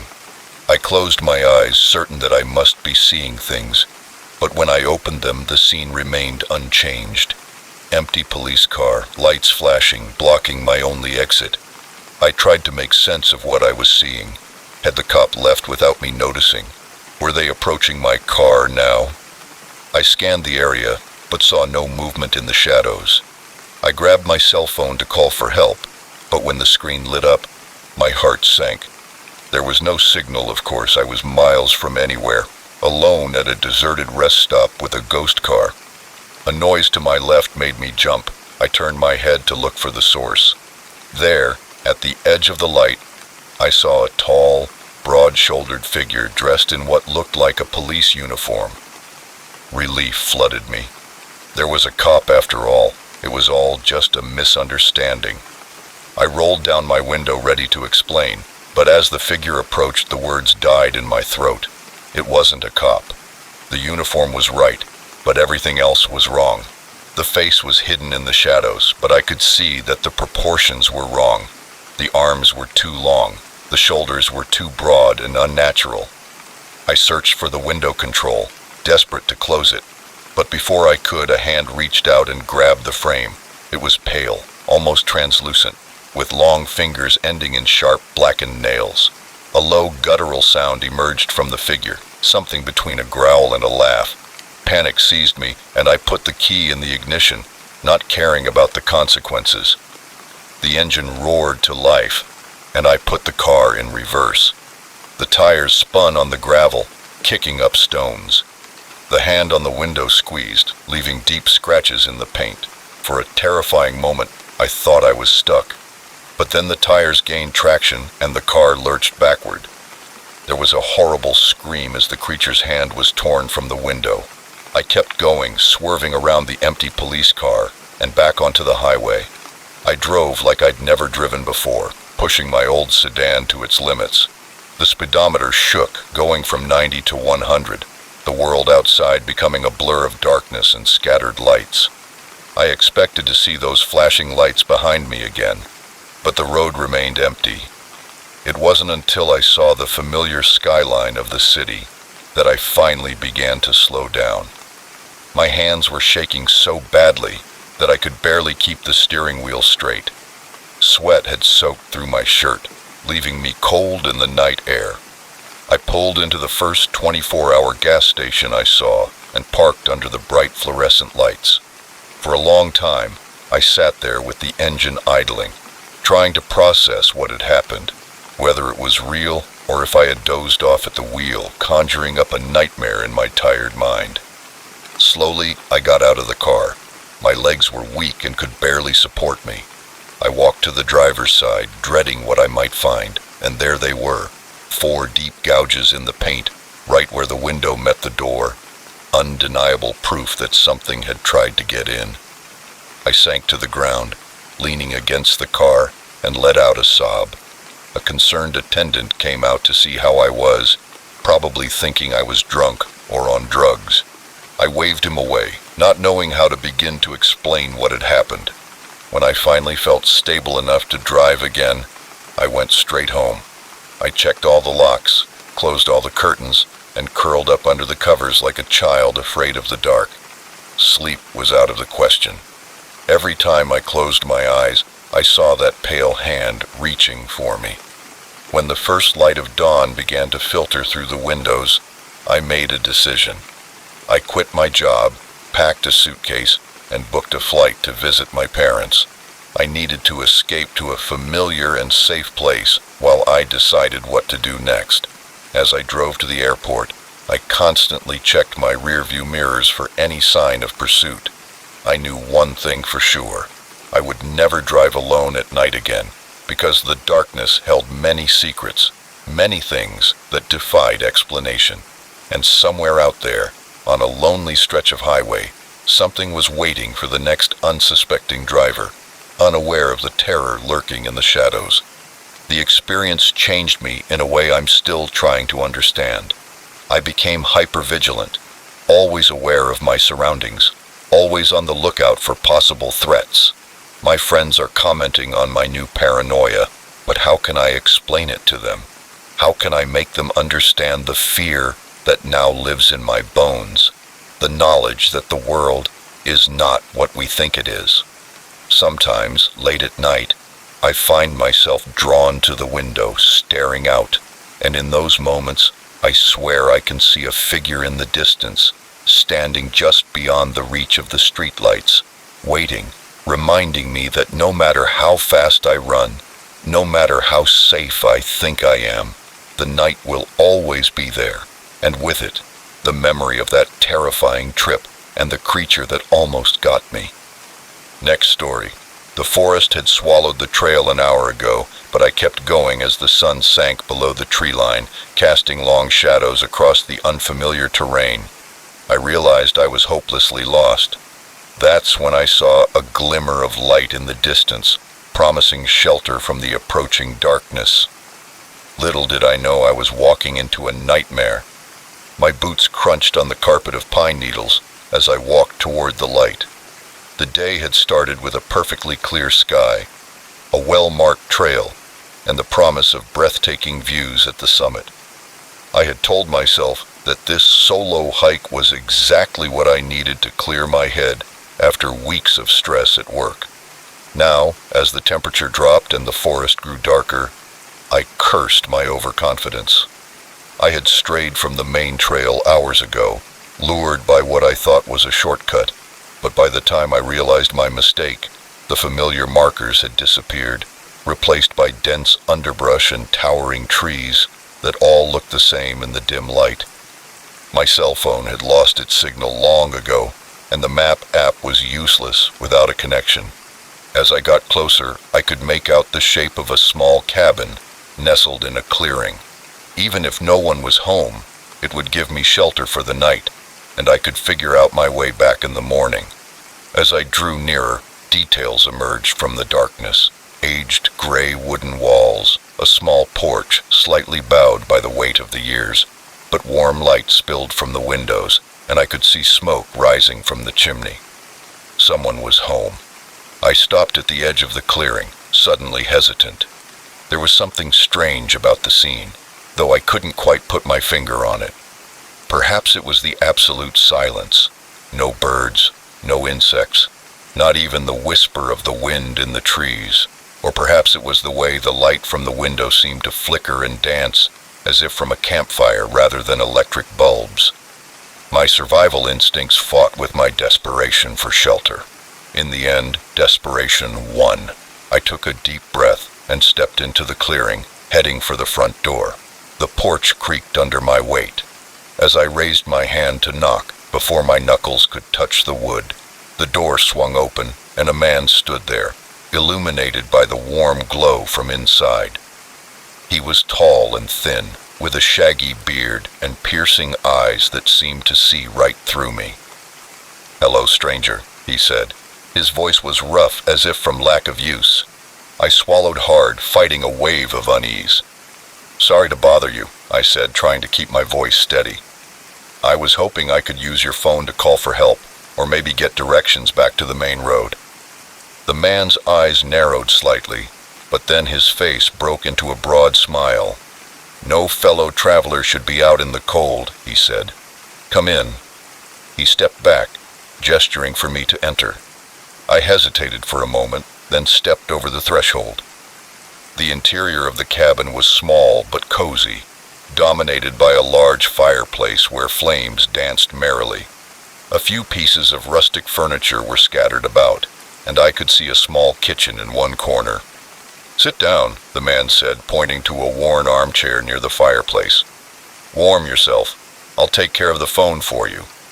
I sat down, gratefully feeling the warmth of the fireplace drive away the chill that had settled in my bones. When the man disappeared into another room, I took the opportunity to take a closer look inside the cabin. There was something strange that I couldn't quite put my finger on. The furniture looked old, almost antique, but well maintained. There were no personal touches, no photos, no knickknacks, nothing to suggest that anyone actually lived here. My eyes settled on a small table near the door. There was a collection of strange items scattered across its surface. A stained pocket watch, a handful of what looked like old coins, a pair of stained glasses. They looked like the kind of things you'd find in someone's pockets. The smell of the cabin was also strange. A smell of mold and something else. Something that had nothing to do with the fresh night air outside. These were personal items, but they didn't belong to the cabin's owner. They were trophies. The sound of footsteps made me turn around. The man had returned, but he wasn't alone. Two other men had joined him, entering the room, both with the same thin, hungry look as their first companion. "I'm afraid we don't have a phone," the first man said. His tone was casual, but his eyes were sharp. "It looks like last week's storm knocked down the lines, and they haven't been repaired yet." "I see," I said, struggling to keep my voice steady. "If you could point me in the direction of the main road, I'll be on my way." The three men exchanged glances. A silent communication passed between them. Then the first man spoke again, his voice dropping to a low growl. "Why would we do that? It's been so long since we've had a guest." I frantically searched for an escape route, but they had positioned themselves between me and the door. I was trapped. "What do you want?" I asked, hating the tremor in my voice. The man's smile widened, revealing teeth that looked too sharp and too numerous. "Why, we want you to stay, of course. Forever." They moved with inhuman speed, closing the distance between us in the blink of an eye. I lunged blindly, and my fist connected with one of the men's jaws. He staggered backward, more surprised than hurt, and I took advantage of the moment of confusion to escape. I opened the door and plunged into the night. Behind me, I could hear angry shouts. I ran as I had never run before, branches slapping my face, roots threatening to trip me at every step. I had no idea where I was going, no plan other than to put as much distance between myself and the cabin as possible. The forest was completely dark now, the trees looming like silent sentinels on all sides. I stumbled more than once, only to get up and keep running. Eventually, the sounds of pursuit grew fainter, but I didn't slow down. My lungs burned, my legs ached, but terror kept me moving. When I finally couldn't run anymore, I collapsed against a tree, breathing in deep gasps of air as my racing heart began to slow. I listened to see if I was still being followed. The forest was silent except for the sound of blood pounding in my ears. Had I lost them, or were they still out there waiting? I lay there for what seemed like hours, too afraid to move, too afraid to make a sound. When the adrenaline began to wear off, leaving me exhausted and shivering in the cold night air, I knew I couldn't stay there. I had to keep moving. I had to find my way out of this forest before they found me again. With aching muscles protesting every movement, I got up. The sky was beginning to lighten, the first gray signs of dawn breaking through the canopy above. With the growing light came a wave of hope. I could do this. I could survive this. I chose a direction and started walking, keeping my ears alert for any sound of pursuit. My mind raced, trying to understand what had happened, who those men were, what they wanted with me. The questions piled up, each more terrifying than the last. Hours later, I finally broke free of the tree line, stumbling onto a paved road. A passing car took pity on me and gave me a ride to the nearest town, where I immediately went to the police. They listened to my story with skeptical expressions, but agreed to send a team to investigate the cabin. They returned empty-handed. There was no cabin, they said, no clearing, no sign that anyone had lived in that part of the forest for decades. I tried to forget that night and convince myself that it was all a stress-induced hallucination. But sometimes, when I close my eyes, I can still see those men, hear their voices, feel the terror of being hunted through the dark forest. And sometimes, when I look in the mirror, I swear I can see something in my eyes, something hungry, something that doesn't belong to me. And I wonder if I really escaped that night, or if a part of me was left behind in that cabin, replaced by something else, something that followed me home from those dark woods. Now I avoid forests, but no matter how fast I run, no matter how well I hide in the city streets, I can't shake the feeling that somewhere out there, deep in the wilderness, 3 men are waiting for me to get lost again, waiting to welcome me home. Next story. The first crash from upstairs made me pause the movie. The second sent shivers down my spine. And by the third, I knew something was terribly wrong in this house. I should have been taking care of the children, but now I wasn't sure they were safe. I had been working as a babysitter for the Millers for about 6 months. They were good people, always paid on time, and their children, Emma, 8, and Liam, 6, were usually well behaved. Tonight was supposed to be a night like any other. Mr. and Mrs. Miller had gone out for their monthly date night, leaving me in charge until around midnight. The evening had started out normally. I made macaroni and cheese for dinner, gave the kids their favorite supervised bath, and then tucked them into bed with a story. By 9 p.m., the house was quiet, and I had settled onto the couch with some homework and the TV on as background noise. That's when I heard a soft thud coming from upstairs, like something heavy falling onto the carpet. I turned off the TV and listened intently for a few moments, but there was nothing but silence. I was about to chalk it up to my imagination when I heard it again, this time louder. I told myself that maybe one of the kids had gotten up to use the bathroom, or maybe it was just the house, because old houses make weird noises all the time, right? But then came the third thud, followed by what sounded like footsteps, heavy footsteps, not the light patter of children's feet. I got up slowly and my textbook fell to the floor, forgotten. "Emma, Liam," I called, trying to keep my voice steady. "Is everything okay up there?" Just more silence. I took a deep breath, restraining myself, because I had to check on the children. After all, it was my job, but as I approached the stairs, every instinct told me to run, get out of the house, and call for help. I ignored the voice of fear and started climbing, each step creaking under my weight. The hallway was dark, with shadows stretching sinisterly from the nightlight connected to the wall. I went to Emma's room first, pushing the door open slowly. "Emma," I whispered, staring into the darkness. My hands searched for the light switch and I blinked when the room was suddenly illuminated. The bed was empty and the covers thrown back, as if she had left in a hurry. My breath caught in my throat when I noticed her favorite stuffed animal, a worn teddy bear she never slept without, on the floor. Panicked, I ran to Liam's room, which was next door. The same scene, an empty bed, rumpled sheets, no sign of the little boy who should have been fast asleep. "Emma, Liam," I shouted, no longer caring about keeping my cool. The house remained silent, mocking my growing fear. I checked the bathroom, which was empty, and the guest room, the closets, and even under the beds, nothing. As I stood in the hallway trying to figure out what to do next, I heard another noise, this time coming from downstairs, a soft scraping sound, as if furniture was being moved. Had someone broken into the house and taken the children? I needed to call the police, but what would I tell the Millers? I ran down the stairs with my phone clenched tightly in my hand, 911 already dialed and ready to go. But now I could hear something else, a low, rhythmic hum coming from the kitchen. I crept closer, my heart pounding so loudly that I was sure whoever was in there would hear it. When I reached the door, I took a deep breath and peeked around the corner. Emma and Liam were there, but they weren't alone. They were holding hands with a figure I can only describe as wrong. It was very tall, its head almost grazing the ceiling.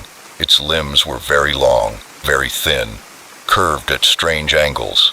And its face, God, its face where its features should have been, there was only smooth, pale skin, interrupted by a wide, toothy grin that stretched from ear to ear. The creature was humming that sinister song, and the children were swaying with it, their eyes glazed and unfocused. I must have made a sound, a sigh, a moan, I'm not sure, because suddenly that featureless face turned toward me. The smile widened, if that was possible, and he raised a long-fingered hand in a grotesque parody of a wave. I don't remember making the decision, but the next moment I was running, as I had never run before, out the front door and into the street, screaming for help. Lights came on in neighboring houses. Curious and concerned faces appeared at the windows, but I couldn't stop. I couldn't explain. All I could do was run and scream. I don't remember much of what happened next. I have vague memories of police cars, of trying to explain what I had seen to skeptical police officers, of the Millers rushing home, their faces pale with worry, of the frantic search of the house that found nothing, no creatures, no signs of a break-in, and, most disturbing of all, no Emma and Liam. The days that followed were a blur of questions and accusations.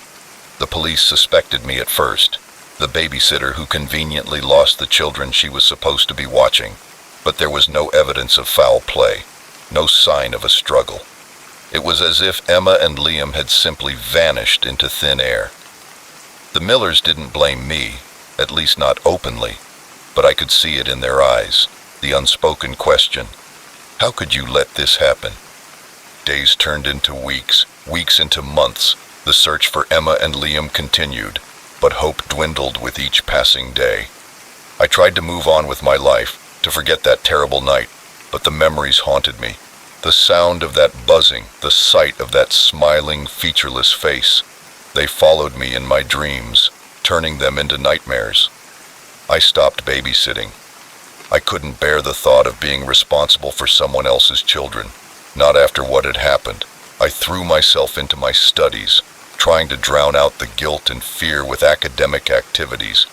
But late at night, when the house was quiet and the shadows lengthened, I found myself listening for that soft thud, that sinister buzzing, wondering if the creature would come for me too.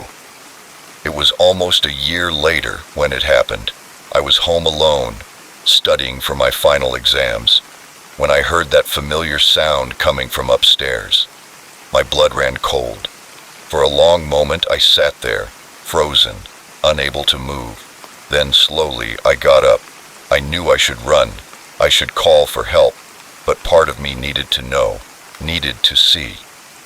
I started up the stairs, each step seeming to take an eternity. The upstairs hallway was dark as it had been that night, but this time there was a faint glow coming from under my bedroom door. With a trembling hand, I reached for the doorknob. I hesitated for a moment, then braced myself and pushed the door open. In the center of my room stood Emma and Liam, looking exactly as they had a year ago, not a day older. And behind them, with its long arms draped over their shoulders, stood the creature that raised its head when I entered, that terrible smile spreading across its featureless face. And then, in a voice that seemed to pass over my ears and speak directly into my mind, it said, "Welcome home, my dear. We've been waiting for you." Emma and Liam turned to me, their eyes still glassy and unfocused. They held out their hands, inviting me to join them, and despite every instinct screaming at me to run, to fight, to do anything but give in, I felt my feet move forward. When I took their hands, the creature's smile widened impossibly, and the room began to disappear, replaced by a swirling darkness. The last thing I remember is the sound of that sinister buzzing, growing louder and louder until it drowned out everything else. I woke up in my bed the next morning, convinced it had all been a terrible nightmare. But when I got up, I noticed something on my bedside table that made my blood run cold. A small, worn teddy bear, Emma's teddy bear. I'm no longer a babysitter. I don't sleep with the lights off, and every night I lie awake listening for that soft tapping, that sinister buzzing, wondering when the creature will return, wondering if next time I'll have the strength to resist its call. Because deep down, I know that the truth is not a question of if, but when. And when it comes, I'm not sure I'll be able to say no. Next story. The first sign of trouble was the gas station attendant's broad smile. The second was the way the whole town seemed to fall silent as we drove through. By the time we realized something was terribly wrong, it was too late. My wife Sarah and I had been on the road for hours. We were on our way to her sister's wedding, taking back roads to avoid highway traffic. Sarah's idea, a chance to see some of the country's hidden gems, she said. As our car sputtered and died on the outskirts of a town I didn't even know the name of, I was starting to regret agreeing to her plan. We're going to miss the rehearsal dinner, Sarah groaned, her head banging against the dashboard. I tried to start the car again, but the engine just whined pathetically. There's a town just up ahead, I said, trying to sound more confident than I was feeling. We'll get some help and be back on the road in no time. Sarah didn't look convinced, but she nodded. We got out and started pushing the car toward town. The late afternoon sun beat down on us, and by the time we reached the quiet welcome sign for Millbrook, we were both sweaty and irritated. The town looked like something out of a Norman Rockwell painting, with quaint storefronts and neatly trimmed lawns, but there was something strange about it. The streets were empty, even though it was only just past 5 p.m. The only sound was the crunch of our shoes on the sidewalk and the distant barking of a dog. At the corner of Main Street, a bell rang as we entered the convenience store attached to the gas station, and a man behind the counter looked up at us. His smile was immediate and wide, very wide, stretching his face in a way that made my skin crawl. "Welcome to Millbrook," he said in his overly cheerful voice. "What can I do for you today?" I explained our car trouble, and his smile widened even more. "Oh, that's no problem at all. Our town mechanic, Old Bill, can fix anything with an engine. Why don't you sit down and I'll give him a call?" We sat down on plastic chairs near the window, watching as the attendant made his call. Outside, I noticed that a few people had appeared on the street. They all seemed to be looking in our direction, with the same unsettling smiles as the attendant. "Is there something strange about this place?" Sarah whispered. Before I could answer, the attendant returned. "Good news. Bill is on his way and should be here in an hour. Why don't you take a look around town while you wait? Millbrook has some really nice scenery." We thanked him and left, both eager to get some fresh air. More people appeared and all greeted us enthusiastically with broad smiles. "Welcome to Millbrook," a woman called from her porch. "I hope you're enjoying your stay," a man shouted from across the street. There was an intensity that made my nerves tingle, and the smiles, those unchanging, overly broad smiles, were starting to make me dizzy. We turned a corner and found ourselves in a small park, where a group of children were playing on a rusty swing set. Their laughter echoed unnaturally in the quiet town. They stopped and turned toward us in unison, their faces splitting into those same sinister smiles. "I think we should go back to the gas station," Sarah said in a low voice. I nodded, my face pale. We turned back but found our path blocked by a group of townspeople, all smiling and staring at us with an intensity that made my heart race. "Where are you going in such a hurry?" one of them asked, his voice sweet as syrup. "The fun is just beginning." We backed away, but more people were appearing from all directions, surrounding us. Their smiles never faded, even as their eyes grew cold and predatory. "What do you want?" I asked, trying to keep the fear out of my voice. "Why, we want you to stay," a woman said. "Millbrook is always looking for new residents, and you two seem like the perfect fit." Sarah grabbed my hand, squeezing it tightly, and I could feel her shaking. "That's very kind of you," I said, forcing my own smile. "But we really need to get to my sister-in-law's wedding, you understand?" The crowd closed in, and I swear I heard joints popping as they moved. Millbrook is the kind of place you never want to leave, isn't it, folks? A man said. A chorus of agreement spread through the crowd, the sound unnatural. They began to close in, their hands outstretched as if to grab us. Panic washed over me. I grabbed Sarah's arm and yelled, "Run!" We pushed through the crowd, hands grabbed at our clothes, trying to hold us back, but somehow we broke free. We ran through unfamiliar streets, the sound of pursuit close behind us. The entire town seemed to have come alive, all of them chasing us with those horrible, unchanging smiles. We turned a corner and found ourselves back on Main Street. Our car was still at the gas station, and to my shock, it looked like it had been fixed. The hood was closed, and I could see the keys in the ignition. "We can make it," Sarah gasped, and we ran toward it, the sounds of the townspeople closing in behind us. As we reached the car, a hand grabbed my shoulder. I turned to see the gas station attendant, his smile now one of rage. "Trying to leave without saying goodbye," he growled. I pushed him away and dove into the driver's seat. Sarah was already inside, closing the door. I turned the key, and the engine started. The townspeople surrounded the car, banging on the windows, terrible smiles still plastered on their faces. I put the car in reverse, not caring if I hit anyone.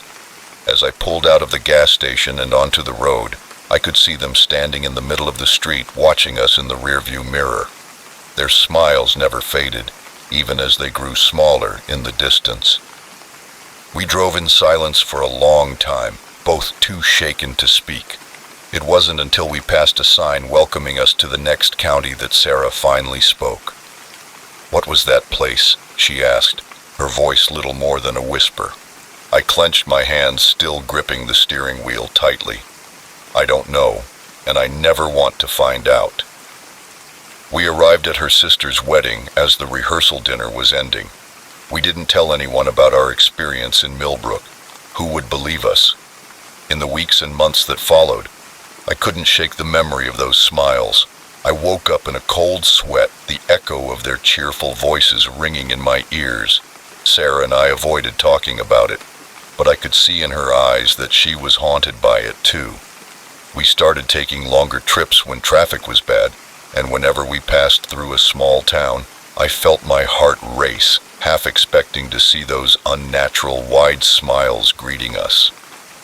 Sometimes I wonder if Millbrook is still there, waiting for unsuspecting travelers, if there are others trapped behind those smiling faces, silently screaming for help, or if it was all some kind of shared hallucination caused by the heat and stress. But then I catch a glimpse of someone smiling a little too much, or hear a laugh that sounds a little too cheerful, and I feel the same panic rising in my chest. And I will know, deep in my bones, that what we experienced was real, and that somewhere out there, in the hidden corners of the country, Millbrook is waiting with open arms and broad, unchanging smiles, ready to welcome its next new residents. And I'll drive a little faster, my eyes fixed on the road, trying to escape the memory of a town where everyone smiles, but no one is happy. Next story. The first time I saw him looking at me, I thought it was a coincidence. The second time, I told myself he was just being friendly. But the third time, when I found my favorite mug in the wrong cupboard, I knew there was something terribly wrong with the man who had moved in next door. It all started on a crisp fall morning, the kind where the air smells like fallen leaves and possibility.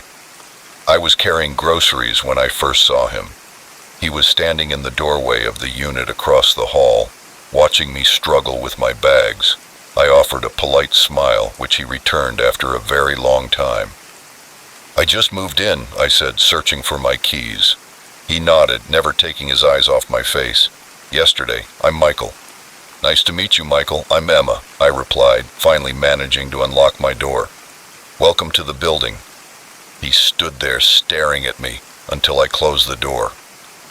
Over the next few weeks, I continued to run into Michael, who always seemed to be in the hallway when I left for work or came home. I tried to be friendly, talking about the weather or complaining about the elevator, but his responses were always short, his gaze intense and unflinching. Then I started noticing him outside the building.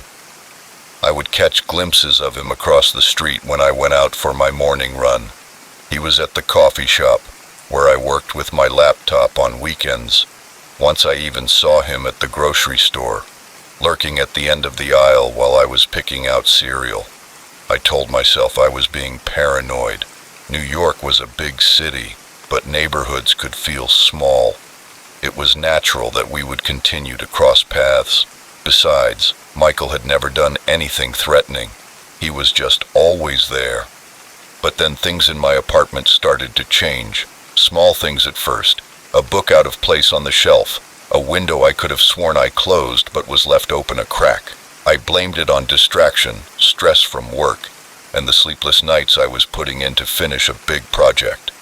Until the mug that finally convinced me something was wrong. It was my favorite, a handmade ceramic piece my sister had given me for my birthday. I always kept it in the cabinet right above the coffee maker, but one morning I opened the cabinet and it wasn't there. I found it 2 cabinets up, nestled among plates I rarely used. My hands shook as I made my coffee that morning. There was no way I could have put it there, no way I could have been that distracted, which meant someone else had been in my apartment. I had a feeling I knew who it was. I started taking precautions. I changed the locks, installed a security camera in my living room, and asked the building manager to check if anyone had requested access to my apartment. She assured me that no one had, but the uneasy feeling in my stomach lingered. The camera footage showed nothing out of the ordinary, but items continued to move around my apartment. The pillows were arranged differently when I got home, and the books on my nightstand were in a new order. Once I even found a shirt I had never seen before mixed in with my dirty laundry. I couldn't sleep, jumping at every noise and creak in the old building. I started staying late at work, dreading the moment when I would have to go home. My friends noticed the change in me, but how could I explain it? I had no proof, just a growing certainty that my neighbor was somehow getting into my apartment and moving things around. The possibilities were terrifying. 3 months after Michael moved in, I woke up to a noise in my living room. My heart leaped into my throat as I lay there, my ears straining in the darkness. I heard someone trying to move silently across the hardwood floor. I grabbed my phone with trembling hands, ready to dial 911. But as my fingers touched the screen, a shadow fell across my bedroom door. Emma. Michael's voice was soft, almost gentle. I know you're awake. I closed my eyes, praying it was just a nightmare. When I opened them again, he was still there, a dark silhouette against the dim light of the living room. How did you get in here? I managed to whisper, my voice trembling. He let out a low laugh that sent shivers down my spine. I've always been here, Emma. You just didn't notice me before. He took a step into the room and I leaned against the headboard. Stay away from me, I shouted, finally finding my voice. I'm calling the police. No, you're not, he said calmly, and to my horror, I saw my cell phone in his hand. I didn't want it to be like this, Emma. I wanted you to invite me in of your own free will, but you're making this difficult. My mind raced to find a way out of this nightmare. The window was too high to jump out of, and he was blocking the only door. I decided to keep talking, trying to keep him talking while I looked for something I could use as a weapon. Michael took another step closer, and in the dim light I could see his face. His eyes were wide and feverish. His smile was too wide and full of teeth. I want us to be together, Emma. I've watched you for so long. I know everything about you. Your hopes, your fears, your dreams. We're perfect for each other. Can't you see that? You don't know me, I said, tears streaming down my face. You're sick, Michael. You need help. His face darkened, his smile turning ugly. I love you. Why can't you understand that? He moved toward me, hands outstretched. I screamed and rolled out of bed, narrowly avoiding his grasp. I ran for the door, but he was faster, grabbing my arm and pulling me back. We struggled, hitting my dresser. I felt something sharp in my hand and grabbed it without thinking. a pair of scissors I had left lying there. I stabbed him hard, feeling the blade hit something soft. Michael let out a howl of pain and stumbled backward. I didn't wait to see how badly I had hurt him, and ran out of the bedroom, through the living room and down the hall. I banged on doors screaming for help. Lights came on, doors opened. My neighbors appeared confused and alarmed. Someone was calling the police. I collapsed in the hallway, shaking and sobbing. The police arrived quickly and found Michael in my apartment, bleeding from a cut on his arm, and took him away in handcuffs. He kept shouting my name, saying he loved me and that we were meant to be together. The following days were a blur of statements to the police and victim support services. I learned that Michael had been stalking women for years, moving from city to city when things got too hot. He chose me as his latest obsession, but I was the first to fight back. I couldn't stay in that apartment after what happened. I changed jobs, even changed my name, but the fear lingered for months. I would wake up in the middle of the night, certain I could hear footsteps in my living room. I would jump at unexpected noises and tremble when strangers got too close. Years later, I'm doing better thanks to therapy and a support group for stalking survivors. But I'll never forget the terror of that night, the feeling of violation knowing that someone was in my space, watching me when I thought I was alone. Sometimes, when I'm walking down the street or sitting in a cafe, someone looking at me, probably innocent, just a curious glance or a friendly smile, but for a moment, I'm back in that apartment with Michael's eyes fixed on me. I rush home, lock the doors, and remind myself that I'm safe now, that he can't hurt me anymore. But late at night, in the silent darkness of my new apartment, I still wonder how long he was really watching me, how much he saw, and most frightening of all, that there is someone else out there watching me, even now, waiting for their chance to make me their obsession. Next story. The moment the lights flashed on and off, I knew this wasn't going to be a normal night shift. In the sudden darkness, surrounded by the hum of servers and the eerie glow of emergency lights, I realized I wasn't alone in the data center, that there was someone here who shouldn't be here and who was after something much more valuable. I had been working the night shift at Centex Data Solutions for about 6 months. It was a comfortable job most nights, monitoring the systems, doing some routine maintenance, and occasionally rebooting a server that decided to act up. The pay was good, the hours suited my night owl tendencies, and the solitude gave me time to work on my side projects. That night started like any other. I arrived at 10 p.m. and waved to the day shift guy as he practically ran out the door, and settled in for my 12-hour shift. The first few hours were uneventful. I ran some diagnostics, answered a few emails from the international team, and was about to eat my midnight snack when it happened. The lights flickered once, twice, and then for a moment there was total darkness. Then the red glow of the emergency lights kicked in, bathing everything in a sinister crimson hue.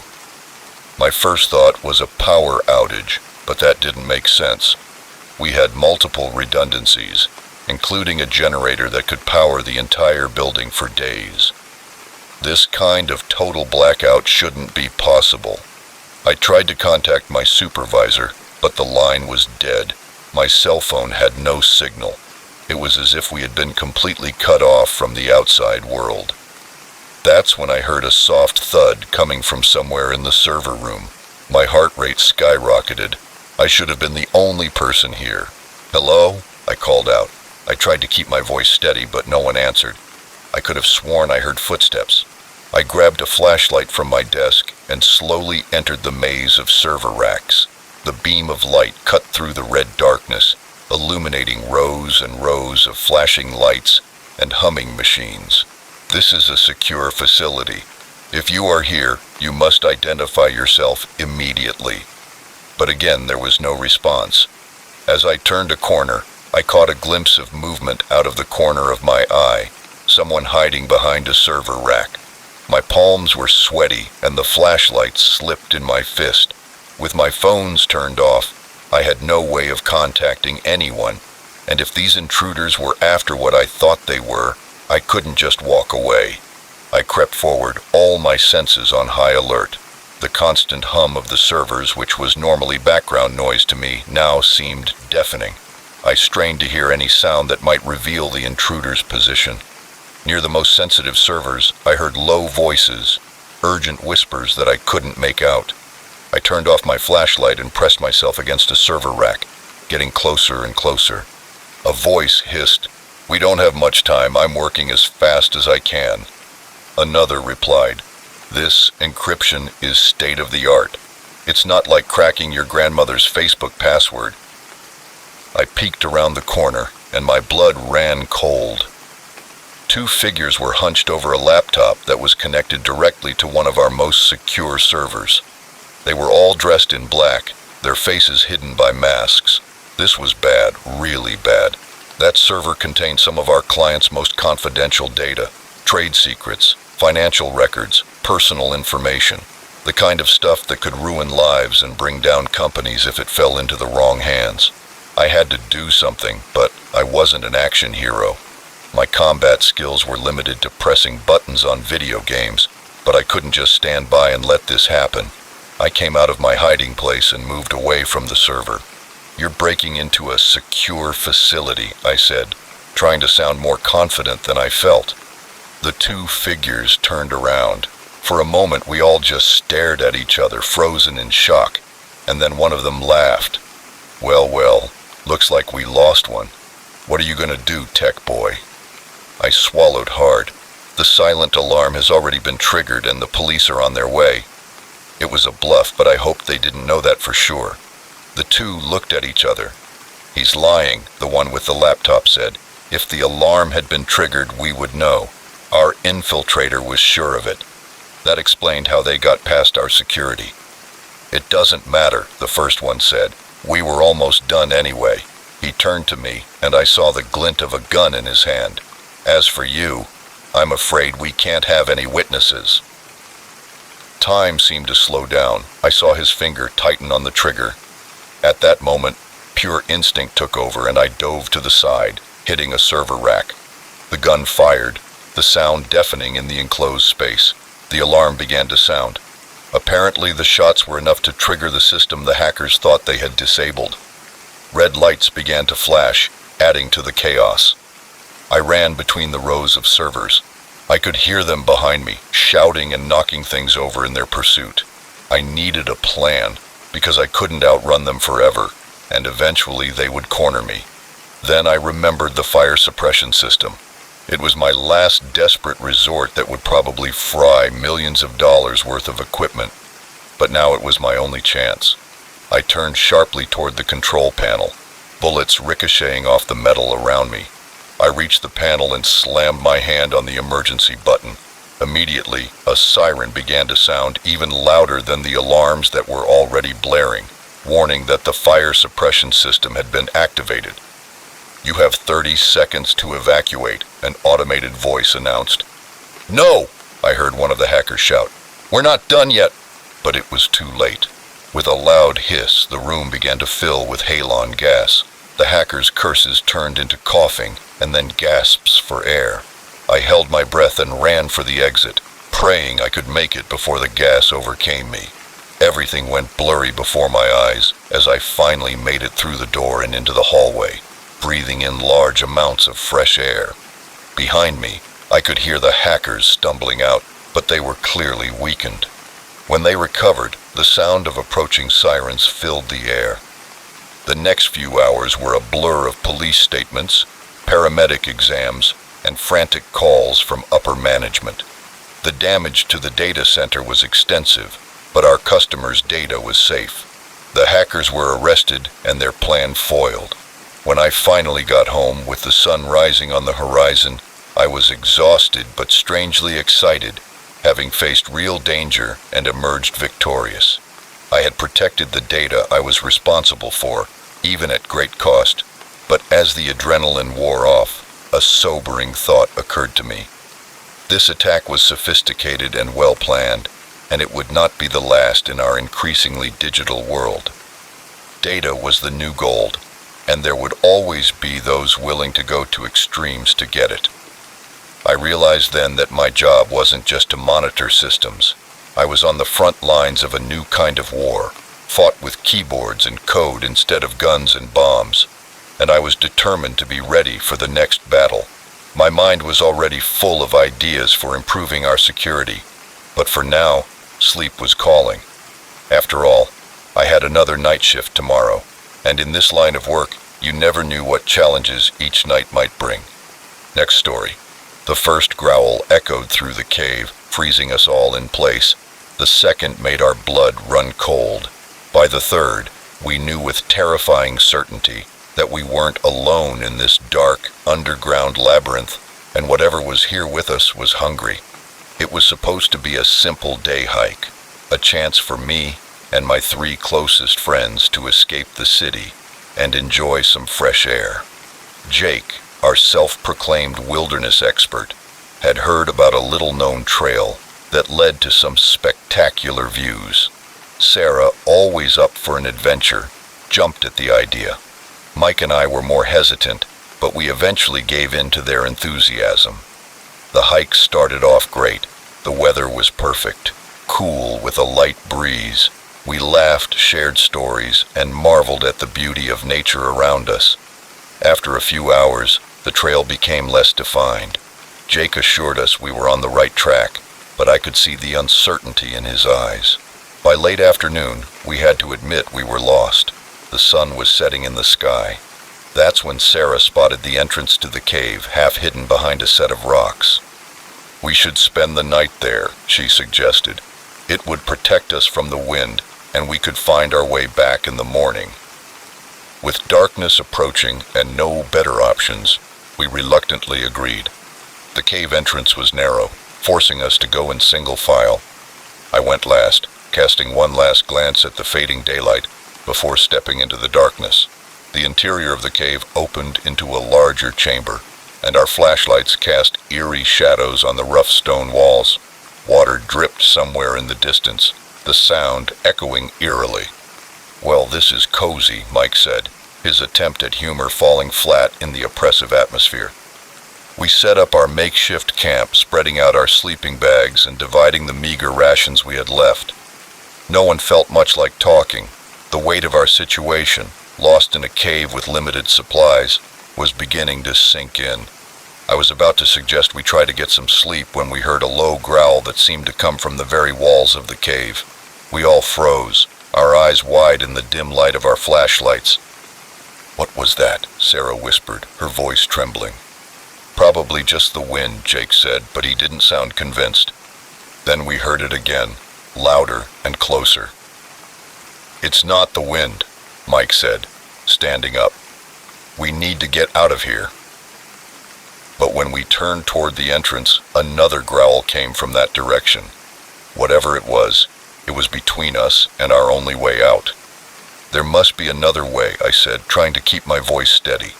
"Caves like this usually have multiple chambers. Maybe we can find another exit." It was a weak plan, but it was all we had. We quickly gathered our things, our hands shaking as we stuffed our sleeping bags into our backpacks. The growls were getting more frequent, now interspersed with the sound of something large moving in the darkness.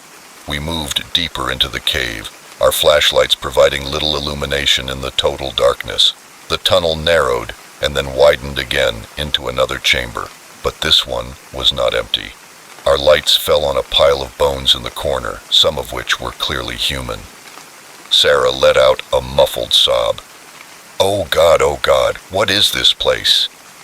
In response, a roar shook the cave, so loud that it made my ears ring. And then we saw it.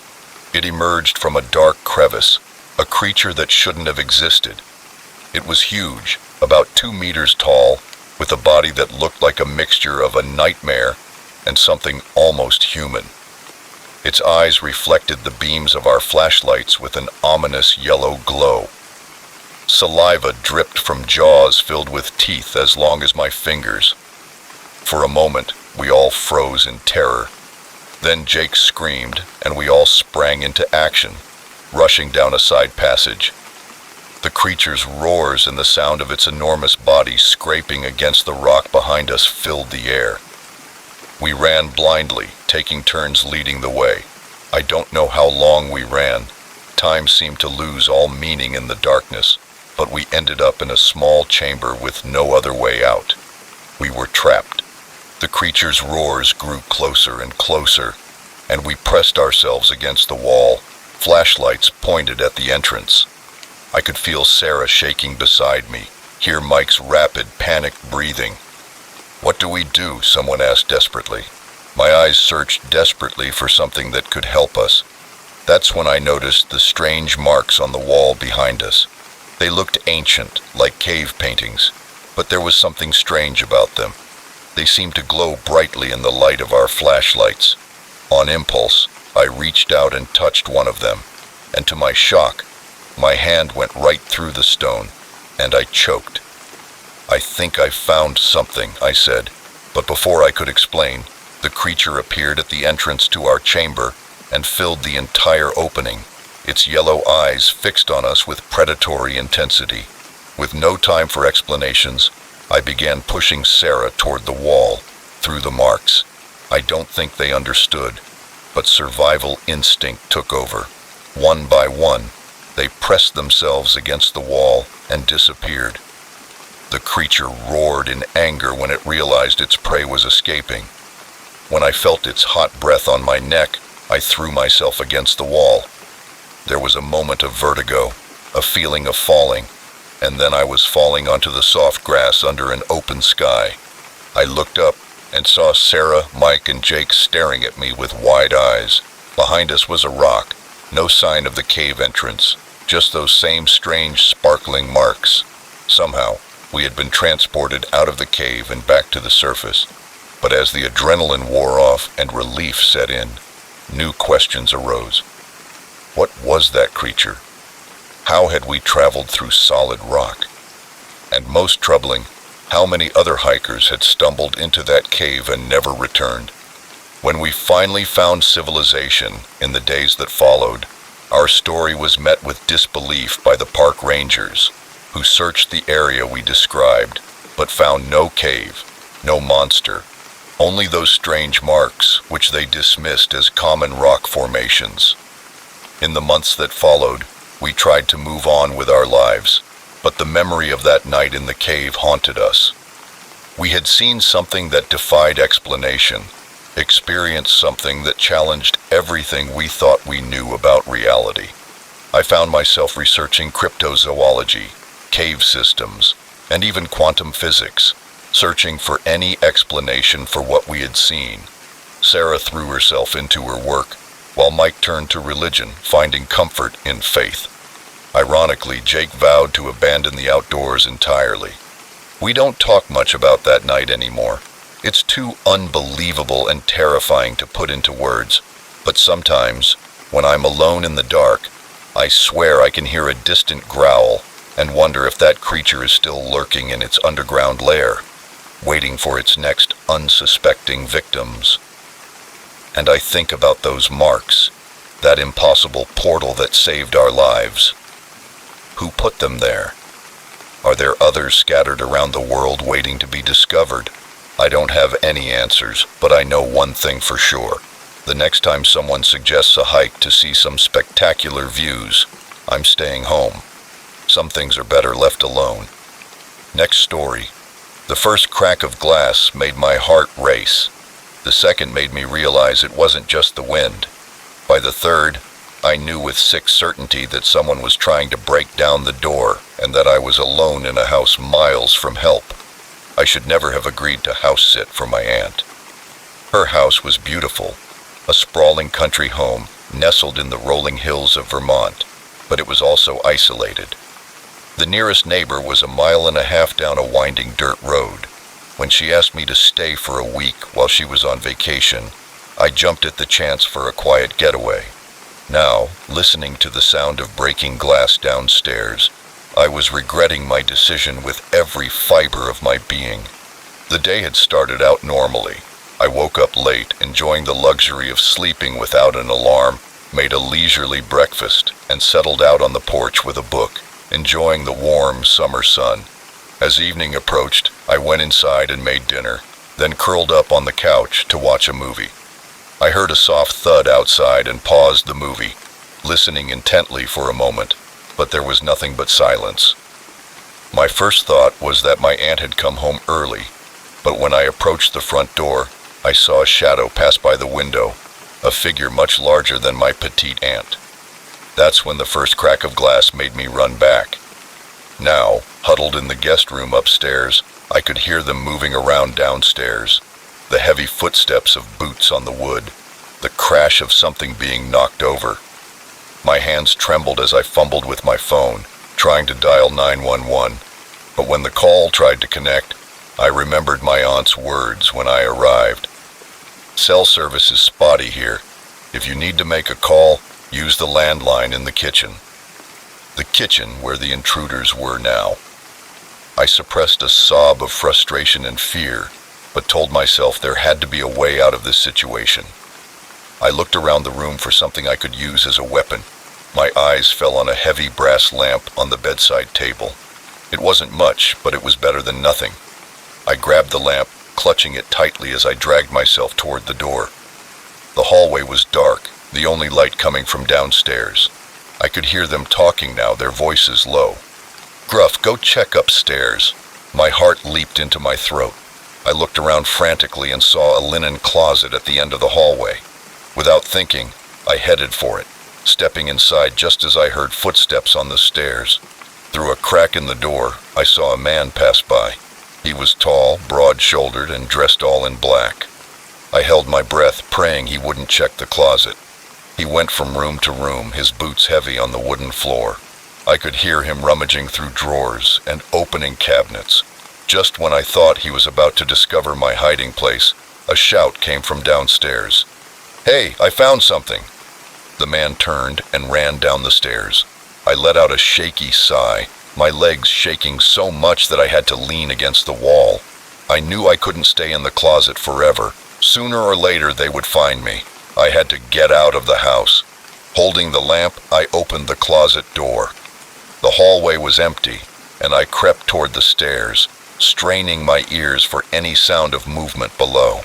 I could hear them in what sounded like my aunt's office. They were arguing about something, their voices rising with frustration. I took a deep breath and started down the stairs, trembling with every creak of the old wood that I was sure they could hear. I reached the bottom of the stairs and stopped to listen. They were still in the office. The front door was only a few feet away. If I could just get there. I took one step forward, then another. The door was so close, just a few more steps. Suddenly, a floorboard creaked loudly under my foot. The voices in the office stopped abruptly. "What was that?" one of them asked. I abandoned all attempts to hide and ran to the door, pulling it open and stepping out into the cold night air. Behind me, I could hear screams and the sound of footsteps. I ran down the porch steps and across the lawn toward the woods surrounding the property. Branches whipped my face as I plunged into the trees, but I didn't slow down. I could hear them hitting the bushes behind me, their angry shouts echoing in the darkness.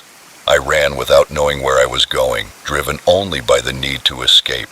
My lungs were burning, my legs ached, but I kept running.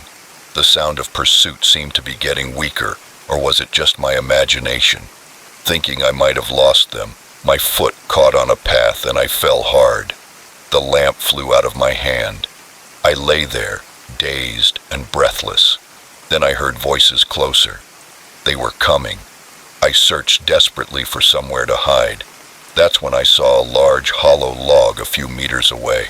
Without hesitation, I dove into it, curling up as small as I could.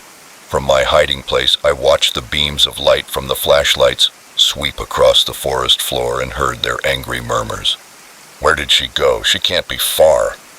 I held my breath, pressing myself even further into the trunk. I thought, please don't let them find me. The minutes passed like hours. I could hear them moving around in search of me. More than once, a beam of light passed over my hiding place, and I was sure I had been discovered, but each time they moved on. Finally, after what seemed like an eternity, I heard one of them say, "Forget it. She's long gone. Let's get out of here before someone shows up. Their footsteps receded, and soon the forest was quiet again, but I didn't move. I was too scared, too unsure if it was really over. I don't know how long I stayed huddled against that tree trunk, probably hours. The sky was beginning to lighten when I finally mustered the courage to crawl out. My whole body ached, and I was covered in dirt and scratches, but I was alive. I had survived. I returned to the house cautiously, half expecting the intruders to appear at any moment, but the place was quiet. The front door was open, and inside I could see evidence of their search. Drawers pulled out, items scattered on the floor. With trembling hands, I picked up the landline and called the police, who arrived quickly, lights flashing and sirens blaring. I gave my statement that day, still unable to believe what had happened. The police said it was probably just thieves, opportunistic tourists who thought the house was empty. But in my nightmares I still see them chasing me through those dark woods, their angry screams echoing in my ears. After that, I couldn't stay at my aunt's house anymore because the place that had seemed so peaceful was now contaminated and unsafe. I moved back to my small apartment in the city, finding comfort in the constant noise and the presence of other people. But sometimes, late at night, when the city falls silent and the shadows seem to lengthen, I find myself thinking about that night and how close I came to, I don't know what. And I wonder about those men, who they really were and what they were looking for. I'll probably never know the answers, but one thing is certain. I'll never house sit in a remote location again. The peace and quiet just isn't worth the risk. Next story. The moment I saw his thumb sticking out at the side of the desolate highway, I knew I shouldn't stop. But as the lone figure grew larger in my rearview mirror, curiosity overcame my better judgment. That decision would plunge me into a nightmare that would haunt me for many years. The sun was setting over the vastness of the Mojave Desert, painting the sky in shades of orange and purple. I had been driving for hours, the monotony of the landscape broken only by the occasional weed or distant mountain range. My eyes were heavy, my back ached from too many hours behind the wheel. I was eager to reach the next town, wherever it was, and end the trip. That's when I saw him, a lone figure on the side of the road with his arm outstretched and his thumb up in the universal hitchhiking sign. As I approached, I could see more details. It was a man, probably with a scruffy beard and clothes that had seen better days. There was a large backpack at his feet. Every instinct told me to keep driving. I had heard all the stories about the dangers of picking up strangers, especially in the middle of nowhere. But something about the man's posture, the slump of his shoulders, made me hesitate. He looked desperate and defeated. Before I could talk myself out of it, I was slowing down and pulling over a few feet ahead of him. I watched in my side mirror as he ran toward the car, and his face broke into a relieved smile. "Thank you," he said as he opened the passenger door. "I thought no one would stop." I nodded, trying to calm the uneasiness in my stomach. "Where are you headed?" "Just as far as you're willing to take me," he replied. "By the way, I'm Jim." "Alex," I said, pulling back onto the highway. "Nice to meet you, Jim." For the first hour or so, everything seemed fine. Jim was quiet, but polite, answering my occasional questions with brief responses. He said he was trying to get to California for a fresh start. Maybe I had been paranoid earlier. As night fell and the desert darkened around us, Jim began to open up more and ask me about myself, where I was from, where I was going. I gave him vague answers, but I still didn't feel entirely comfortable sharing too much personal information. "Have you ever wondered what it would be like to just disappear?" he asked suddenly, his voice taking on a strange tone. "To leave everything behind and become a completely different person." I looked at him, a chill running down my spine despite the warm night air. "I guess I can say I have," I replied cautiously. Jim laughed, but there was no humor in it.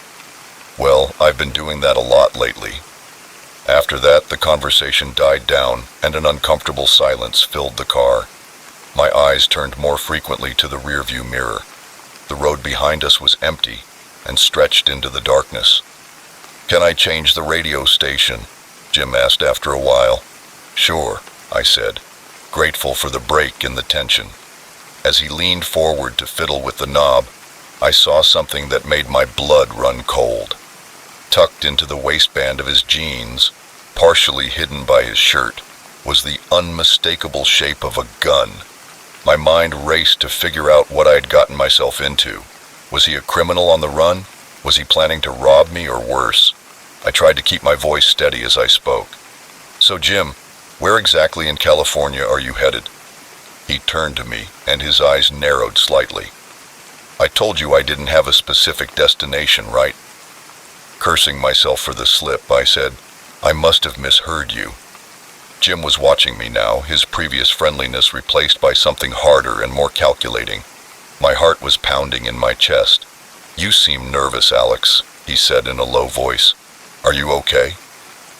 I nodded, perhaps a little too enthusiastically. "Yeah, I'm fine, just tired. I think we've been driving for a long time. Maybe we should stop," Jim suggested. "No," I said quickly, then tried to recover. I'm fine. There's a town up ahead. I think we can stop there." Jim didn't respond, but I could feel his eyes on me. The silence in the car was oppressive, broken only by the hum of the engine and the occasional static on the radio. I was trying to figure out what to do when I saw a sign for a rest stop just a mile ahead. It wasn't ideal, but it was something. Maybe I could find a way to get help, or at least get away from Jim. "I'm going to stop at that rest stop," I announced, trying to sound casual. "I need to use the bathroom." Jim nodded slowly. "Okay."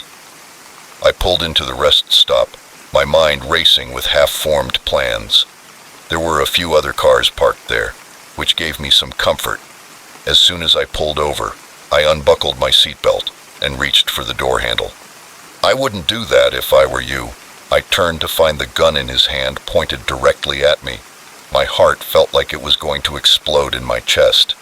"Jim," I said, my voice breaking, "you don't have to do this. Whatever you're running from—" "Shut up," he interrupted. "Start the car. Let's go." "Please," I begged, "just take the car. You don't need me." He smiled humorlessly. "But I see you're my insurance policy.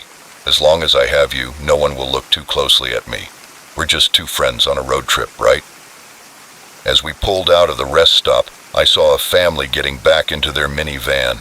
I wanted to yell, honk, do anything to get their attention, but the cold pressure of the gun against my ribs kept me silent. We drove through the night, and Jim directed me onto smaller and smaller roads. I lost track of where we were. Every mile took us further away from safety and any hope of rescue. As day began to break, Jim instructed me to turn onto a dirt road that led into the desert. It seemed like hours before he finally told me to stop. "End of the line, Alex," he said, gesturing for me to get out of the car. With trembling legs, I stepped out into the desert. The sun was rising and casting long shadows across the barren landscape. Jim followed me out of the car, the gun still pointed at me. "I'm sorry it had to be this way," he said, and for a moment I thought I saw a flash of regret in his eyes. "You seem like a good guy. Wrong place, wrong time, I guess." I closed my eyes, waiting for the shot that would end it all, but it never came. Instead, I heard the sound of footsteps retreating, and then a car door slamming. I opened my eyes in time to see my car disappear in a cloud of dust. Jim was gone, leaving me stranded in the middle of the desert with nothing but the clothes on my back. It took 2 days for someone to find me. 2 days of scorching heat and freezing nights, of thirst and hunger, and the very real fear that I was going to die there. When a park ranger finally spotted me, I was delirious, sunburned, and on the verge of collapse. The police never found Jim or my car, and I was told I was lucky to be alive, that many victims of similar crimes weren't so fortunate. But as I lay in the hospital trying to make sense of what had happened, I didn't feel lucky. I felt violated, betrayed by my own compassion. It's been years since that night, but I still see Jim's face in my dreams. I still feel the pressure of that gun against my ribs, and every time I see a hitchhiker on the side of the road, I feel a mixture of fear and guilt as I speed by with my windows rolled up. I learned a hard lesson in the desert that day. Sometimes the most dangerous predators are the ones who look like us, the ones who take advantage of our kindness, our empathy. And sometimes the choice to help a stranger can lead us down a path from which there is no return. Next story. On the first night in our new house, I heard footsteps when everyone was asleep. On the second night, I found a door that wasn't there before. On the third night, I knew with chilling certainty that we weren't alone in this place, and that whoever was sharing our home didn't want us there. We were so excited about the move after years of living in a cramped apartment. Sarah and I had finally saved enough for a down payment on a house. It was a little run down, but structurally sound, as the real estate agent emphasized. The price was surprisingly low for the neighborhood, but we didn't question our luck. We were so excited about the prospect of space for our growing family. Sarah was 5 months pregnant with our first child. The first few days were a whirlwind of activity.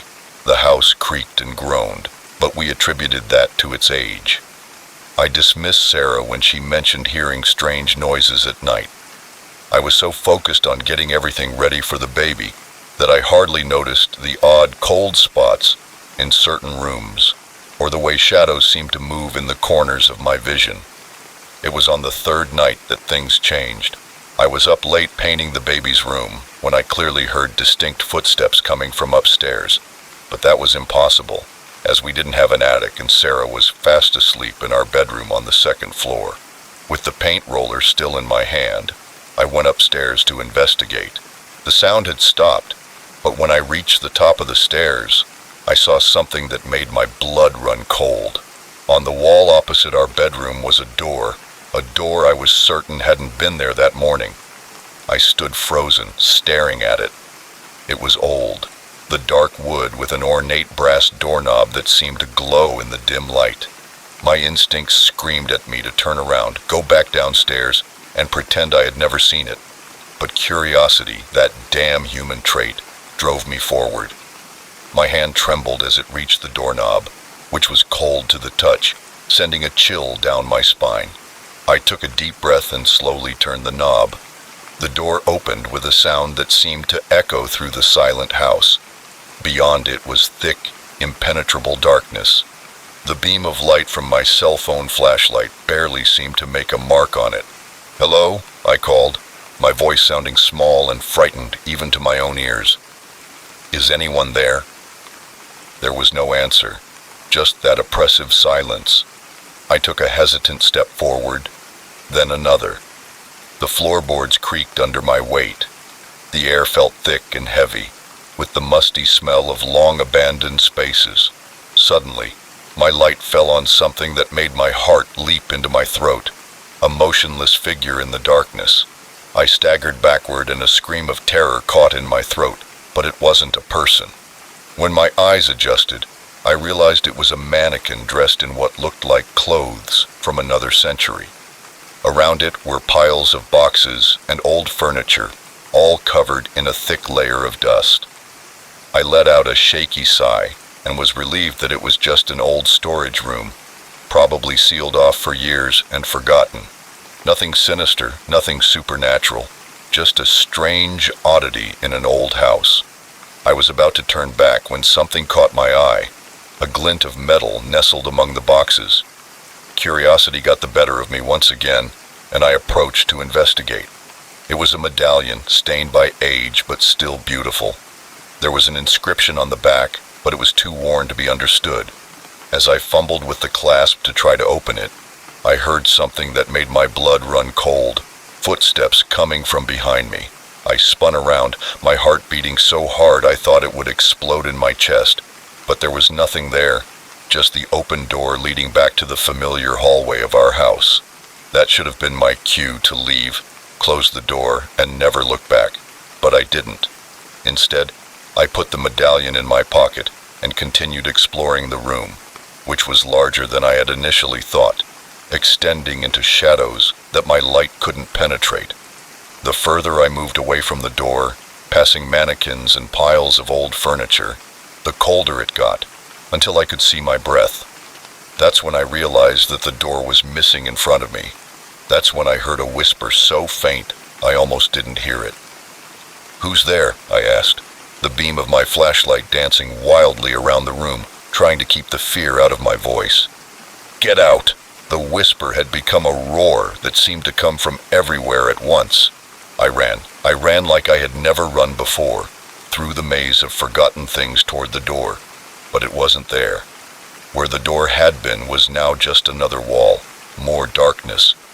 I was lost between walls, screaming for help, but my cries seemed to be swallowed by the oppressive silence of the room.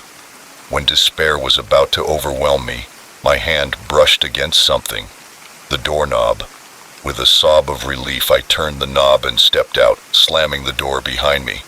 I stood in the hallway, panting, my heart racing.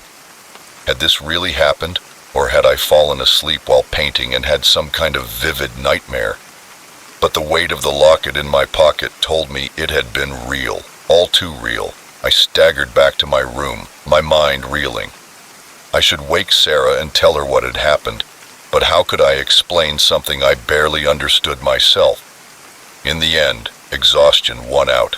I dragged myself to bed, telling myself I would figure it all out in the morning. But when morning came, the door was gone. The wall was smooth and unblemished, as if the events of the night had been nothing more than a dream. Even the medallion was gone from my pocket. I tried to convince myself that it was all just a dream, a hallucination caused by stress and paint fumes. But deep down, I knew the truth. Something was in our house, something that didn't want us there. In the weeks that followed, strange occurrences became our new normal. Objects moved on their own, doors closed without warning, and there were always footsteps at night. Sarah noticed it too. Sometimes I would catch her staring at the walls, a look of confusion and fear on her face, but we didn't talk about it. It was as if talking about the strange events would make them more real, more dangerous. Then came the night when I woke up and found Sarah's side of the bed empty. I searched the entire house, calling her name. I was about to call the police when I heard her. Her muffled but unmistakable voice came from behind that damn door that had reappeared in the hallway. I didn't hesitate this time. I threw open the door and plunged into the darkness. "Sarah!" I shouted, my voice echoing in the cavernous space. John, help me!" Her voice sounded distant and frightened. I ran toward the sound, barely aware of my surroundings, passing shapes and things I couldn't identify, but none of that mattered. All that mattered was finding Sarah. I found her in what looked like an old nursery, surrounded by old dolls and a rusty crib.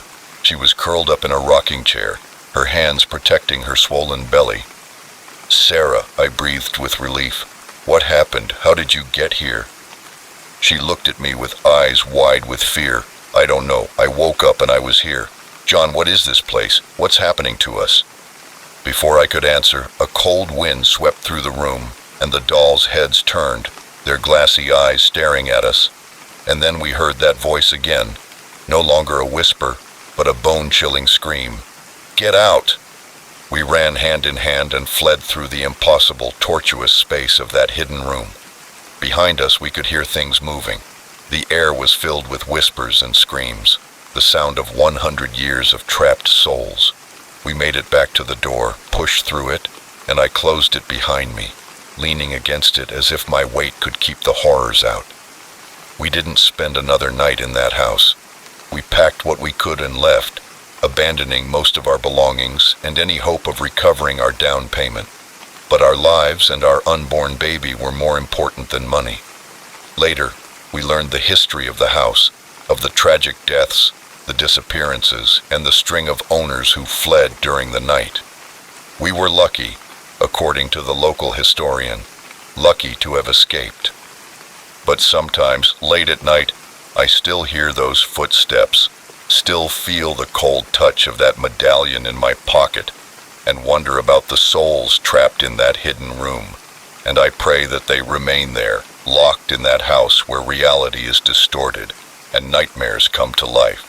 Because I know the truth now. Some houses are never truly empty, and some doors, once opened, can never truly be closed. Next story. The moment I stepped onto the porch of that isolated farmhouse, I knew something was terribly wrong. The door was hanging off its hinges, and an eerie silence enveloped the property. My name is Claire, and I've been a social worker for almost a decade. I've seen it all. Homes ravaged by poverty, families torn apart by addiction, children with visible and hidden scars. But the Lawson case was different. This was the case that almost broke me. It started like any other day. I received a report on the Lawson family, concerns about neglect and possible domestic violence. The standard procedure was to make a home visit, assess the situation, and determine if further intervention was necessary. The file noted that the family lived in a remote area, but I hadn't realized how isolated it was until I found myself driving down a narrow dirt road with dying cornfields stretching endlessly on both sides. The farmhouse suddenly appeared against the gray sky, like something out of a Gothic novel, weathered boards and several windows boarded up. When I parked the car, I noticed there were no other vehicles in sight. Strange, considering the file mentioned 2 parents and 3 children. I grabbed my bag and clipboard, took a deep breath, and approached the front door. That's when I noticed the first sign that something was wrong. The door wasn't just unlocked, it was partially open, swaying slightly in the breeze. On the white wood was a dark stain, disturbingly like blood, staining the white paint.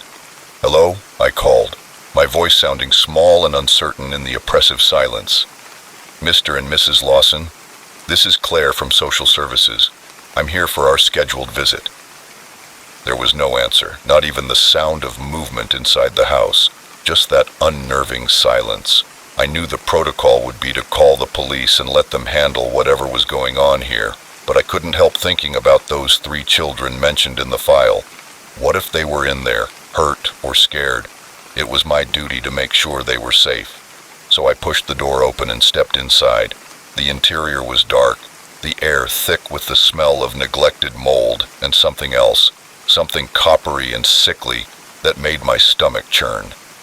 I called out again, searching for the light switch, which clicked but did nothing. So I pulled out my phone and used the flashlight to illuminate the room. What I saw made my blood run cold. The living room was a scene of chaos. Furniture was overturned, picture frames lay broken on the floor, and on the faded floral wallpaper were more of those dark, rust-colored stains. My heart raced, and I ventured deeper into the house.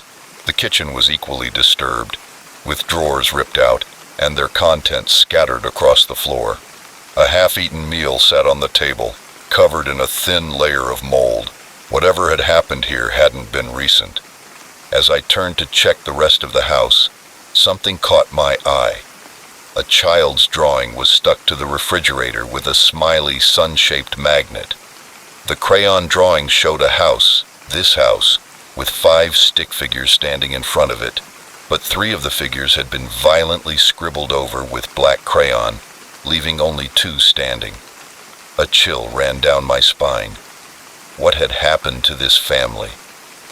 I climbed the stairs, each step creaking under my feet. The upper floor was a long hallway with several doors leading off it. The first room I checked seemed to be the master bedroom. The bed was unmade and clothes were scattered about as if someone had left in a hurry. But it was the message scrawled on the mirror in what looked like lipstick that made me catch my breath. Help. The next room was clearly a child's bedroom. Pink wallpaper, stuffed animals piled on the bed. But here, too, there were signs of violence that stained the innocent space. Those same dark stains on the walls and a family photo on the bedside table had been broken, Shards of glass glinted in the beam of my flashlight as I backed out of the room. As I left the room, a sound from downstairs made me freeze. Slow, deliberate footsteps moving across the kitchen floor. My heart leaped into my throat. I wasn't alone in the house. I tried to calm my breathing so I could think rationally. It could be one of the Lawsons coming home and finding a stranger in their house, but deep down, I knew that wasn't the case. Whatever was down there, it wasn't the family I had come to check on. I crept toward the stairs, straining my ears to hear any movement. The footsteps had stopped, but now I could hear something else. A low guttural sound, almost like an animal growl. I reached the top of the stairs and looked down into the darkness below. For a moment, I saw nothing. Then a shape moved in the shadows at the bottom of the stairs. A hunched, misshapen figure with jerky, unnatural movements. It wasn't a person, nor an animal I had ever seen before. It was something completely different, something that shouldn't exist in our world. I must have made a sound, a sigh, a moan, I'm not sure, but suddenly the thing's head rose, and I found myself staring into eyes that glowed an unnatural, sickly yellow in the darkness. I ran like I had never run before, down the hallway toward what I prayed was another staircase, another exit. Behind me, I could hear the thing climbing the stairs, its movements faster now, accompanied by a high-pitched hiss that made my skin crawl. I found the back stairs and practically flew up them, my feet barely touching the steps. I rushed through the back door into the fading daylight, not daring to look back as I ran toward my car. My hands were shaking so badly that I could barely get them to the ignition, but finally, the engine roared to life. At the last moment, I caught a glimpse of movement in my rearview mirror, something coming out of the house, its shape seeming to shift and change as it moved. I pulled out of the driveway, and the gravel came up behind me as I sped down the dirt road, and didn't slow down until I reached the main highway. When I finally felt safe enough to stop, I called the police with shaking hands. I told them about the signs of a struggle, the disturbing messages, and the feeling that something terrible had happened in that house, but I couldn't bring myself to mention what I had seen inside. The police investigation revealed nothing, no bodies, no evidence of a crime. The Lawson family had simply vanished, leaving behind a house full of unanswered questions. The case was filed as another mysterious disappearance, but I knew the truth. I knew that something inhuman had been in that house, something that was probably responsible for whatever fate had befallen the Lawsons. And sometimes, late at night, I still see those bright yellow eyes in my dreams, still hear that disturbing sound that was half growl, half laugh. I quit social work soon after. I couldn't face the possibility of entering another house like that, of coming face to face with whatever nightmare had taken up residence in that isolated farmhouse. Some days I can almost convince myself that it was all a stress-induced hallucination, but then I glimpse something moving in the shadows, or hear a sound that isn't quite right, and I remember that there are things in this world that defy explanation, things that lurk in the dark corners of isolated homes, waiting for unsuspecting visitors. And I say a silent prayer for the Lawson family, hoping that whatever fate befell them was quick, because the alternative, that they are still somewhere in the clutches of that unnatural thing, is too horrible to contemplate.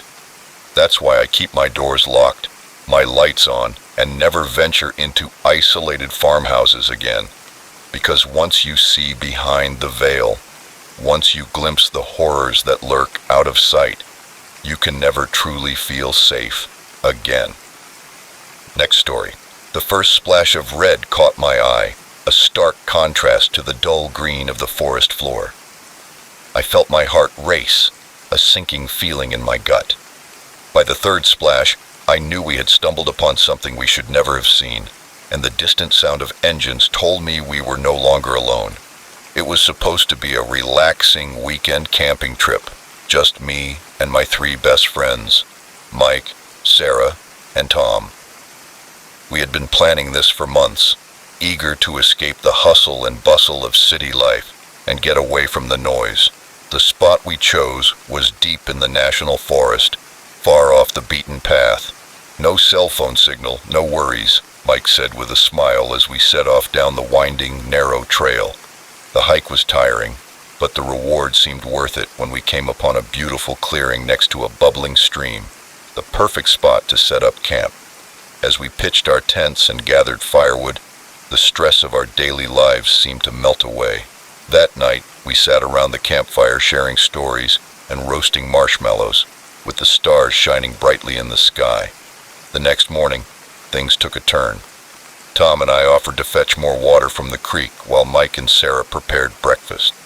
We were about 4 miles from camp when I saw a splash of red on a fallen log. "Hey, Tom," I shouted, pointing. "What do you think that is?" He blinked and shrugged. "Probably just some berries or something. Let's fill these jugs and get back. I'm starving." But as we got closer to the creek, we saw more splashes of red. Too many to be berries, too dark. My stomach churned as I realized what it probably was. "I think that's blood," I said, my voice barely a whisper. His eyes widened, and I saw the same fear I felt reflected in them. "Maybe an animal got hurt," he suggested, but he didn't sound convinced. We should have turned back. We should have gotten Mike and Sarah and gotten out of there. But curiosity, that damn human trait, got the better of us, and we kept going, following the trail of blood.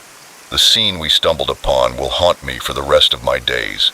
In a small clearing, partially hidden by dense vegetation, there was a body, or what was left of a body.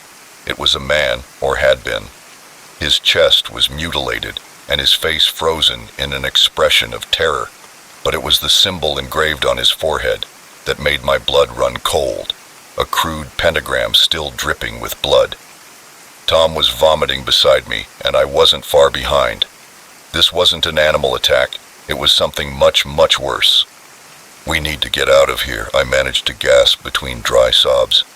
"We need to call the police." Tom nodded frantically, his face pale. We headed back to the camp, but froze when we heard a sound that didn't belong in this forest, the distant rumble of engines. "Oh God," Tom whispered, "what if they're coming back?" The smart thing to do would have been to hide and wait until whoever it was had passed. But panic had taken hold of us, and all we could think about was getting back to Mike and Sarah and getting as far away from this nightmare as possible. We ran with branches hitting our faces, threatening to trip us up with every step. The sound of engines grew louder, and now we could hear voices too, voices that sent shivers down my spine. We entered our campsite, startling Mike and Sarah, who were sitting next to the remains of last night's campfire. "What's going on?" Sarah asked, her eyes wide with confusion and fear. "No time to explain," Tom interrupted, already beginning to take down his tent. "Bad people coming. We need to go." To their credit, Mike and Sarah didn't argue. They must have seen the terror in our eyes, heard the urgency in our voices, and we packed up in record time, leaving behind everything that wasn't essential. As we were about to leave, the voices grew clearer. They were too close. "Let's split up," Mike whispered. "Sarah, you go with Tom. I'll go with Alex. We'll head west and meet you at the car if we can. If not, keep walking until you find help." We nodded, all of us sharing the same thought that hit us. This wasn't a movie or a game. It was real, and our lives were in danger. Sarah and Tom disappeared into the trees to the east. Mike and I waited a moment, then dove into the underbrush in the opposite direction. We hadn't gone more than a few yards when we heard shouting behind us. "Hey, there's a camp here! They can't be far!"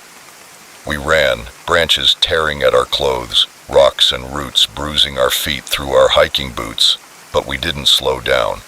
The voices behind us grew fainter and fainter, but we could still hear them bumping into the forest, chasing us. It felt like we ran for hours, but it was probably only minutes. Finally, we stopped to catch our breath, panting. The forest was silent now, except for our irregular breathing and the sound of blood in my ears. "Do you think we lost them?" I whispered. Mike shook his head. "I don't know, but we can't stay here. We have to keep going." We continued, trying to be quieter, now constantly looking over our shoulders. The sun rose higher in the sky, filtering through the treetops. Under other circumstances, it might have been beautiful, but now it felt oppressive, the heat and humidity sapping our strength.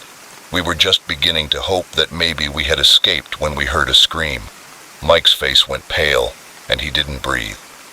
"God, no," he whispered. We stood there, frozen in indecision. Every human instinct demanded that we run toward the sound to help our friends, but we knew that would be suicide. Whatever had happened to Sarah and Tom, the same fate awaited us if we turned back. With heavy hearts, we pressed on. The scream came from behind us, which meant we were still going in the right direction. If we could just reach the car. But it seemed like the universe had other plans. As we reached a small hill, we found ourselves face to face with two men dressed in dark clothing, their faces hidden by ski masks, and they were armed. "Well, well," one of them said, his voice muffled by the mask. "Looks like we found the stragglers." We turned to run, but more figures emerged from the trees behind us. We were surrounded. What followed was a blur of terror and pain. They took us back to the camp, a collection of trailers and tents hidden in a large clearing. There were other people there, all masked, all armed, and in the center of it all was a dark altar with dried blood. They tied us up and threw us into one of the trailers. Through the window, I could see them preparing for some kind of ritual.